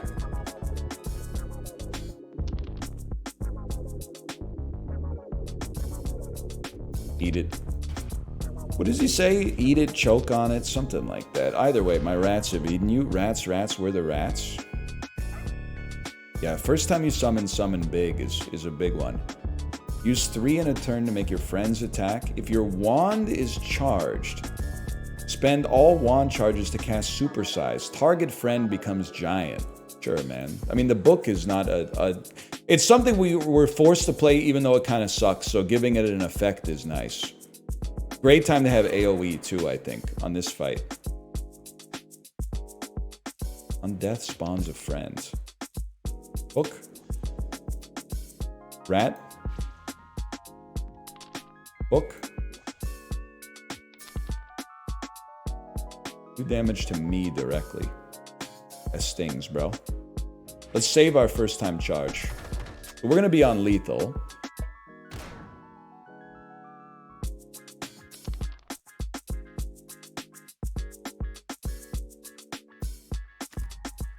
I think we're simply gonna pay.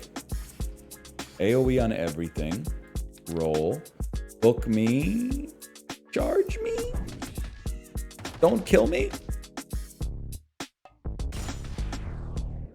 I lived, bro. Zoop. Target friend becomes huge. But I'd really like a new rat to become huge. First, we gotta do this.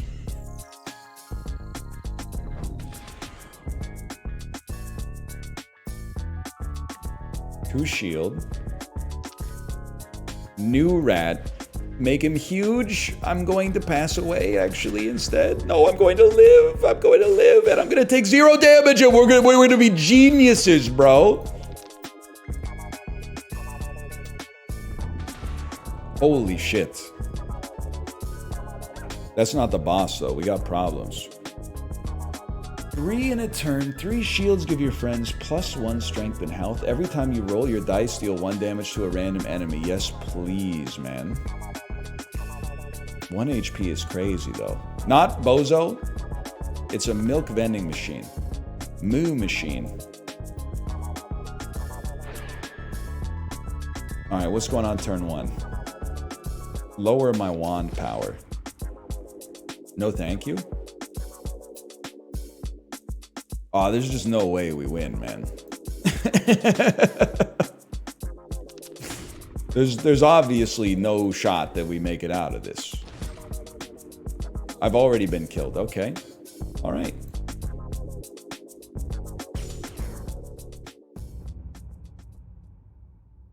You are dead. Well, at this point, I might as well just keep it going, man. We gotta run it back.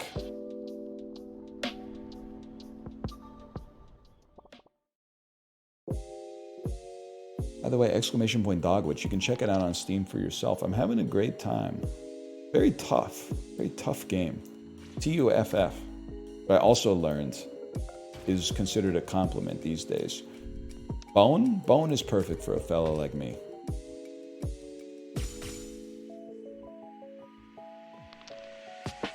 I'd like a spell, please. No poison. That's the type of thing I'm not interested in, quite frankly.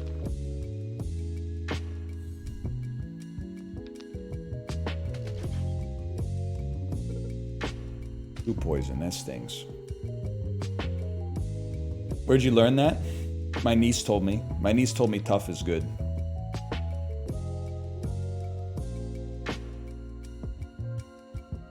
I think we're looking for wands.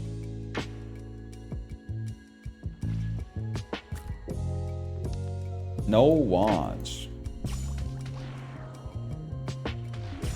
Whatever, we take no damage.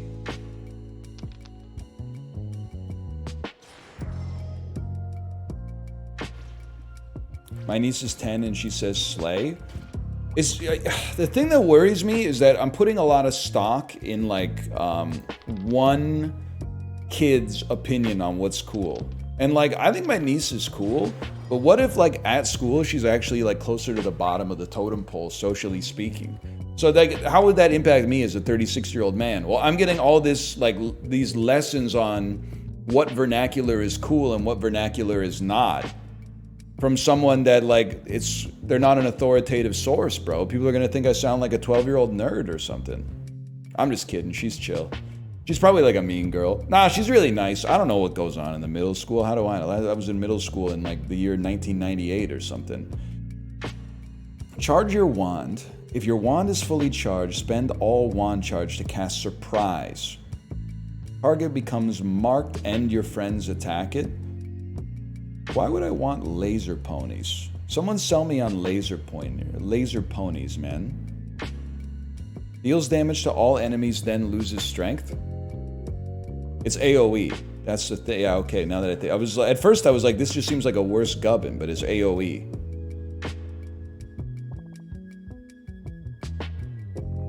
The Shieldler.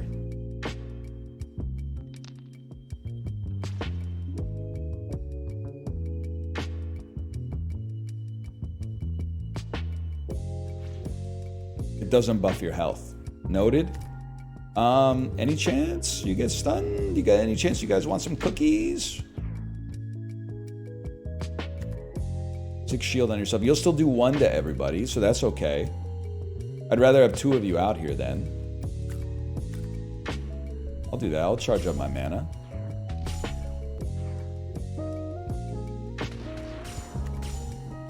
I'm chilling. Daddy, would you like some sausage? That's real shit, man.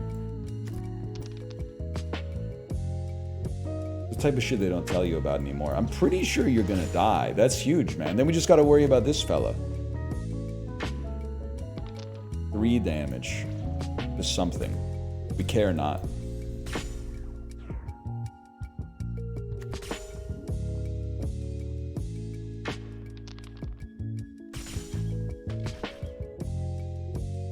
Damage. You're doing 0 damage to all. That's not so good. You're doing 3 damage to somebody.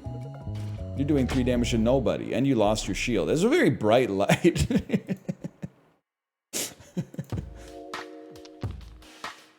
There you go. How about 1 damage to all? A little shield protection.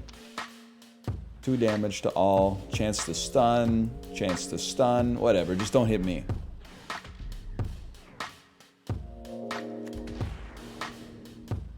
We could use some more offense.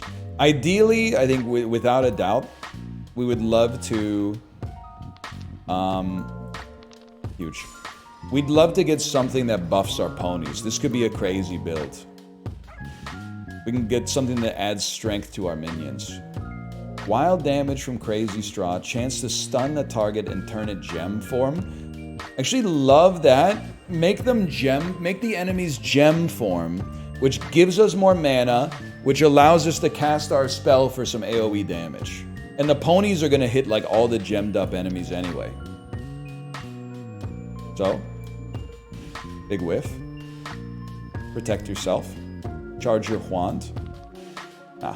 Two is good enough. They become gem form.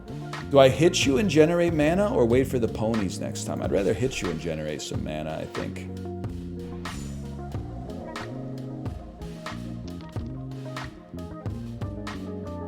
Two damage to all.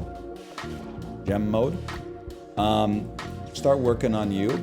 Get you going next turn. No, I'm not casting it. Rather get a pony out there. It's a waste of the 1 mana, but this turn we could draw multiple of those spells in a single hand. Should be better than just 1. Oh shit. Crazy. Obviously you're done. 2 to all. Sorry, pony. I never had a choice.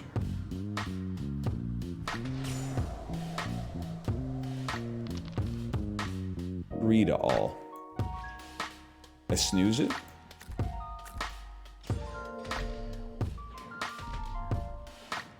When play Night Rain, it was the people want. Damn, he's a skilled orator. We got a fucking statesman in chat. You're not wrong for that one. Can't deny that. Any chance? Oh, any chance we do hit it. We're gonna play more Night Rain. We were supposed to play today, but I don't want to start any drama with Dan. All I'm gonna say is he said I can't play Night Rain today, and then I have his stream on in the morning. Someone hits exclamation point platter, and Night Rain's on the docket, man. Okay, all right. Well, you know, I see how it is. I mean, his plans are measured in centuries, so I don't know what he's got going on there. When you summon a friend, make a gem form. I think we want Gemarang, man. We're gonna get more mana, and then this is AoE, and then it'll also regenerate the mana because we can make them gem form, hit them all, and then get our mana back. It's like that Chris Rock joke about insurance that doesn't make any sense. Okay, well, there's all those enemies are wiped. That's huge. We should build for the future then. Start working on you. I would just hit you. I can live with that. Can you tell the joke? I don't know it. Yeah, I actually can. I know you're trying to Michael Scott me, but the truth is that I can. The joke is, and even as a kid, I went, wait a minute, this special's kind of good. But like, what the hell is he talking about? It was like, insurance is basically money you give to a company in case shit happens. If shit doesn't happen, shouldn't you get your money back? And then the audience gives him like a standing ovation. And I'm like, that doesn't make sense. Even at age 10, I was like, this doesn't make any damn sense, man. If they just get, I'm not trying to defend the insurance companies, but if they gave you the money back, they wouldn't have the money to pay the claims for people whose shit did happen.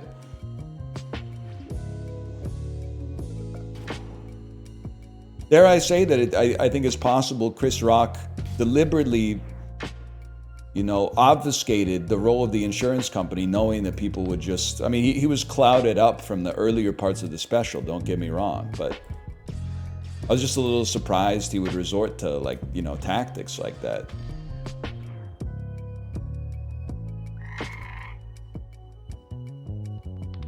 I'm just happy he's okay after the Oscars, though. This would be huge.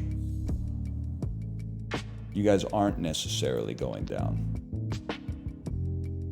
It's like the stun gives us 1 guaranteed mana back. Do we care? I think we just do this. Doesn't kill you. Does kill you. Okay. That was the joke that made Will Smith crash out. Damn. Turn all enemies into gem form. Deal 3 damage and apply... Wait, what is this right now? 3 to 5 damage to all enemies. Okay, hang on. 3 damage and apply 1 weakness to each enemy. Then each enemy takes 1 damage per weakness. Deals damage and inflicts weakness on all enemies, then dies.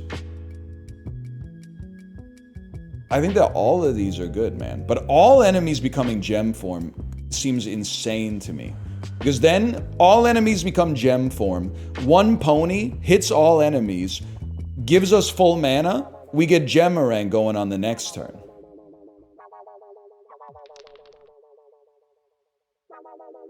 Two damage all. It does require us to actually stun you, but it's okay. And roll. We got a Lincoln build here. Mana and pony.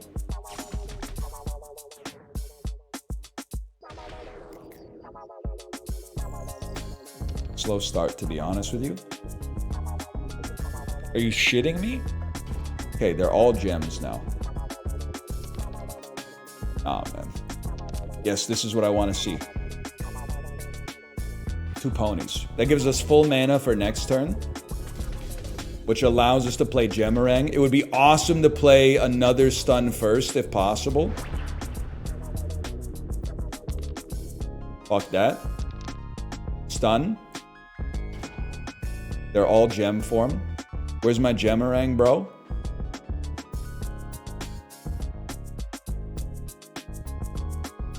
Well, I'm gonna put a little shield on myself.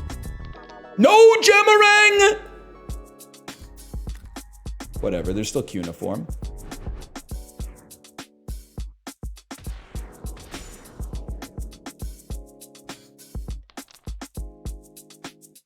What I'm talking about right here, watch this. Pony, Gemarang. Gives us full mana again. Roll. Gemarang. It'd be nicer to get a stun there, but the Gemarang's pretty good. You're done, bud.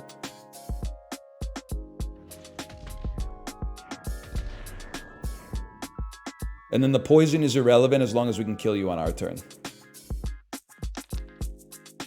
You see they got the Baby Steps demo up? I did, and to be honest with you, that was what I was going to play today before I got sucked into the Dog Witch. The rare 1 hour sponsored stream turns into 3 hour sponsored stream. But I'm gonna play the Baby Steps demo for sure. The end of your turn, if you didn't reroll, deal 1 damage to a random enemy 4 times. We reroll all the time. You get an additional reroll is also pretty good. Poison, we don't use our wand too much right now, but additional reroll seems good.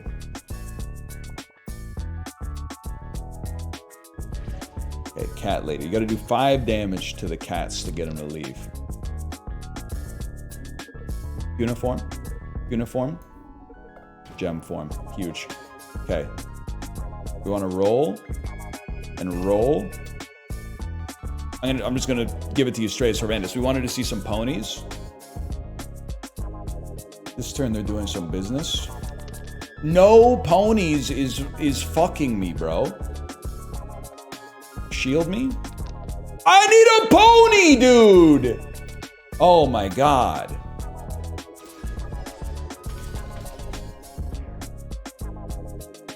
Okay, they hit a pony. I'm taking a little damage. No denying that.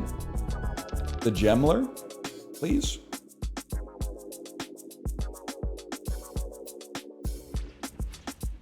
I'd prefer not to die as well. I don't even know what we should play, man. Please? Well, we hit you a little bit. We got full mana. Oh, I do have 1 extra reroll. Oh. 2 health.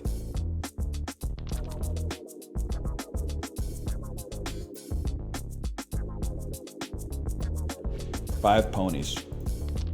Ah. Oh, shit.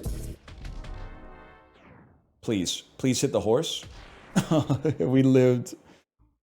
Can I get a boomerang, by the way? Like, it shouldn't be this hard. Finally. Holy shit, man. We had to get a Yahtzee of ponies to make it work. Recall. +2 strength, +2 health, but they lose the strength so much. Start of combat, summon a friend. Gain 2 shield, 3 in a turn. It would be nice to have you hit more enemies, but...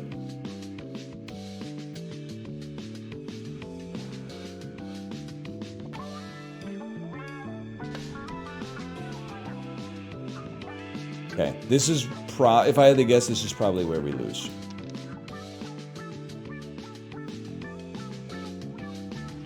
We haven't lost yet.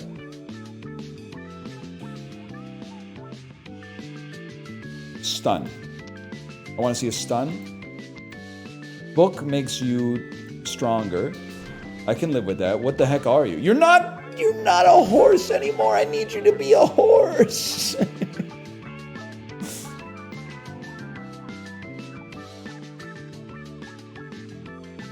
I need to live. That's a big part of this whole thing.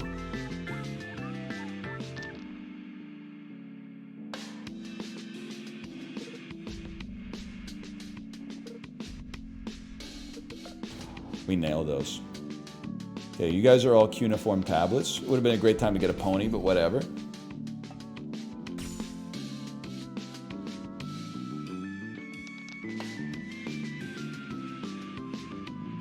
But this seems heinous.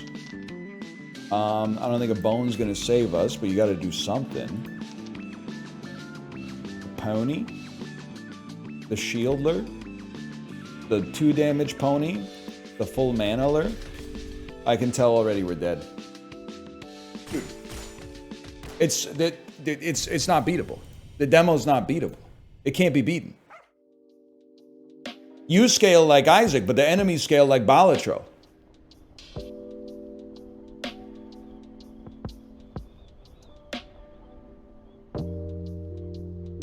Demo beat 8 encounters. I beat it 2 times in a row? Okay, let's set a brag and tell me your secrets, man.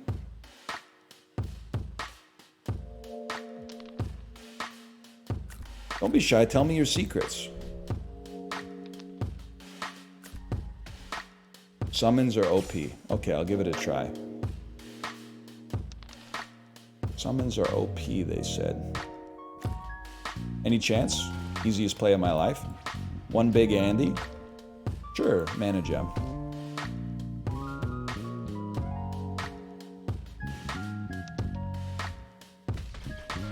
Easiest game of my life.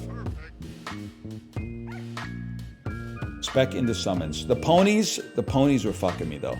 You know what? I love the idea of starting with 4 shield. Give me some defense early.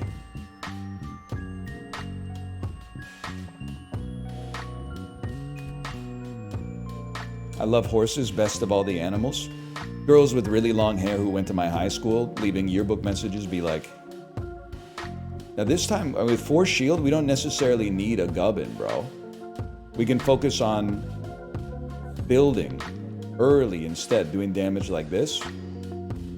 Massive +2. I appreciate that. I see we went to the same schools. Wand me? Gubbin me? Little protection for me, please? Whatever, hit me. See if I care. 50% chance. Deserved.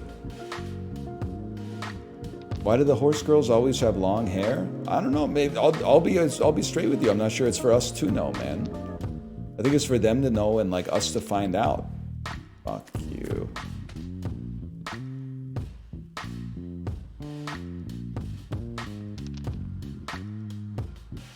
Not good enough. Good enough.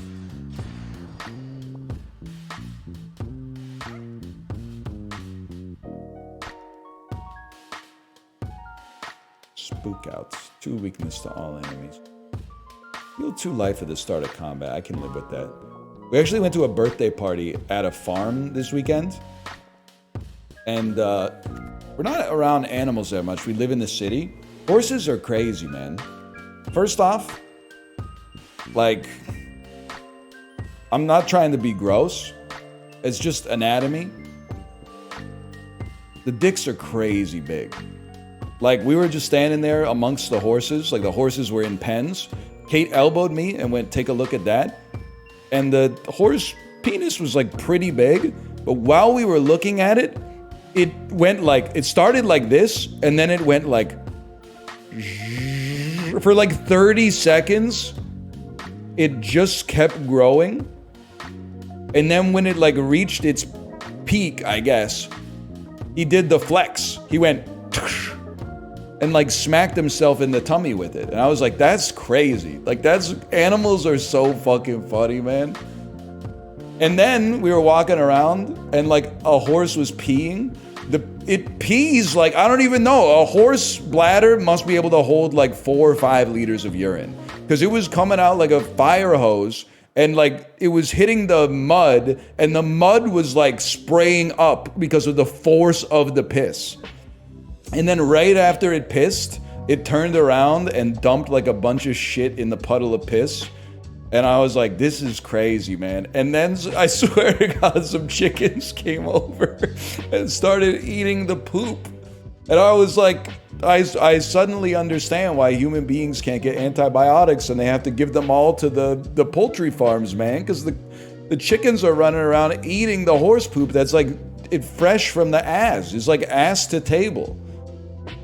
It's crazy out there, man. It's a wild world.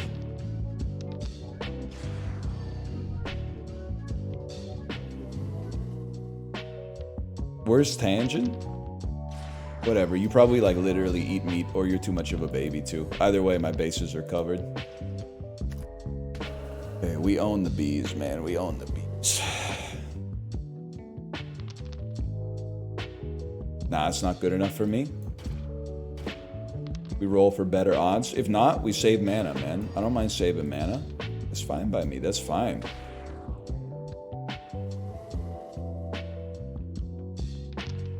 I was like, damn, maybe I should like not eat chicken anymore. Now that I've seen what the chickens get up to, man, I'm not sure I'm interested in eating chicken anymore. But I'm sure, you know, all the other animals are probably like, you know, doing similar shit, so. So I'm trying to say is like, who the fuck cares? All right, let's see how this goes. I'm just managing the amount of enemies. Ideally, I'd like to have full mana at the start of a future turn.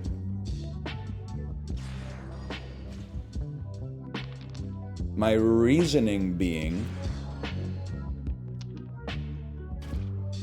when we kill this guy, it's going to summon 5 bees. Drawing a bunch of our mana spell would be crazy right here. 2 is good enough. Sensible, man. Look at that. Yo, Wrench is interesting. I'm not sure it's good, but it's interesting.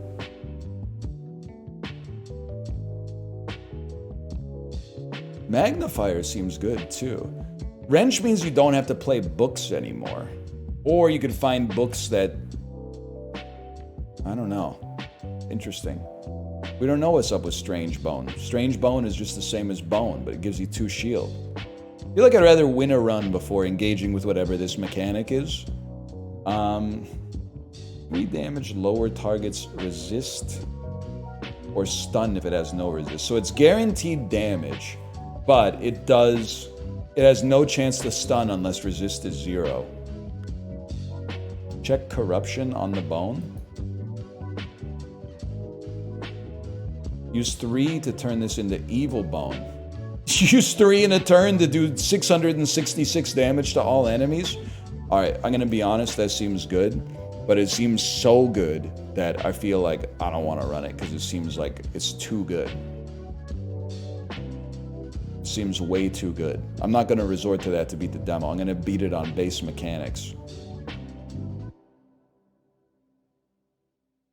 I'm gonna go Wrench. And instead of playing books, I'm going to roll books to strengthen my gubbins.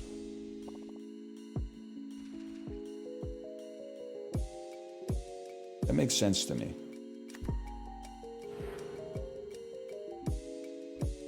So books are the worst roll. Gubbin's good. Mana's good. You know what? I just would rather not take any damage. Gubbin's got to do what the Gubbin's got to do. Okay. Arrows? Not good enough. No books. I'll play Bones. Wrench kills one. We don't play books. We do play stuns. We don't play books. Warriors don't read books, bro.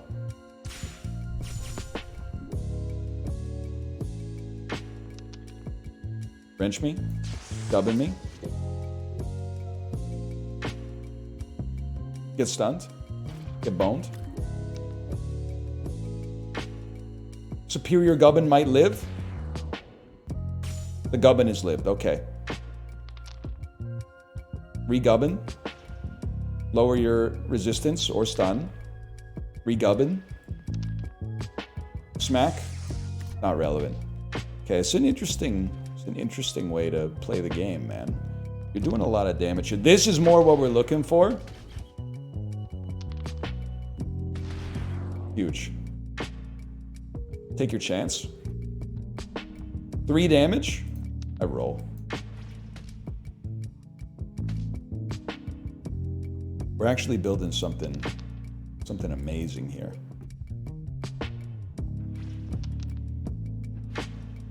Send them, brother. Great turn to stun, so we don't have to deal with the nonsense. Yeah, Faint Bunny's been posting like that for like several hours at this point, but I don't know, man. Nothing human is alien to a fellow like me. Charges itself after each use? Isn't that bad?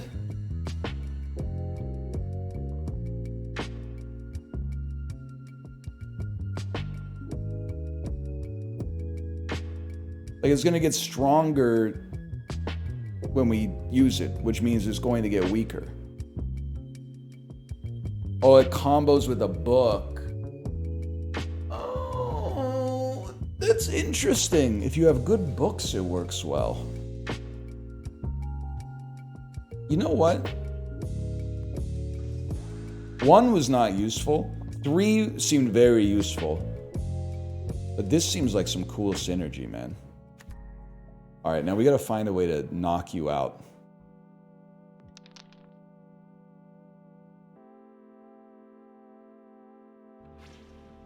We have to prioritize stun on you. That's pretty lucky.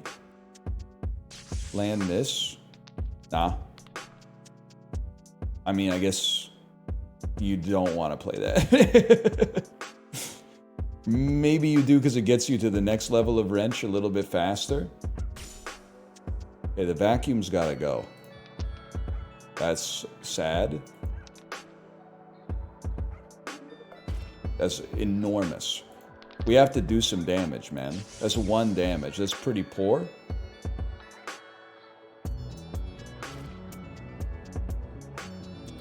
We are gonna lose a dice. Already a little weak on the dice front. Love some stronger Gubbins. I want stronger Gubbins. You have to get stunned as well as the thing. You know what? I think let's buff you for now. Gubbins are eternal. We're gonna take some heat. Now we gotta kill you on this turn. Brother, brother, brother. Stun? What a whiff. Guaranteed hit. Guaranteed smack. Please? Yes! You legend! Without a good book, it's useless. But you can only take 1 thing at a time, so we get a book on this fight, man. You got no vision. Hit you for 2.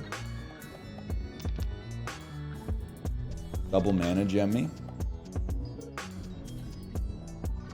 It sounds crazy, I would pass on that to get better spell utility in the future.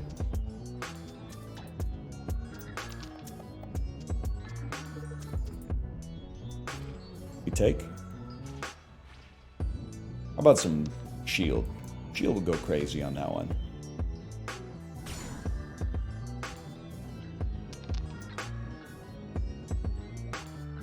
Gubbin. Gubbin. Stun. Huge. Stun. Gubbin. Now we are fucking cooking, bro. And just support the gub.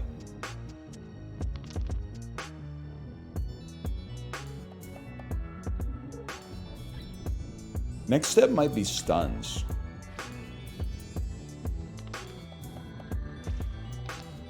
There's no need for all that.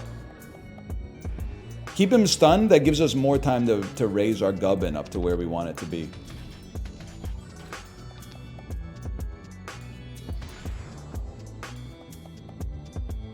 Okay, good book. Your wand is charged. Spend all wand casts to get Devour. Devour target enemy with 1 or less strength. Well, listen, man.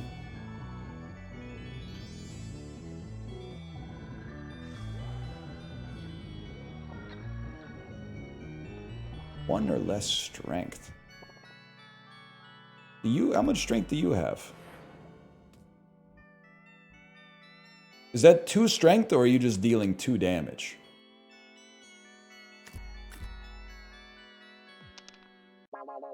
Gubbin? I really thought we hit it. You have a weakness synergy. Okay. You need weakness or a curse that shrinks them. Holy cow, what is this?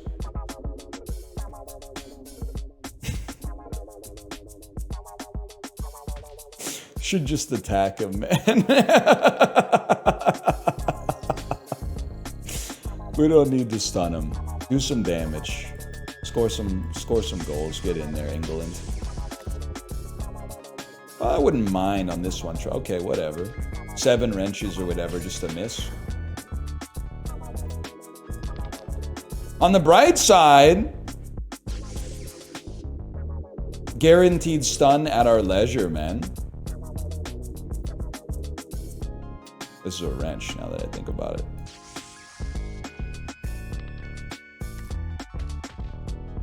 Not me. Oh, you fucker, man. No reason to charge. Not a bad turn to stun.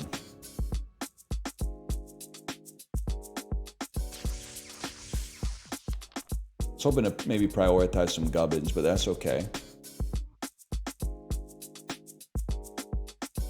Wait, you can devour a stunned unit? Is that true? Sorry, we'll just get him on this turn.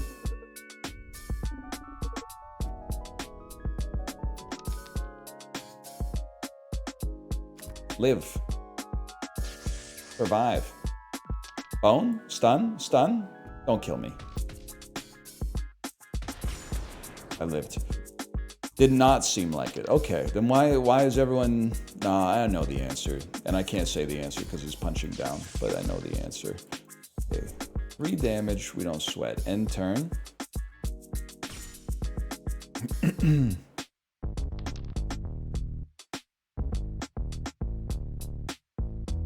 Wrench me? Wrench me. It's supposed to be charging it. I thought it would do the reach around. It didn't do the reach around. Huge stun though.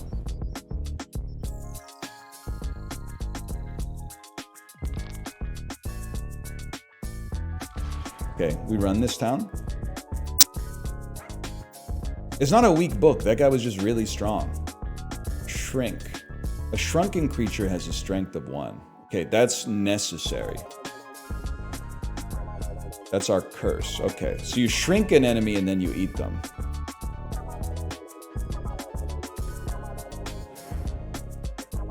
But it takes a lot of dice.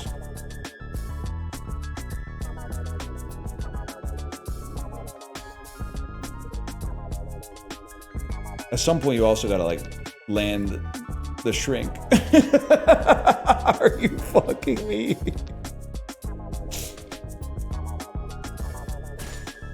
That's crazy, man. Well, get shrunken. Okay, that's big. I prefer not to take damage. Maybe get another gubbin out there. Some AoE. Puts us in a position to eat you next turn. We got problems though, man. I mean, like a wrench that hits, then devour. We're about to take 6, so something has to die.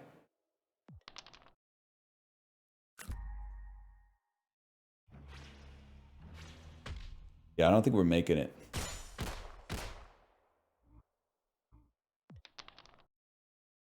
Gonna be tough at least. I need to stay alive. A stun would help, and the shrink doesn't go out of style. A gubbin takes some aggro, and then a bone, and like another bone would really go crazy. I lived, bitch. I mean, that's kind of the play, but we're gonna need a bone. Just work with me on this one, man.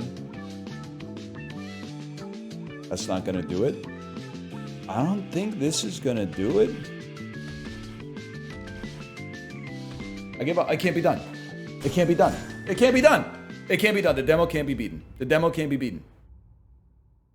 It's unbeatable. Everybody saying they've beaten it in chat is literally lying.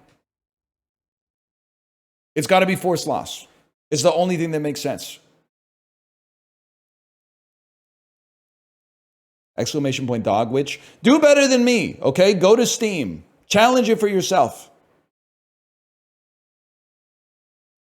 Thank you again to Mythic Forge for the sponsorship.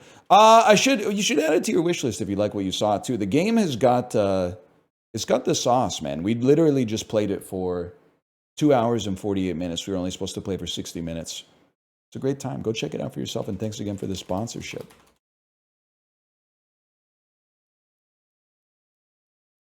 I really wanted to give it like middle finger with the thumb up. Middle finger with the thumb up. That's the vibe that I had after getting killed by this boss again. Not even a boss, it's a regular enemy. You're one of those ads on Instagram Reels for games? I wouldn't know. I don't consume short form video content. I consider it maybe like step 600 out of like 1,000 on society's fast descent to anti-intellectual heaven. You make it though? Yeah. Yeah. Correct. Walter White didn't smoke meth, bro. He was just a badass businessman and entrepreneur.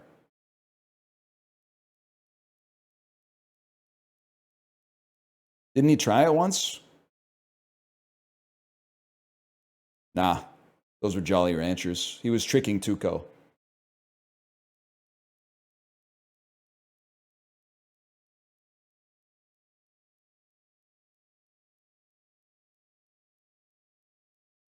Well, we got 13 minutes to kill. No, so you said, well, maybe one day chat will realize that's not an own. No, it's an own. I'm violating my principles a little bit by making short form YouTube content.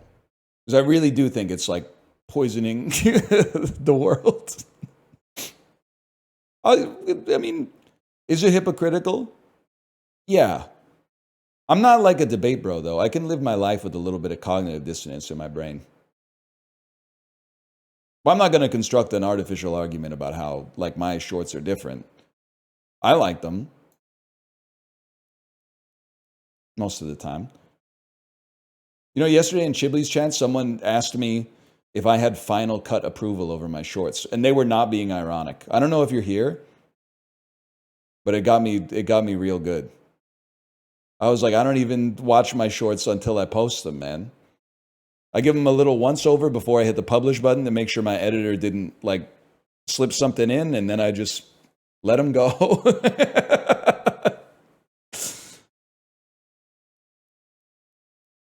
No worries, man. One second, I want to see if I was beefing in Chibley's chat yesterday too.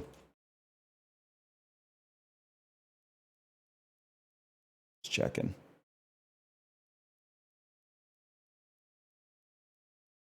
Why were you beefing? Because, like, you know, I'm just a streamer, man.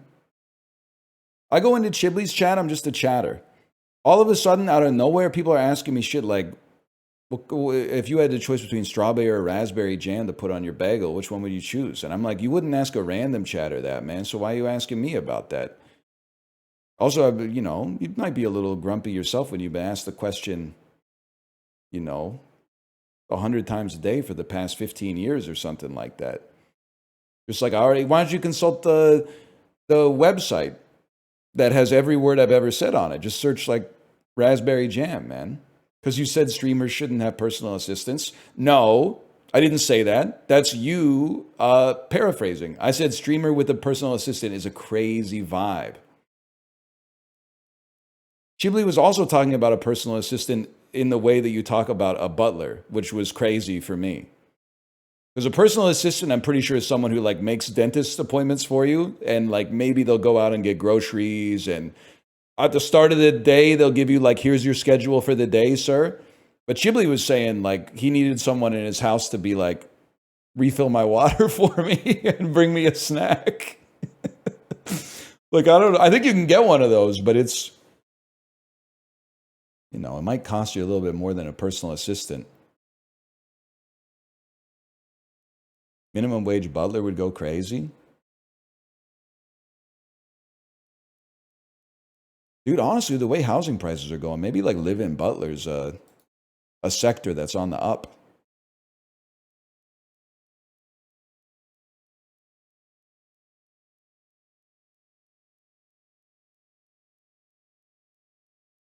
Why is everyone posting aware? I thought I was like illuminating a possible growth industry that's underserved right now in the current niche.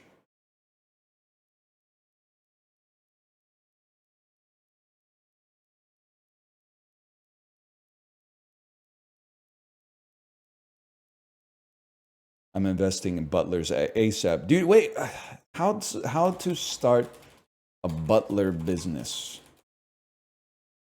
How to get your own butler for $25 a week? That seems bad. That's not enough money. This is from Yahoo Finance. This is crazy, man.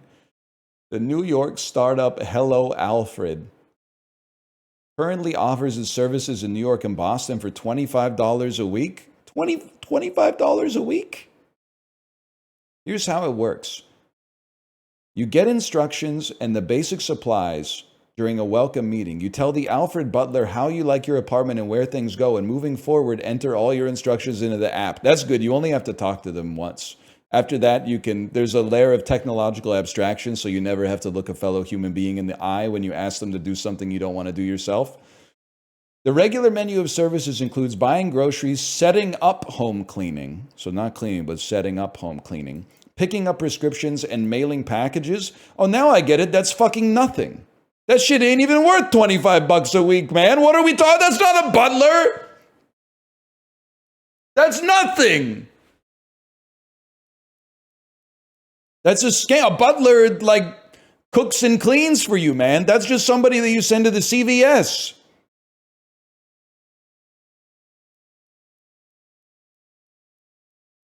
Damn, man.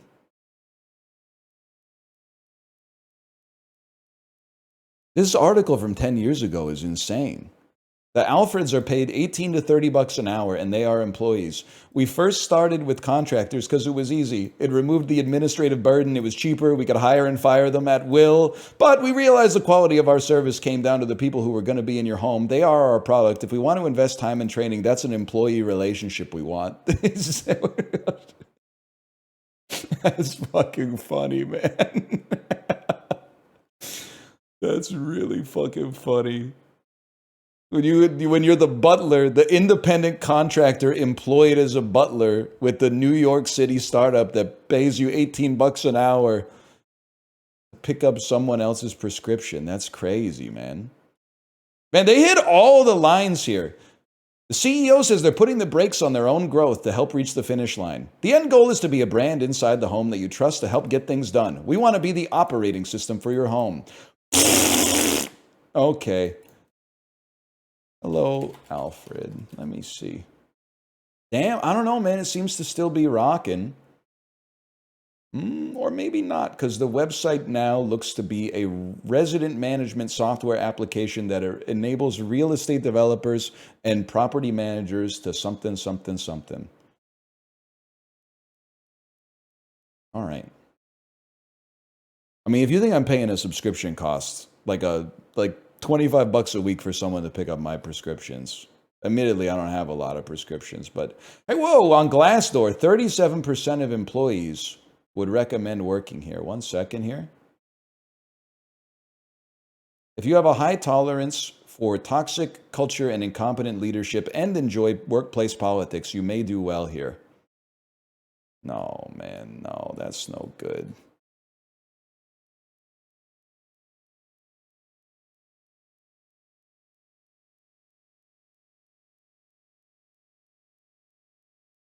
All right, let me see if my wife is ready to stream. Anyway, what if we just did that business, but like not toxic?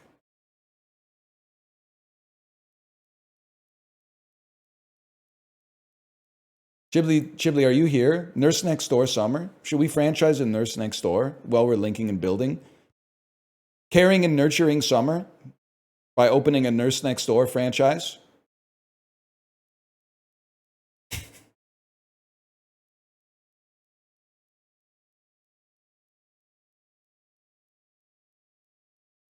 He's got his own stream to run. It's time for Mario Kart, I suppose, then. Pisses me off. I've been talking about link and build summer with this guy. I just found out he lives in the southern hemisphere. It's fucking like eat and hunker down winter over there. I'm on my link and build shit. He's on his fucking cozy, like, you know, couch and blanket shit, man. That's not fair. He's been selling me a lie. I forgot he lives in the southern hemisphere.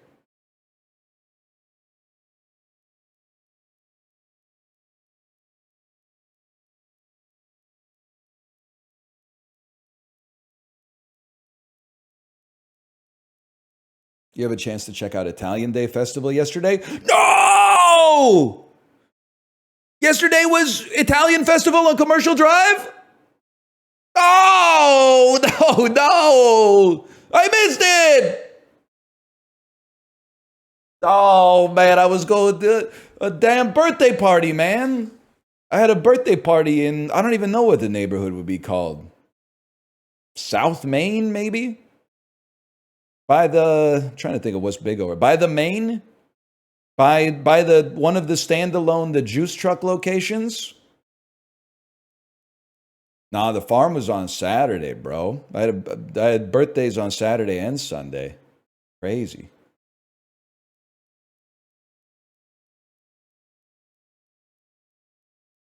I missed my chance.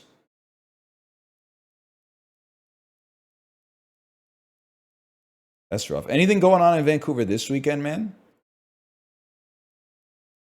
Any big festivals going on this weekend? No, it's all over. What to do in Vancouver this weekend? And don't tell me to go to the Capilano Suspension Bridge, T. You always tell me to go to the Capilano Suspension Bridge when I Google what to do this weekend in Vancouver.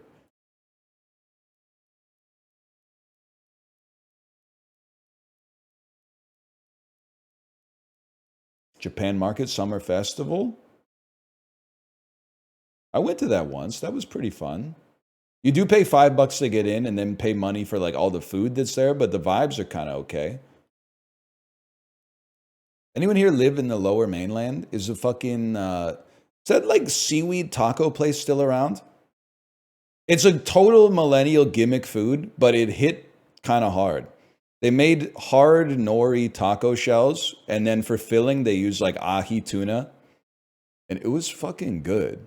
I hated myself while I was eating it because it was so millennial, but it's at the night market now. Well, you're dead to me. What else they got here? Live music. Finn Wolfhard's on the Objection Tour at the Rickshaw.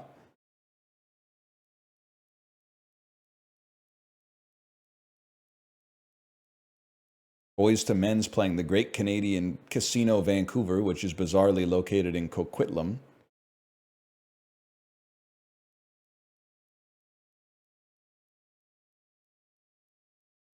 Waitress at the Stanley Industrial Alliance stage on Granville Street? I can't make it to that. It probably starts at like 8 p.m. When's the last time you were awake after 9? Well, like, I'm awake after 9 every day, but I do take your point. Usually I try to be in bed around 9, fall asleep around 9:30. Here's a follow-up question for you. When's the last time you deliberately woke up at 4:15 in the morning?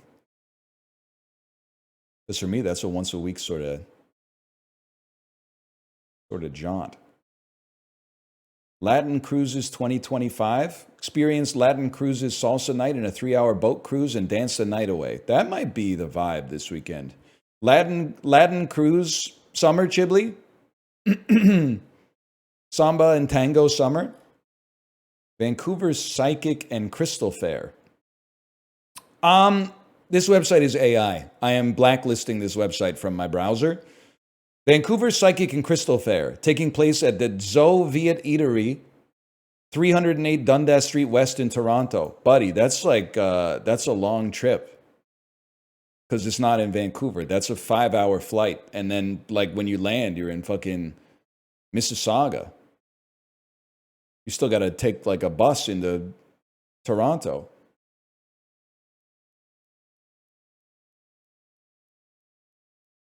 Richmond Night Market? No shot. It's just too busy for a fellow like me.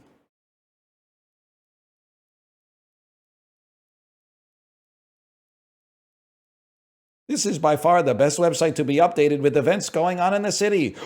Great Canadian Volkswagen Show at the Concord Pacific next to Science World. The biggest Volkswagen show in Canada. Sunday, 10 to 4. Damn, dude. What kind of shit they're making at the Volkswagen Fair? Who knows, man? You think they got Teos there? Is that what it's called? I don't know. I'm just spitballing until my wife tells me she's good to go. Are there other genres of Cookie Monster PJ pants? Not for pajama pants, except maybe a subcategory of black pants that say juicy in pink letters on the ass. But there's different uniforms for like high school cohorts. Like Cookie Monster pants is one. Green shirt with the yellow Triforce on it and khaki cargo shorts is another obvious one. I'm trying to think of... Well, I mean, it's been like 20 years ago I was in senior year, man. So it's been a long time. I don't know what they're rocking in high school right now, to be honest with you. You know what's fucked up is like... And I'm not saying this is good. But when I was in high school... The dudes coming to school with the bowling shirts with the flames on it and the dragons and shit, like the Guy Fieri drip, they were getting sucker punched in the smoking area like once a month. But now I think that those kids might be like cool. They have like a sort of Jamie Kennedy sort of vibe. I think the culture has changed, man. That's real. This was a smoking area. There was a little painted area on the parking lot of my high school where if you smoked, you had to stand on the paint so that all the people in the smoking area got like turbo secondhand smoke, and then like everybody else only got a little bit of it because it's usually at least like a light breeze.